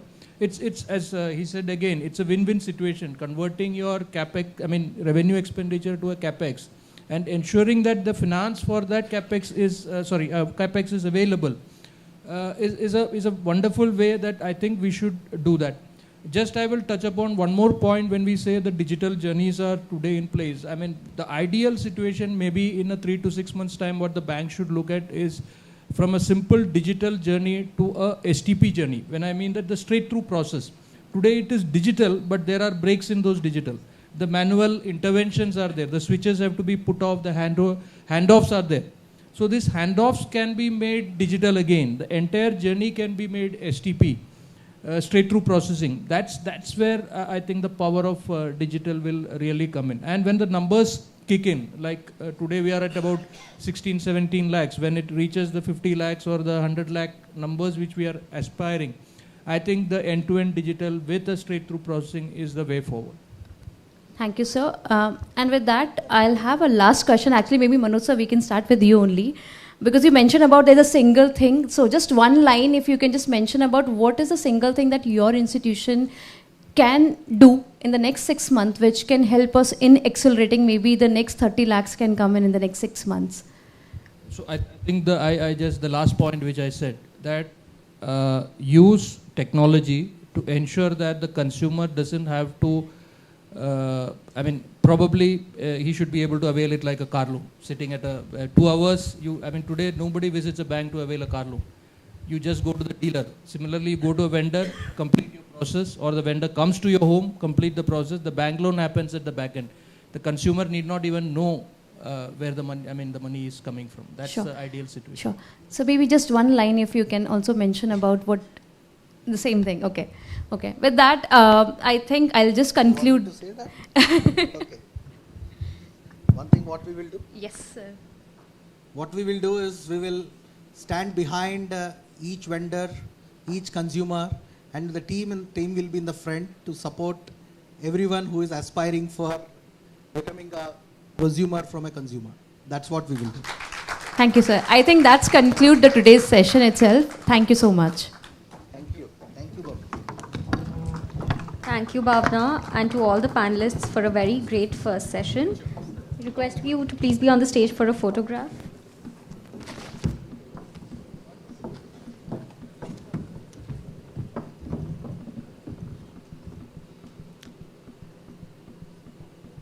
I'd also like to invite Srimati Suman Chandra, Director MNRE, to give mementos to our panelists, please.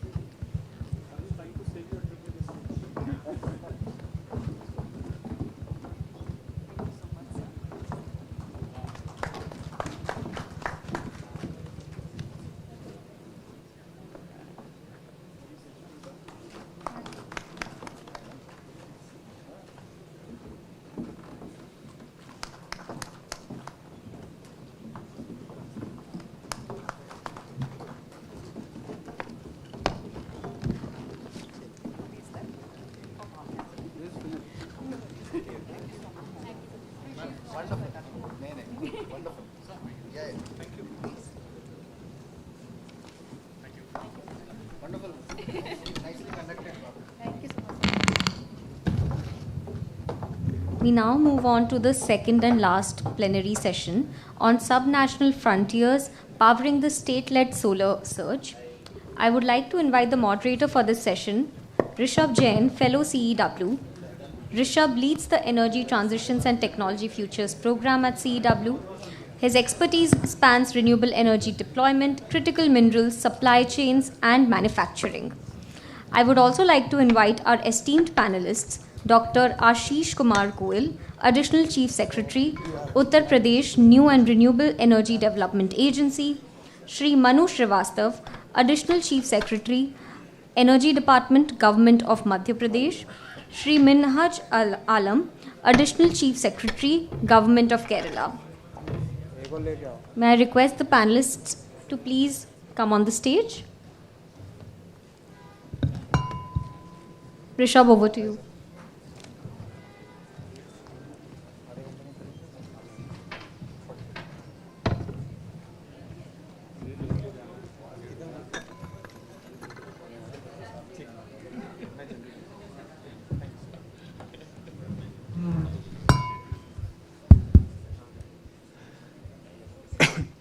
Thank you, Aishwarya, and thank you to everyone who have stayed along with us for with a long day. Today, of course, we celebrated the states, the vendors, the banks who have done fantastic job in the last month, but also in the last 2 years. The previous panel, Bhavna mentioned about some of the key national level policies, the direction that the central government can take to support the ecosystem. But as we are aware, the policies can only do so much. At the end of the day, everything is on the implementation. And that implementation, of course, rests with the states. Glad that you are here. And unfortunately, Aarti ma'am and Shalini ma'am could not be here. They had some urgent engagements. But when I was preparing for the session, I thought that if there are 5 state representation as it would have been, 50% of India's solar rooftop installation would have happened in these 5 states, which is huge, right? So there are a lot of learnings, and some of these learnings will be very important for the states that are now looking to maybe are in the early stages of scaling up solar rooftop. So sir, I know all of you are pressed for time. The others in the audience are also pressed for time. We'll keep it to half an hour and we'll focus on 2 things. First, the key learnings in the last month maybe, because this is something that we saw spike. So you may have seen that what is the immediate dose that worked. And of course, there are many institutional changes that you would have carried out in the last 24 months. That would have also led to some of these. And finally, how do we see this going forward, not just in the next 1 year for target, but the role of DRE in the broader ecosystem, in the distribution network, but also for energy security. So this is the general theme that I would want to focus on. Some of you have got awards. I mean, Lucknow has been the #1 district. So congratulations on that. Maybe I can start with you. At the state, at the district level, what worked? Institutional mechanisms, individuals sometimes, vendors, etc. So you can choose which do you think were the biggest reason for your win. So, thank you. Thank you, Rishabh. Let me first congratulate Ministry of New and Renewable Energy, Secretary Mr. Santosh Sarangi and his team for this wonderful transformation of PM Surya Ghar scheme. Because after the initial hiccups, the ministry has really revamped the portal, sorted out the grievance redressal, vendors' complaints, and the bottlenecks being faced by vendors in installing the solar systems. So as a result, the whole system has been able to move forward, and the excellent work done by our NEDA team, our district magistrates and their teams, and regular review by our chief secretary in every weekly meeting of collectors. So Uttar Pradesh has really come out well. We are #3 now in the total solar RTS installation, and hopefully we'll be #1 in a few months. So I congratulate my team and excellent support from MNRE that we have got. Having said that, because I wear both the hats, one as ACS of renewable energy as well as ACS looking after energy. So discoms are also my responsibility. So our success should not become our failure. So we have to take requisite steps well in time so that we don't go the California way. We don't have those events when grid collapses, or those moments when the backflow into the system is so much that I lose almost 10 to 15% of that electricity in just importing that power. Because the reality is that distribution network all over the country is in shambles. Because why? Because the whole budgetary space of state governments is taken up by subsidies and loss funding. There is very little left to invest in infrastructure. So unless we invest in infrastructure, we cannot have reliable supply. So I would say there is an iron triangle of cheap power, sustainable power, and sustainable discom. So it is an iron triangle, and these three objectives cannot all be met together unless we do some structural reforms. So that is something that needs to be debated, and both the ministries, Ministry of Power as well as MNRE, we have to sit together and find solutions for this. I am not saying that solar is not required. From a geopolitical point of view, from energy security point of view, from a national interest point of view, we cannot but increase our solar capacity. But we have to find solution how to increase the battery storage, how we make solutions, proper solutions for behind the meter visibility of generation. Maybe have 2 or 3 meters. If we have only solar panel, we should have 2 meters. If we have all battery storage also, we should have 3 meters, so that we can have total visibility of what power is being produced where, and we can do timely interventions in augmenting our distribution network in those particular places. So unless we have that visibility, we'll only be like a blind man groping in the dark and not being very efficient in improving the infrastructure. So those are some of the challenges. There are other challenges, but my worry is that our success should not become our failure. Right. Sir, if I may still ask you a quick follow-up. In the success journey that you've seen, which was the one intervention that you think yielded the most result? Either with a lot of effort, less effort, but either this is motivation of the employees, your colleagues, or awareness within the banks, consumers. Which do you think had the most multiplier effect, if you are able to point it out? I think I would say there are many, 2 or 3 factors. Okay. One is ease of doing business or ease of living. So the portal, the subsidy release and the processes they got, we means the government system, both the government of India as well as the state machinery, they made it simple. Number 2, the scheme had an automatic appeal because it saved money for you. So that marketing that we are selling something to a person and he says, oh, what is in it for me? We don't have to sell that. So that is number 2. And third is we were able to win back the confidence of vendors. So vendor onboarding system which we improved after expeditious release of subsidy, that helped. So all these 3 factors, I would say a multiplication of these 3 factors really led to the success of this scheme. Great. So coming to you, Manu sir, exactly the same question. In Madhya Pradesh, of course, has been known for a lot of the innovative mechanisms that you've been trying successfully in the last many years. At least on the DRE side of things, and maybe you can also talk about Kusum as an extension, PM Surya Ghar, PM Kusum. What are these interventions that the state government did, complementing, of course, MNRE and other central government interventions that you think worked for you? Are they similar to what Ashish sir said, or do you think they were different for Madhya Pradesh? Firstly, I would like to supplement what Ashish said in terms of the efforts the ministry has made in trying to streamline the portal, because it is a very decentralized program which has been run in a very centralized manner but very efficient manner. So kudos to them, and I really appreciate the ministry officials actually traveling to every state, trying to work with the state. For example, even Madhya Pradesh, they sort of, we discussed with them, they went to the regulator, streamlined certain regulations to facilitate it. One of the innovations that we have done is we have tried to reach out to government institutions. So we have aggregated all the government buildings in each district. So there is one RESCO developer for each district who's covering all the government buildings in that district. That has helped us bring down the rates. And collector or district magistrate is, so to say, the leader of that program. So the PPA signing of all the departments in the district are under the leadership of the district collector, and district collector is leading that.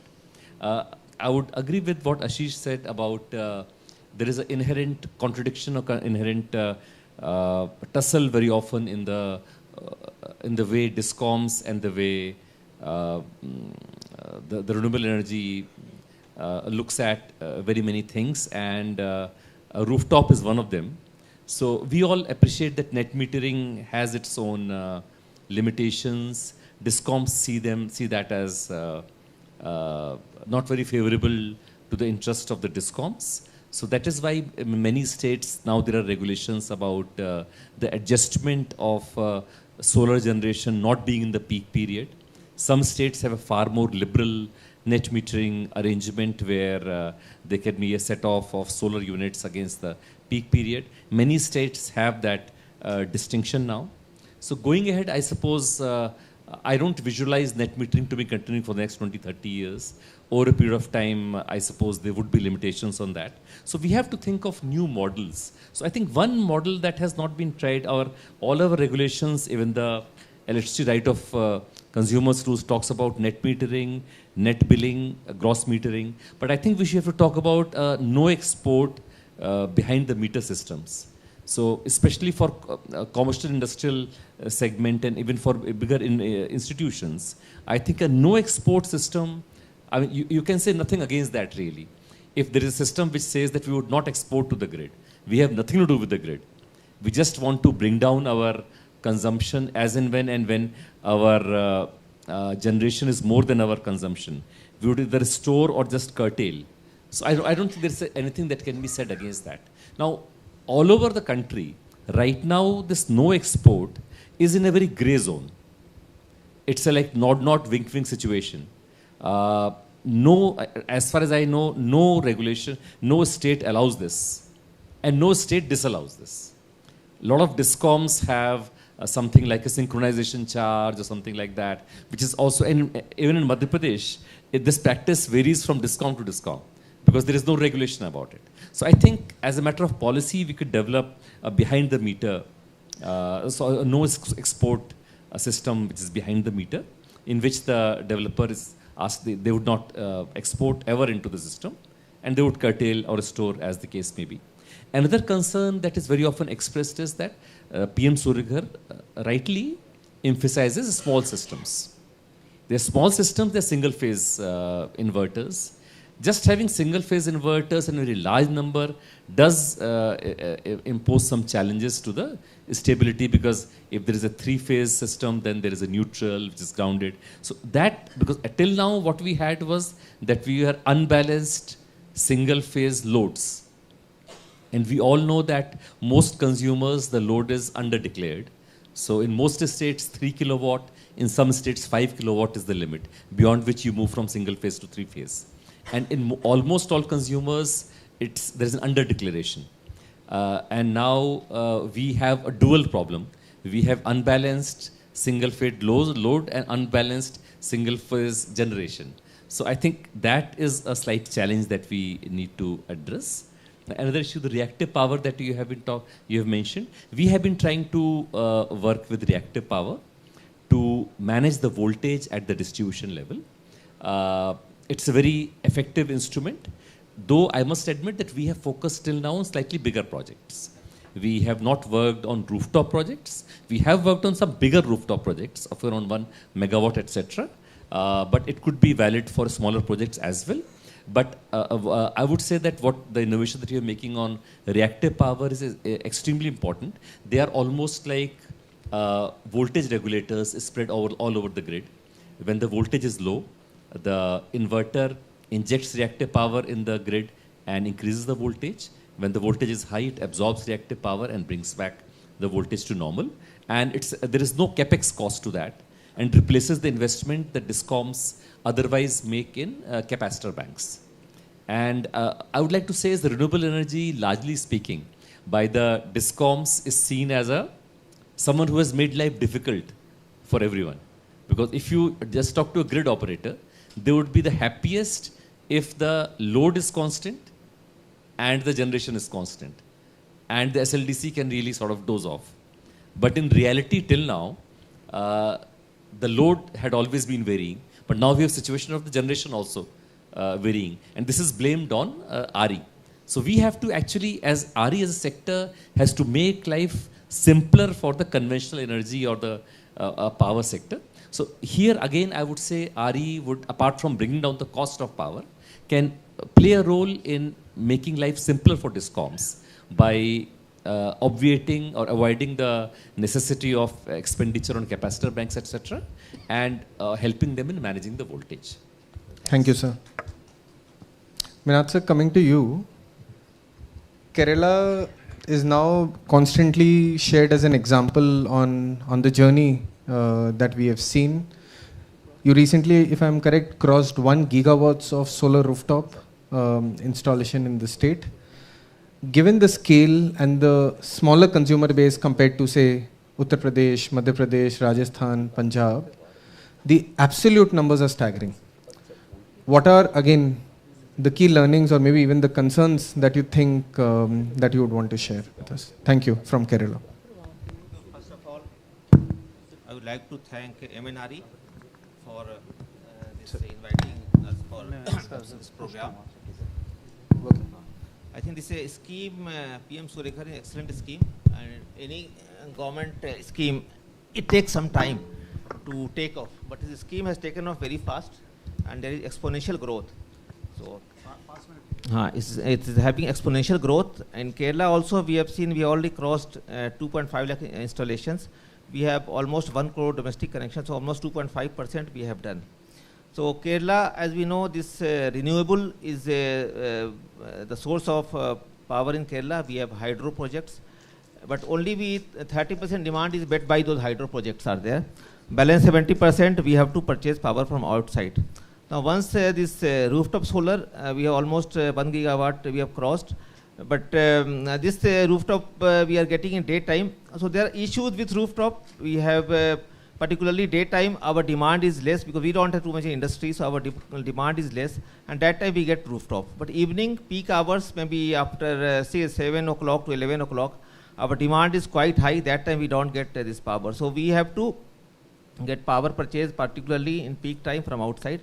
But we have advantage that we have hydro. So anytime we can, whenever we require, we can use hydro, and we can shut down at daytime. So that is how this are managing. The grid, there are issues are there.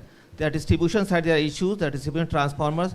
Daytime, particularly when so much of solar power is coming, it's quite difficult to manage the grid. But our team is doing quite that, particularly with managing with hydro. And this achievement in rooftop solar is because of, one is that people of Kerala are there, they want this green energy, clean energy to be there. Even we have good demand of EV also in Kerala, even though we don't give any subsidy for this rooftop solar, but people are having demand, and this demand is going to be more. Then the entire system, basically very easy to operate, everything is online, and people don't have any problem, like particularly going to banks and running after other engineers and all for their requirements. So it is, this scheme is quite good, a very well modeled. And particularly the incentive which we are providing. The incentive as of now we are providing is almost 35 to 40%. And that incentive is very good. Because of this incentive, they are able to recover their cost of investment quite fast. Apart from that, those who are vendors, they are also working hard. They are also convincing people that this rooftop solar is very effective. And because of all coordination from MNRE, from vendors, and the scheme design, this scheme has been quite success, and in future also there is going to be huge demand, but we have to improve our distribution infrastructure, the transformer load, capacity and all we have to enhance. That work has to be done by DISCOM level. Thank you, sir. Across, of course, all three of the responses, what I heard was there have been structural changes. There's, of course, on the software side of things, portal, where simplification has helped the experience of the vendor, consumer, even for you to track. That has solved for a lot of those. Business models in terms of aggregation, grid support, storage. So all of these, I'm assuming, are part of the process of the learning curve that happens. But as we move from 40 lakhs to 1 crores and beyond, for PM Surya Ghar, more and more installations in PM Kusum, the role and the way DISCOMs see decentralized energy generation, and maybe how individual consumers see themselves now as prosumers, etc., the market with energy stack. There are some additional hardwares, and maybe on the soft side of things will come in, say energy storage, of course batteries, at the distribution side, as many of you mentioned, at the household level, virtual net metering, P2P, inverters which are able to provide the reactive support, backflow as you said. Financing, of course, we have mentioned, in some states it's easy, some states it's difficult. And of course on the operation and maintenance. Finally, after the recent ALMM2, and of course this has always been there for solar rooftop, the DCR category, the quality of solar modules will also determine the success of some of these schemes. The installations, how vendors are able to install without doing the cost cutting. So these eventually may be, even if as we solve for all the structural issues, these things are sometimes beyond, some of these are beyond the control of the policymakers. So if I may ask you, sir, Ashish sir, on the manufacturing, as you just highlighted, on the manufacturing and the quality of solar modules specifically, who do you think would be an important, and of course MNRE already has the LMM list 1, 2, but the role that vendors need to play, even sometimes the consumers need to play, are they aware, and how can maybe they be aware, made aware, and even as a state, what can the state do so that they install the right set of system, module, inverters, right set of wiring, because safety is also a concern. What is maybe your thinking around that? Thank you. There are 2-3 things.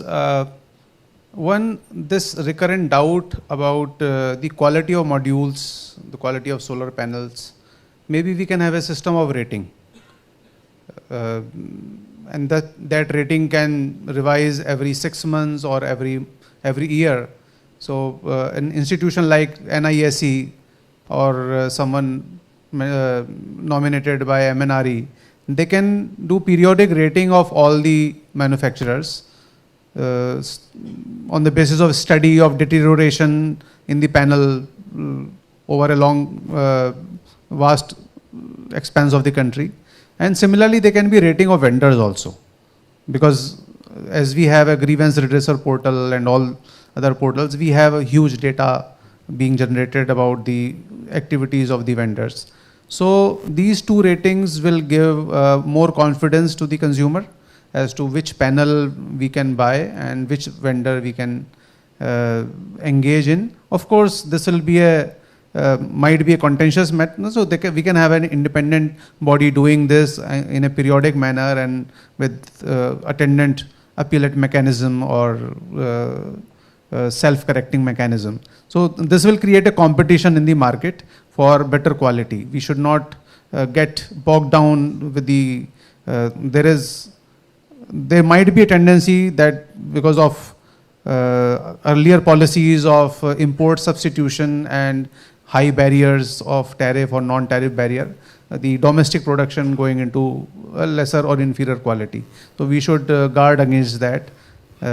Moreover, there can be a situation where we have oversupply of panels, because everywhere you see, every state people are putting up factories manufacturing solar panels. So if there is a glut, then there can be a tendency to lower the quality to capture the market at a lower price. So we have to guard against that, so that the success, we can build on our success and not fall into these pitfalls. So these are some of the suggestions. Thank you.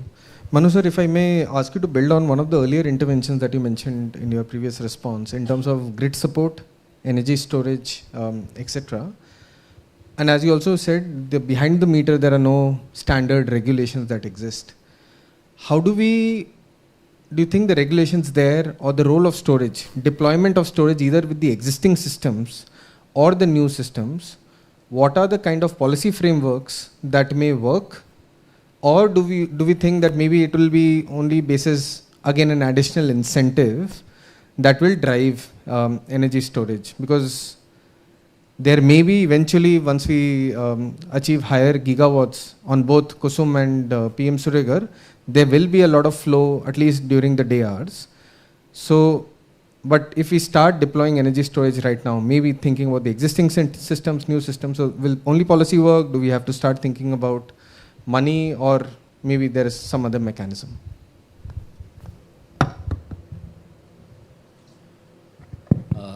So I believe with the falling prices of storage, viability is already coming in for requirement of storage. As far as the distribution sector is concerned, with more and more states following TOD tariff, and there is substantial difference in the cost of power during the solar hours and the post-solar hours. So I believe the minimum is now -20 and +20, so almost 40% is the difference. So it is already becoming viable. So I think over the period of the coming period, the storage will become more and more viable. And I think there needs to be greater clarity regarding the requirement of storage and why it should be there and where it should be there. Because one obvious answer to this is that because renewables are blamed for a lot of things. One of them is that renewables have led to a huge increase in the requirement for transmission. Now that is happening because renewables sort of throw in a lot of energy at one time. So obviously it makes sense to have storage at that location so that the power thrown into the system is not too much, and that is sort of spread over a longer period. So that is a very obvious solution. And the other location, I mean, there is a lot of discussion about having storage in the transmission and the distribution sector. Now, I believe at many places that is being done without due application of mind. I had a MD of a company, worked in the electrical engineering sector all his life, and the gentleman had actually chosen storage because वहाँ पे building खाली थी. So he said कि वहाँ पे building खाली है तो वहाँ पे हम storage लगा रहे हैं. So we have to absolutely realize that in distribution and transmission sector, storage is justified only and only if it avoids or postpones investment in the transmission network. I mean, that aside, there's obviously no rationale for having storage. Otherwise, the sort of rule of thumb could be storage at the generation site makes sense without application of mind. But when it comes to transmission distribution, perhaps it makes sense only when it's preventing investment there. You talk of behind the meter, no export project that I talked about. There, I suppose, with TOD tariffs increasingly being applied, especially for the CNI segment, it's all the more important storage becomes extremely viable, because if you have to curtail solar in certain periods, that further increases the viability of storage. And as I said, no export regime, it necessarily has this provision of having to curtail it on certain occasions. So storage, the viability of storage increases even more in the no export regime. Thank you. Thank you. Minat sir, coming to you, make the final question for the panel. Sir, one of the things, of course, that our survey that we concluded spoke about is the role of financing instruments and just awareness about that these instruments exist. There's at a lower rate of 5, 6, 7%, one can get a loan and maybe shift to solar. Is there, and given the scale at which we saw some of the installation happen in Kerala, how was your interaction maybe with the banks and the state district level banking committees? How actively, passively were you involved? And what is the key message that you think you can also share with some of the banking colleagues who are here that they can take back to their own states and back to their work, that maybe changing some of these can help again increase the adoption of solar rooftop?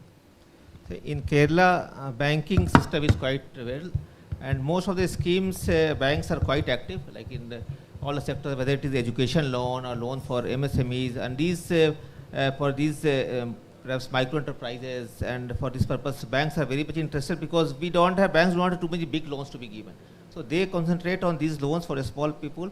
And Kerala also, people are not that defaulter, like most of the loans are there, people are paying, and because of that banks are also quite interested in lending loans to banks, the retail loans. And in this scheme also the performance have been quite good, and banks have been quite active. Maybe some cases happens that maybe those who are there, those who applied for loan, after that they are not again going, they are not following up. So sometimes those issues arise, but most of the schemes and this scheme also, banks have provided very good support. And because of this reason, that people have been using this bank loan for this rooftop solar, and that's why we have got more than 2.5 lakhs so far, and we have already got 3.65 lakh applications. So without support of banks, this could not be possible, and I would like to thank all the bankers who have done quite well in implementing this scheme. This scheme is quite new, and with so much support from bank, this scheme can maybe further in time to come, it will be further, I think 1 crore target will be able to achieve fast. Thank you, sir. And I think I'm 1 minute beyond what I had promised. So I'll try to close now. I think overall in the morning, this was a very important month of May 2026. For the first time, we crossed this 1.1 gigawatt milestone. Like as I mentioned in the presentation the day, this may be the inflection point for India's not just solar rooftop journey, for energy transition. And of course, all of you have played the most important role at the state level. And thanks to, of course, MNRE for organizing and celebrating this particular occasion. We hope we'll be able to share some of these learnings more actively beyond these forums between the states. I'm sure some of this is also happening. And yeah, thank you for that again. And thank you everyone for staying with us. Thank you, Rishabh, and our panel members.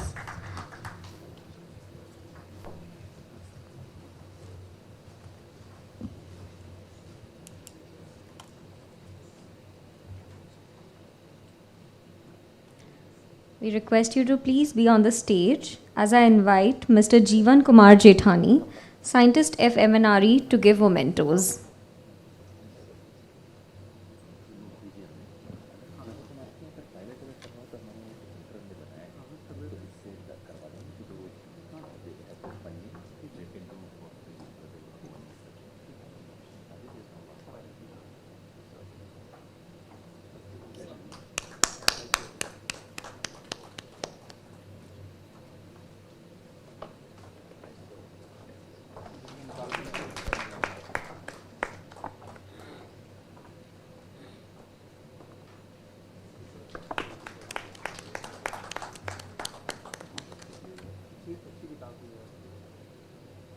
Thank you, sir.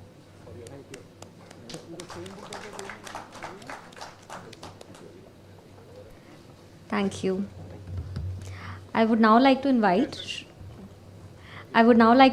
Shri Mir Muhammad Ali, Director MNRE, to please deliver the vote of thanks.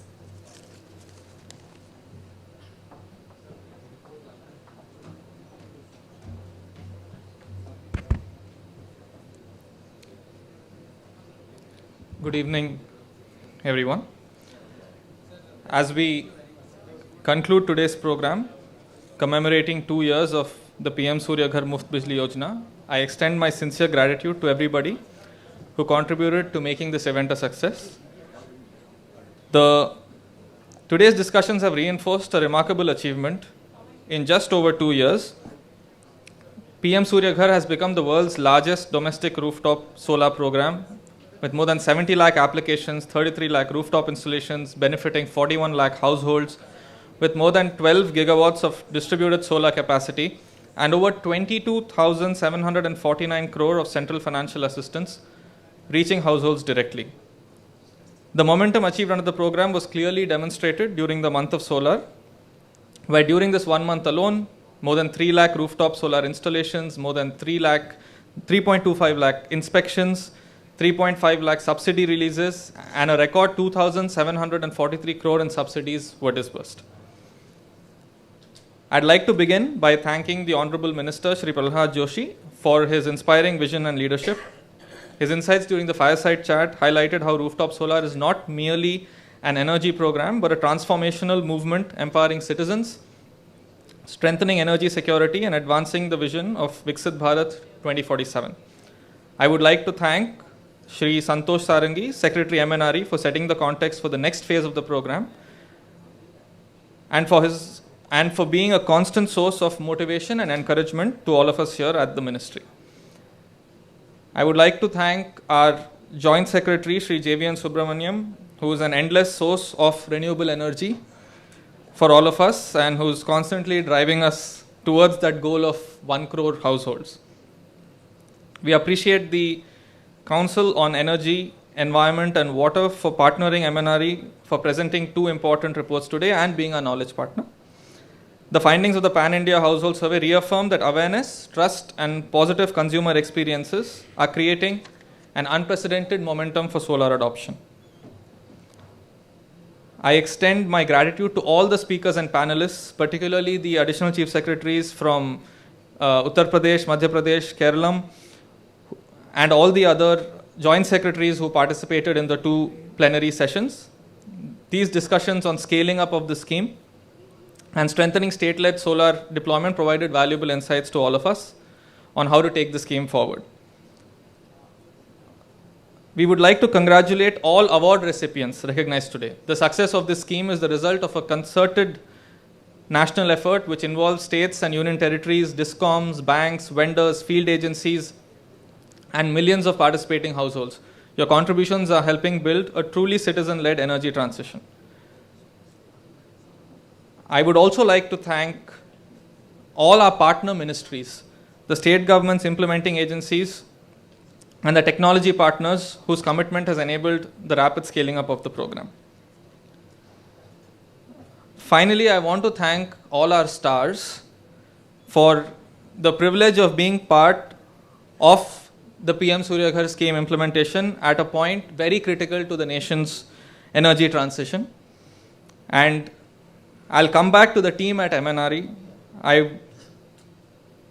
would like to place my gratitude to everyone, right from the secretary, the additional secretary, all the joint secretaries, directors, and the entire team of MNRE who make it such a joy for all of us to turn up to work every day. Together, we can all ensure that every household becomes an active participant in India's clean energy future, and that PM Surya Ghar continues to serve as a global model for inclusive, citizen-centric energy transition.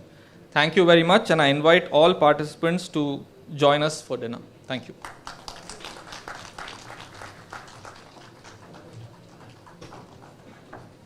Thank you, sir. With that, we close today's session. We hope everyone is taking back some learning and inspiration to raise the bar and further scale the energy transitions in India. We request you all to please proceed towards the networking dinner. Thank you.